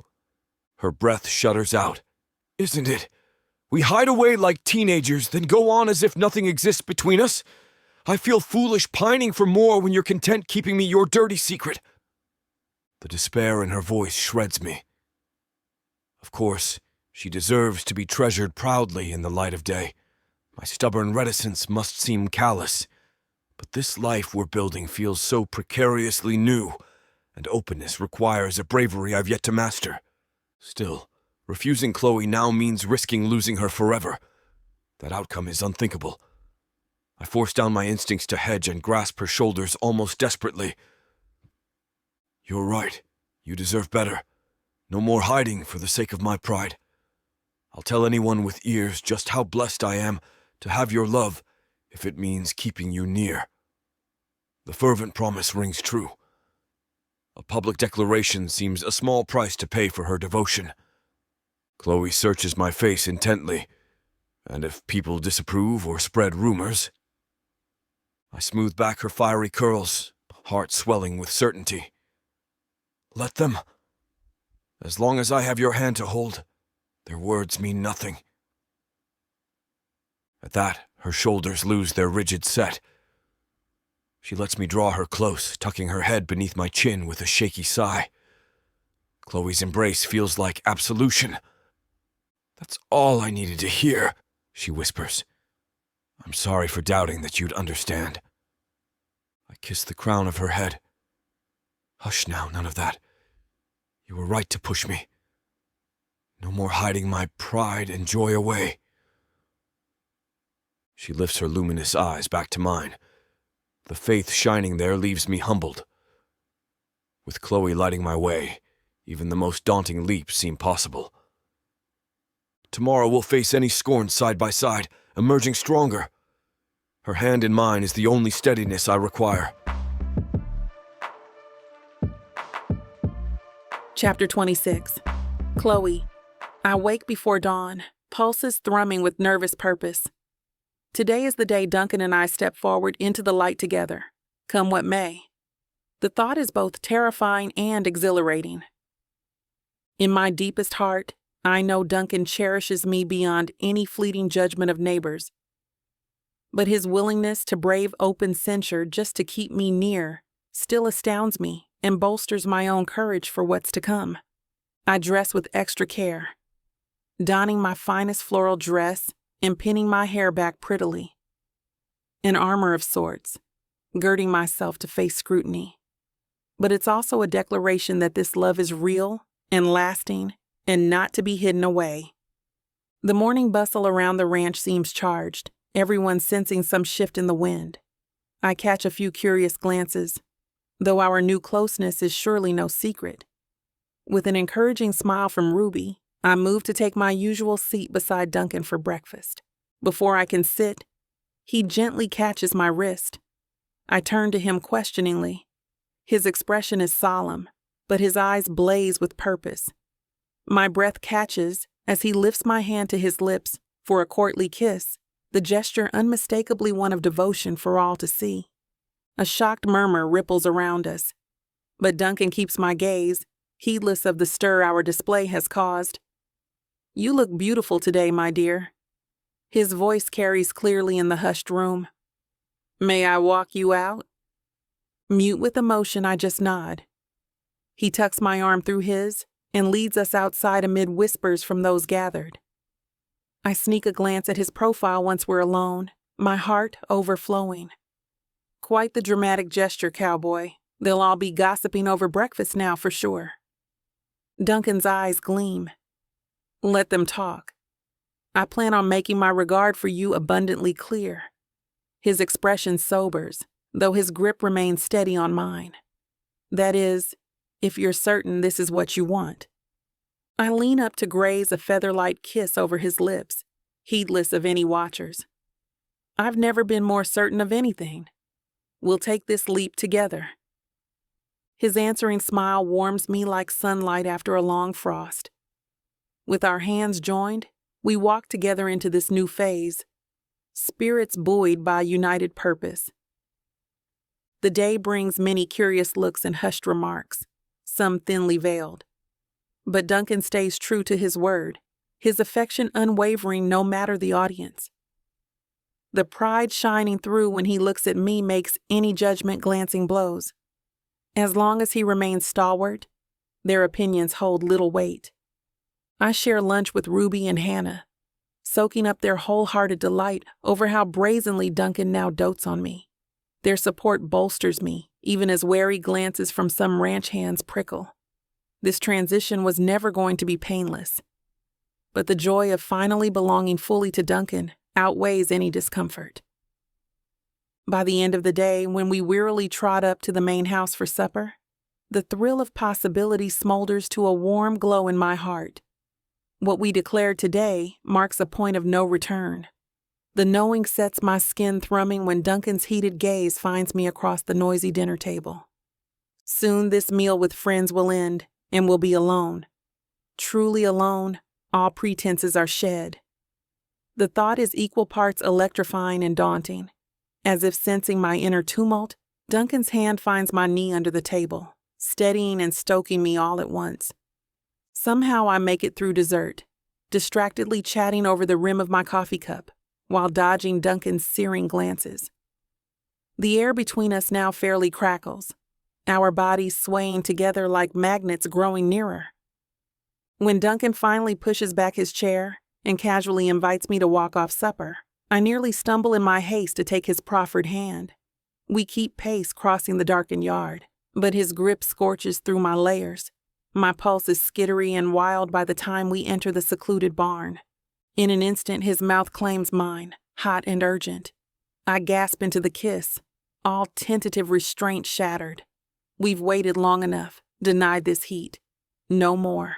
I hate to put a stop to a good time, but it looks like we've hit this platform's limit for spiciness. This platform's got some rules we have to play by if we want to keep giving you these stories for free. And trust me, this scene isn't something you want to miss. While we can't get into all the details here, you can still dive into the full, uncut version at TylaWalker.com.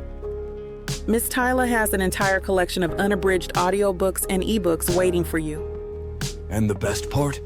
You can treat yourself with 40% off when you use the code SAVE40. That's right.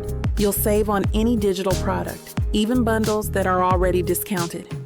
Miss Tyla would never let anyone feel the kind of disappointment you must be feeling right now. So why wait?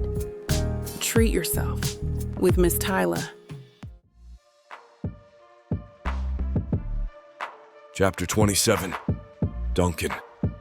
I wake with the birdsong at dawn, more content than I can ever recall feeling.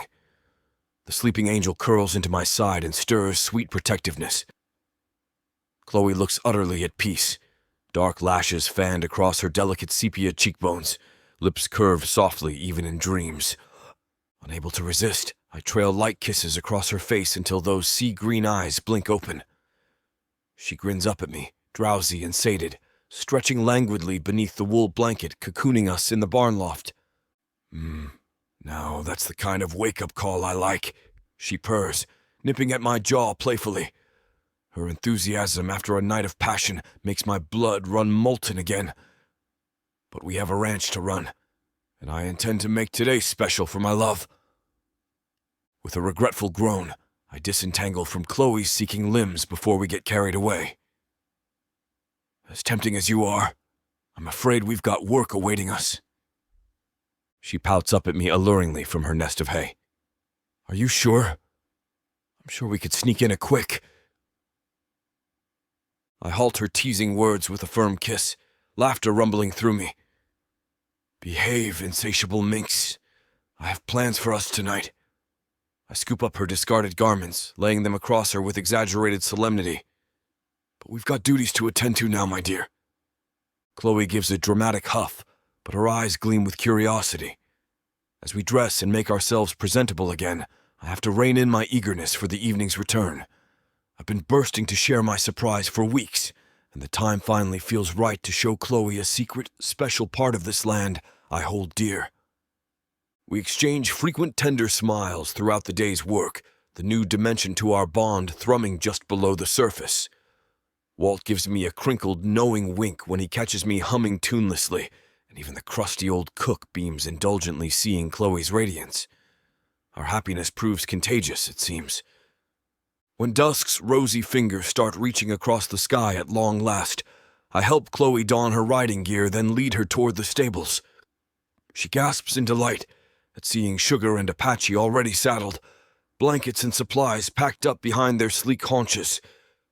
What's all this? She asks, accepting my leg up into the saddle. I just grin mysteriously, swinging up behind her.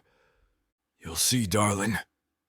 We've got a bit of a ride ahead to reach our destination before full night. With an eager whinny, as if sensing adventure ahead, the horses set off toward the foothills. I savor her awed delight as the ranch lands melt into rugged wilderness in the fading light. The rock-strewn path climbs steadily until we reach a level ridge overlooking the valley, just as stars begin emerging in earnest. I rein Sugar to a stop beside a small pond fed by a cascading waterfall. Chloe turns to me, eyes shining. Oh, Duncan, it's absolutely magical up here. I kiss her throat, warmed by her joy. Just you wait, love. The night's still young. Once a cozy camp is established on the pine needle-strewn shore, I stoke up a crackling fire over which we roast trout freshly caught from the icy pond. Chloe snuggles into my side afterward, gazing dreamily at the velvet sky overspread with glittering fields of stars. She grasps my hand, eyes liquid. It's sheer magic, the most special place imaginable. Rising gracefully, she extends a hand. Dance with me. I try demurring. I'm no twinkle-toed suitor, but her persistence wins out. Soon we're swaying barefoot together beside the crackling fire to a melody only we can hear. Chloe's arms wind around my neck, her cheek against my chest, and long textured hair spilling over my brawny forearms as we turn slow circles. Time unspools languidly as we hold each other close. The distant mountains, whispering trees, and moon-kissed pond fade away until only Chloe exists. Joy and desire swell my heart to bursting. Having her here in this secret refuge meant only ever for her. When we finally sink down together onto the blankets, our coming together feels solemn and profound. I worship every inch of her brown skin with hands and lips until she trembles. Our joining under the stars will complete some ancient rite of devotion, a covenant bound by destiny and consecrated willingly through the sacrifice of our twined bodies. And that's where we're going to put a pause on pleasure. It looks like the rest of this chapter is just too naughty to put on the air. As much as we'd love to share every little detail, we've got to stick to this platform's guidelines to keep these free audiobooks coming. They've got some rules about what we can show, and we wouldn't want to risk losing the chance to bring you more content.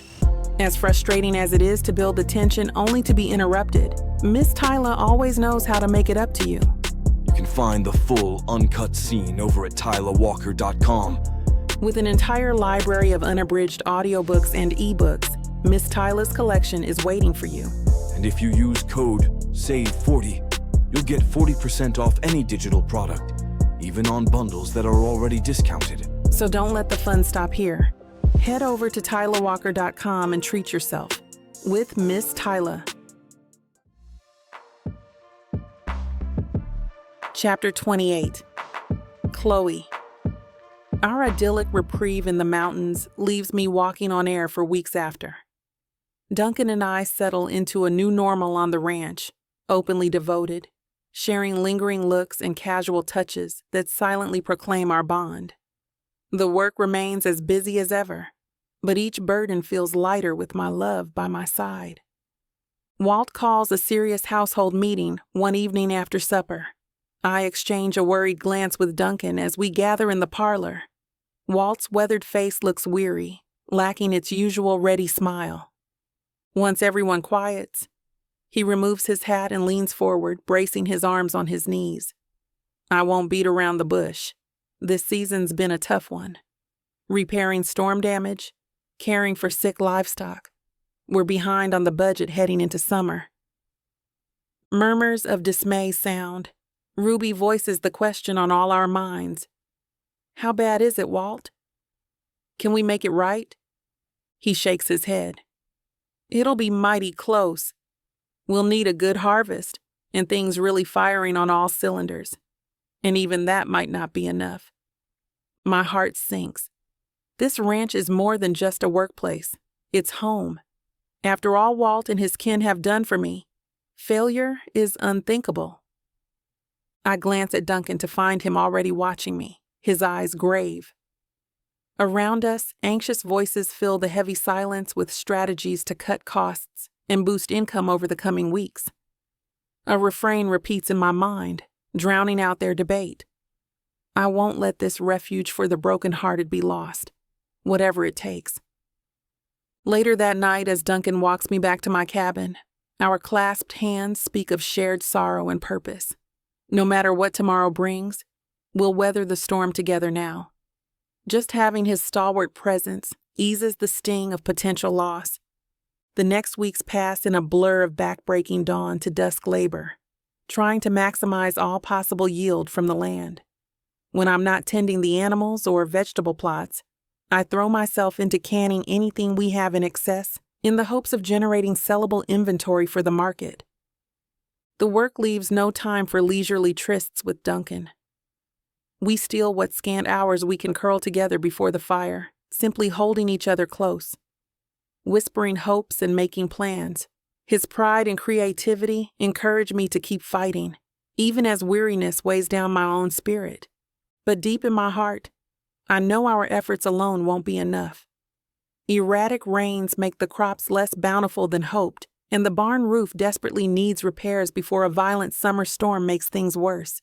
Expenses loom while our accounts dwindle to a trickle. One rainy afternoon, as I tally our meager earnings from the latest farmer's market, defeat compounds my exhaustion. I slump onto a hay bale, head in hand fighting hopeless tears. How can I ever face Walt with this tally and tell him his beloved ranch is doomed? A large hand on my shoulder startles me. I look up into Duncan's sympathetic eyes. Without a word, he gathers me close and just lets me cry out my despair against his broad chest. His solid strength wrapping around me keeps me tethered when all other hope is blown away. When my tears finally ebb, Duncan draws back just enough to meet my eyes. You listen to me now. We're not whipped yet. If there's even one breath left in us, we keep on fighting for this place, and the good it's brought us both. His fervor sparks my own fated determination back to life. I cradle his weathered face in my hands, more grateful than ever for the man he's become, the man who makes me stronger too. You're right. We have to keep trying, whatever it takes. An idea starts to take hazy shape in the back of my weary mind. Perhaps there's an untapped resource we've overlooked in our desperation. Duncan studies me, intrigued. What are you scheming over there, lass? I give him a tremulous but hopeful smile. I may know some city folks eager to exchange money for an authentic ranch holiday, but I'll need your help making a compelling case. Understanding and warmth flood his expression. Well now, when you put it like that, he plants a swift, bolstering kiss on my forehead. Let's get planning on how to save this place. Holding each other's gazes, the last of our defeatist fog lifts. The future remains uncertain, but we're united again in purpose. Our love can conquer any darkness, as long as we kindle the light together, and that unbreakable faith will guide us through the storms still to come. Chapter 29. Duncan. Chloe's idea to invite paying guests to the ranch over fall and winter, giving them a taste of authentic ranch life, just might be the lifeline we need. Though it pains me to open up this sanctuary to nosy outsiders, her excitement in planning the excursion rekindles my own hope. She handles all the organizational details effortlessly, drawing on her big city connections to spread the word. Her enthusiasm proves contagious, and even old Walt ends up conceding this scheme could save his legacy from the auction block. The mood turns festive, preparing the ranch for our impending guests. Hannah and Ruby help Chloe spruce up the log cabins with fresh linens and wildflowers in jars. I make sure the barn and stable are tidy as can be, even braiding the horses' manes. Everyone lends a hand somehow, unified in this last-ditch gamble. Before long, the first curious travelers arrive by train, looking around the rural station with mingled uncertainty and excitement. Chloe is first off the wagon to greet them, glowing with optimism. I hang back, allowing her to shine as an ambassador for all the ranch's charms and hospitality. Despite my wariness, her joy at playing hostess proves infectious. I even catch myself grinning when showing two eager young boys how to brush down a pony, their delighted laughter stirring poignant memories of when I first learned such skills. By the time heavy snowfall isolates us snugly for winter, nearly a dozen visitors fill the cabins and lodge. Their identification with us locals comes slower, hampered by a lack of shared history. But Chloe's warmth helps bridge the divide. At night, music and storytelling draw everyone together around the great stone hearth. I even offer a clumsy song on guitar, urged on by Chloe's beaming pride. A few younger bucks try vying for her attention, but one scowl from me keeps them respectful. Their presence irks me, but Chloe's love remains a sure, steady compass. On Christmas Eve, I make excuses to steal Chloe away just before the festivities start. Bundling her in blankets, I guide the horses out into gently falling snow toward a secluded ridge. Her mittened hand tucked in, mine radiates cozy warmth. We leave the saddled horses to graze on winter brush once we reach the crest overlooking the valley. Snow blankets the pines and distant ranch lights twinkle like fallen stars. Chloe sighs happily, turning her moonlit face up to the swirling flakes. It's perfect. Thank you for getting me away just for a little while. I draw her close, stroking downy flakes from her hair. Never much cared for crowds and noise. Wanted to celebrate with just my best girl. She smiles up at me tenderly. Well, here I am. What shall we do? The moment feels right to make my request. I take both her gloved hands, thumbs grazing across her knuckles. I know it's not traditional.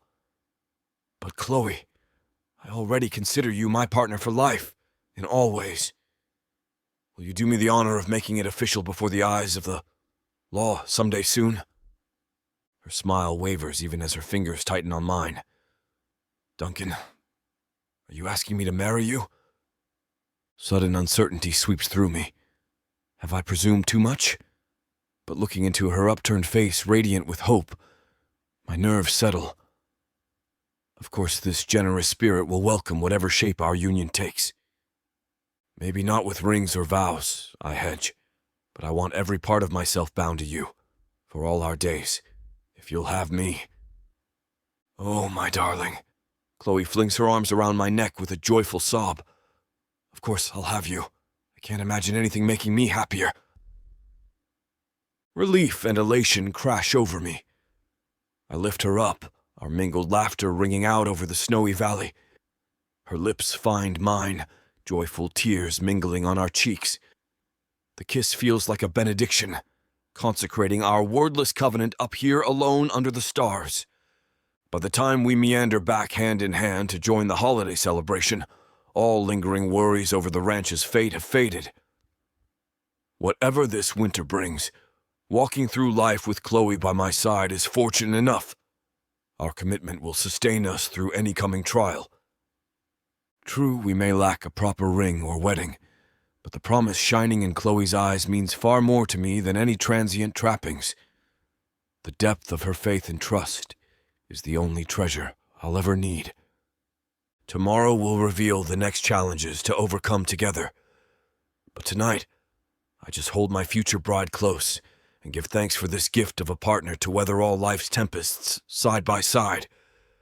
However the next chapters unfold, I know now our love will light the way home. Chapter 30. Chloe. Spring's warm breeze from the open window raises goosebumps on my skin as I lay wrapped in Duncan's sturdy arms. Our bed tucked under the eaves feels like a secret hideaway from the world. Here we take refuge, shut away from everything but each other. Duncan trails lazy kisses across my shoulder, his rough whiskers contrasting deliciously with the soft lips grazing my skin. I press back into the solid warmth of his chest with a humming sigh, our bodies fitting seamlessly. We're meant to be up and about on this bright morning, seeing off the last of our lodgers from the long winter. But the tempting nearness of Duncan makes the tasks ahead seem dull and distant. His large hand trails slowly down my side, his deep voice husky in my ear. How much time do we have before the stagecoach arrives? The timbre of restrained longing in his tone makes my pulse quicken eagerly. I shift to face him, cradling his bearded cheek. Long enough for you to have your way with me. A rumble rolls up from his chest. His mouth claims mine, and all lingering sleepiness burns away in a flash. We've already shared passion generously this dawn, but our appetites are far from sated. Too many rushed, stolen moments have left us starved.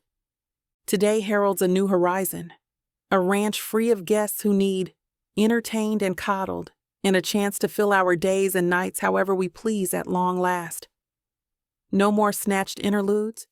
No more being forever on guard for interruptions.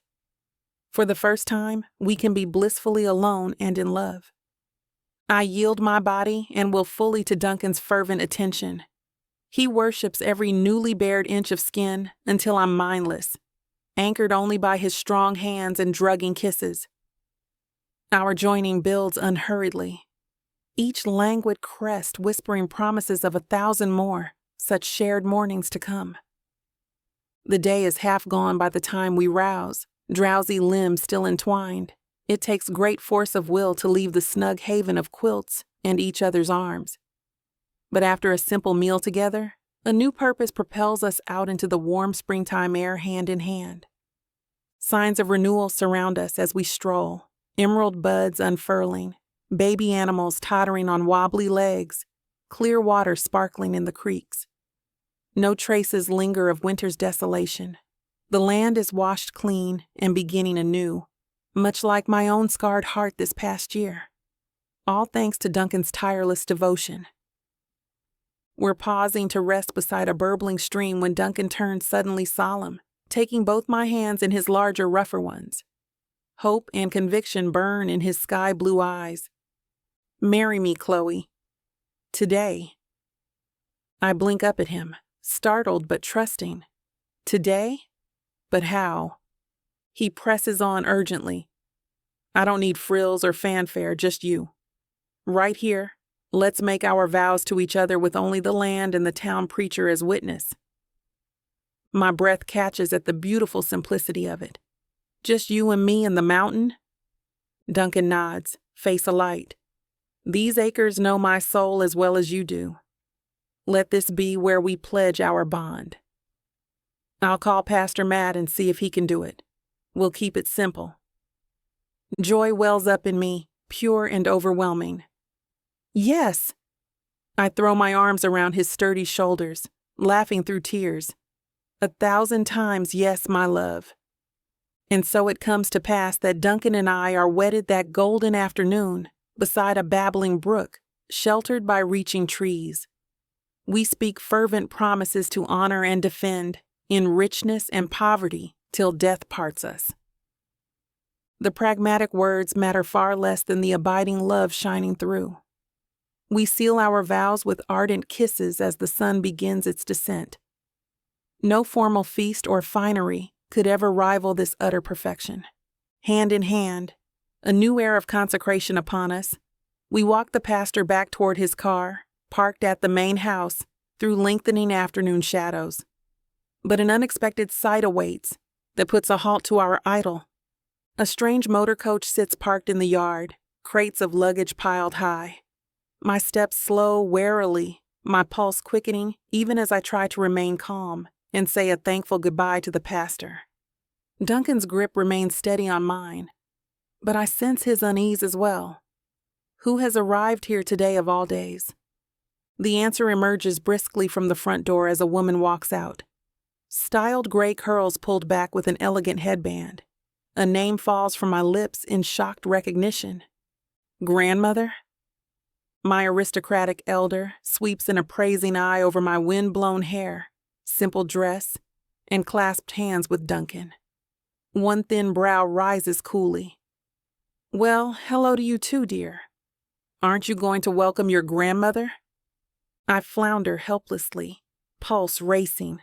Only in my wildest imaginings could I have envisioned my grandmother suddenly materializing here, of all places on my impromptu wedding day. Duncan's solid presence beside me keeps me tethered despite the panic threatening to close my throat. Somehow, I find my voice. Of course. What an unexpected surprise. We're delighted to have you. The awkward pleasantries continue as Walt bustles out to help with her considerable luggage. I cling tight to Duncan's hand through it all, dizzied by this collision of worlds. My pragmatic grandmother scrutinizing my new life here feels ominous as storm clouds marring today's perfect sky. But I force myself to rise above misgivings, determined not to let anything diminish the glow surrounding me and Duncan. As we retreat to the kitchen to scrounge up refreshments and gain privacy, I feel my courage return. I chose this path and will defend it with gentle ferocity if needed. While Duncan stokes up the stove, I grasp my grandmother's chilled hands in both of mine earnestly. I apologize for my shock at your sudden arrival. Please know you're most welcome here. The cool judgment in her eyes softens by degrees. Well, the last time I heard from you, it was a rather tumultuous season in your life. I intended to give you some space while you recovered in whatever way was best for you. But after enough time of hearing nothing, I had to check in for myself. Warmth pricks behind my eyes. However formal we may be, underneath she made this long trek out of concern. I pat her hand. I know I should have kept in touch after I got here, but it's been a wonderful place to be. Found the wandering prodigal, I see. Duncan joins us bearing a tea tray, flashing me a private smile over grandmother's head. The simple domestic act emboldens me further. Yes, you could say so. I tuck my arm through Duncan snugly. In fact, you're just in time to help celebrate our wedding day. We chose this path boldly with open eyes and will continue walking it together, come what may. But having grandmother's blessing would mean everything. I hold my breath awaiting her reaction.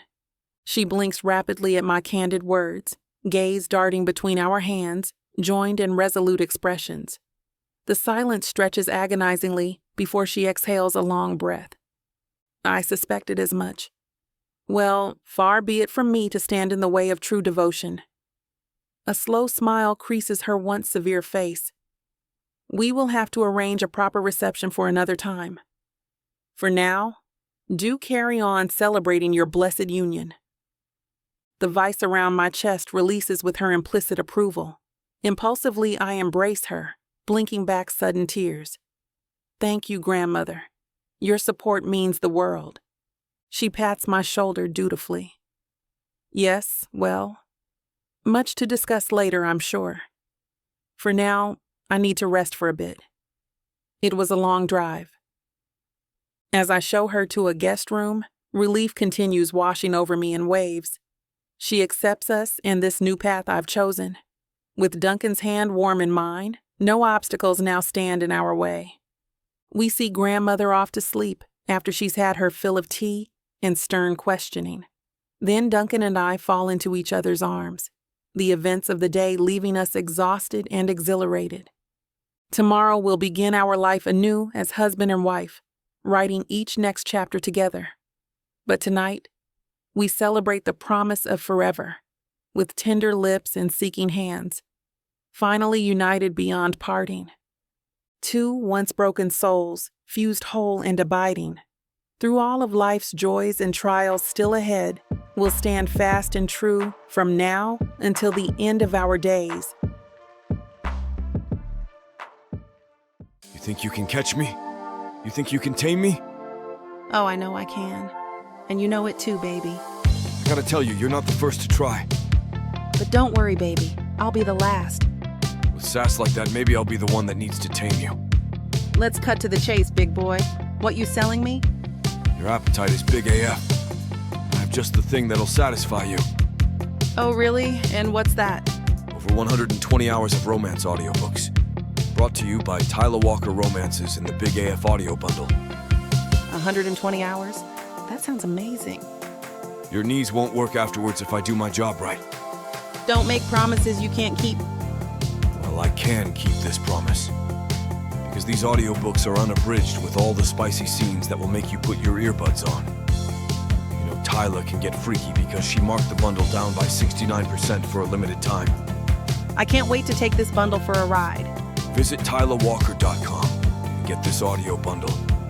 Just don't start listening if you're going to be cooking dinner.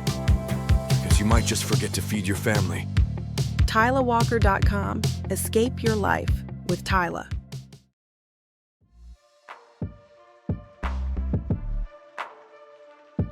Chapter 31, Duncan. I stand on the porch steps watching my radiant bride approach up the winding path. Starting today, we'll be sharing a cabin built just for us, larger than the bachelor pad version either of us started this journey in. I'm eager to begin our life in our private oasis from the hustle and bustle of the rest of the busy farm. Sunset's rosy hues paint the meadows surrounding our secluded cabin. My heart clenches seeing Chloe silhouetted amongst swaying wildflowers, face upturned with quiet joy. Her dark hair spills loose, and her cotton work shirt ripples gently in the evening breeze. She's an ethereal vision walking through the tranquil acres that have borne witness to our love from our fragile start to now. As Chloe draws nearer, I'm struck by this gift unexpectedly, aware I now have a partner to build a life and home with beyond just myself. For so long, I was certain someone like me could never deserve such abiding love. But Chloe saw through to the heart of me, gently but insistently tearing down my walls until only the truth remained. Her soft smile when she steps into my waiting embrace feels like coming home after years spent wandering alone. I breathe her in, sweet floral scent mingling with the heady perfume of overturned earth and new grass underfoot. "Welcome home, Mrs. Valentine," I murmur into the bandana that covers her hair. The novelty of such intimacy still stirs profound awe within me. Chloe's answering laugh lilts like music. "Why, thank you, kind sir. I'm so very glad to be here." We linger in our snug embrace as the sun sinks below the jagged horizon. I smooth back curly tendrils from her face, overcome with the rightness of this moment. "Hard to believe it's real," I rasp thickly. "You and me building a life together." Her sea-glass eyes gleam up at me, brimming with understanding and promise. "I know just what you mean. My heart's so full, it almost hurts." One small hand presses over my own ragged heart. But any lingering pain is just the last shards of loneliness and doubt washing away for good. I cradle her delicate face between my calloused palms, willing her to feel the truth of my next words. Loving you has been my healing, Chloe. From the first moment we met, your light called to all that was still good in me. You saw past the shadows. She turns her head just enough to fervently kiss my palm. And you did the same for me, my darling. Your steady patience and wisdom taught me how to hope again. We're healed and whole together now. My throat tightens too much to speak around the swell of emotions. I simply seal my lips over hers, pouring all my boundless gratitude into the kiss. Chloe's arms wind tight around my waist, molding her slender form along mine. We cling fast as the stars emerge overhead, the breeze rippling the nearby grasslands. Out here, far from another living soul, I'm overcome by the enormity of the gift I've been given. This woman who knows my own battered soul as deeply as I do. A harbor in every storm life hurls against us. When we finally draw apart, Chloe's eyes positively glow in the deepening dusk. She squeezes my hand, voice hushed. Should we step inside our new home now, husband? Husband. That blessed word still lands with the force of a revelation, unlocking a chamber deep within me. I lift our joined hands, pressing a fervent kiss to her knuckles. After you, wife. Together we cross the threshold into the cozy cabin that will shelter our future memories as man and wife. I built it plank by plank this past year while Chloe spun dreams beside me. A sanctuary worthy of her to someday cradle the family we'll raise within these sturdy walls. My earlier bachelor existence here now looks sparse and barren compared to Chloe's radiant presence gracing each corner. She trails her fingers over the lovingly carved table, the patchwork quilt draped across our bed, and the shelves of well-worn books. Small tokens of my devotion I now get to lay humbly at her feet. When Chloe turns back to me, eyes shimmering, the air catches in my throat. Do you like it? I rasp gruffly. She presses a palm over her heart. It's absolute perfection, our own tiny kingdom. Rising on her toes, she brushes a feather-light kiss to my jaw, each cheek and my forehead. Thank you for building us this refuge, my love. My chest squeezes tight, words failing me. To convey the depths of my appreciation seems impossible, so instead I simply scoop Chloe up, relishing her startled laugh. In 2 strides, I have her gently deposited atop our quilted bed. Hovering over her, smiling up at me, the full truth spills out unbidden. You are my kingdom, my treasure, and my home. All I'll ever need, forevermore. Come here, lover, husband. Chloe giggles as she opens her arms. I take my time in removing her lovely dress and behold my bride, this woman who has vowed her life to mine. I hate to put a stop to a good time, but it looks like we've hit this platform's limit for spiciness. This platform's got some rules we have to play by if we want to keep giving you these stories for free. And trust me, this scene isn't something you want to miss. While we can't get into all the details here, you can still dive into the full, uncut version at TylaWalker.com. Miss Tyla has an entire collection of unabridged audiobooks and ebooks waiting for you. And the best part? You can treat yourself with 40% off when you use the code SAVE40. That's right. You'll save on any digital product, even bundles that are already discounted. Miss Tyla would never let anyone feel the kind of disappointment you must be feeling right now. So why wait? Treat yourself with Miss Tyla. Later, her head resting over my heart as slumber nears, I'm lulled by her tender voice whispering of hopes and dreams for our future. Children's laughter, cozy holidays, twilight years side by side. My ever-pragmatic wife spins beautiful stories to believe in before sleep claims us both. As her rhythmic breathing fills our moonlit room, peace seeps into my weary bones. The past, with its lingering hurts, stands fully healed and banished for good. An open road awaits just for us to walk together now, hand in hand into whatever may come. Of only one thing am I certain. With my steadfast partner beside me, I'm finally home to stay. Epilogue Duncan. I pause outside the familiar red door of our little cabin, gathering my thoughts before going in. The document tucked inside my coat pocket suddenly feels weighted with importance. But unlike in the past, anticipation now quickens my pulse rather than dread. This surprise will bring joy, not turmoil. At least I pray so. From within, I can just make out beloved voices rising and falling, Chloe's lilting laughter mingling with the kids' excited chatter. my family, together safely inside our haven. For their sake alone, the risky prospect of uprooting our peace took some soul-searching. This doorway frames so many treasured memories. This faithful portal has welcomed us through every storm and miracle as our family grew, and soon it will open onto the next chapter, whatever shape it may take. With a steadying breath, I turn the tarnished handle to step across into our home once more. "Daddy!" Rosie's delighted shriek pierces the cozy warmth first, just ahead of her little body slamming into my legs. I scoop her up with an exaggerated groan, drinking in her gap-toothed grin and wild curls escaping their braids. At just 4 years old, she's a little whirlwind of chaotic energy that never fails to revive my weary spirit. "There's my best girl!" I toss Rosie gently overhead as she dissolves into gleeful giggles. As I settle her on my hip, she pats my bearded cheek with a sticky hand. "I missed you, Daddy."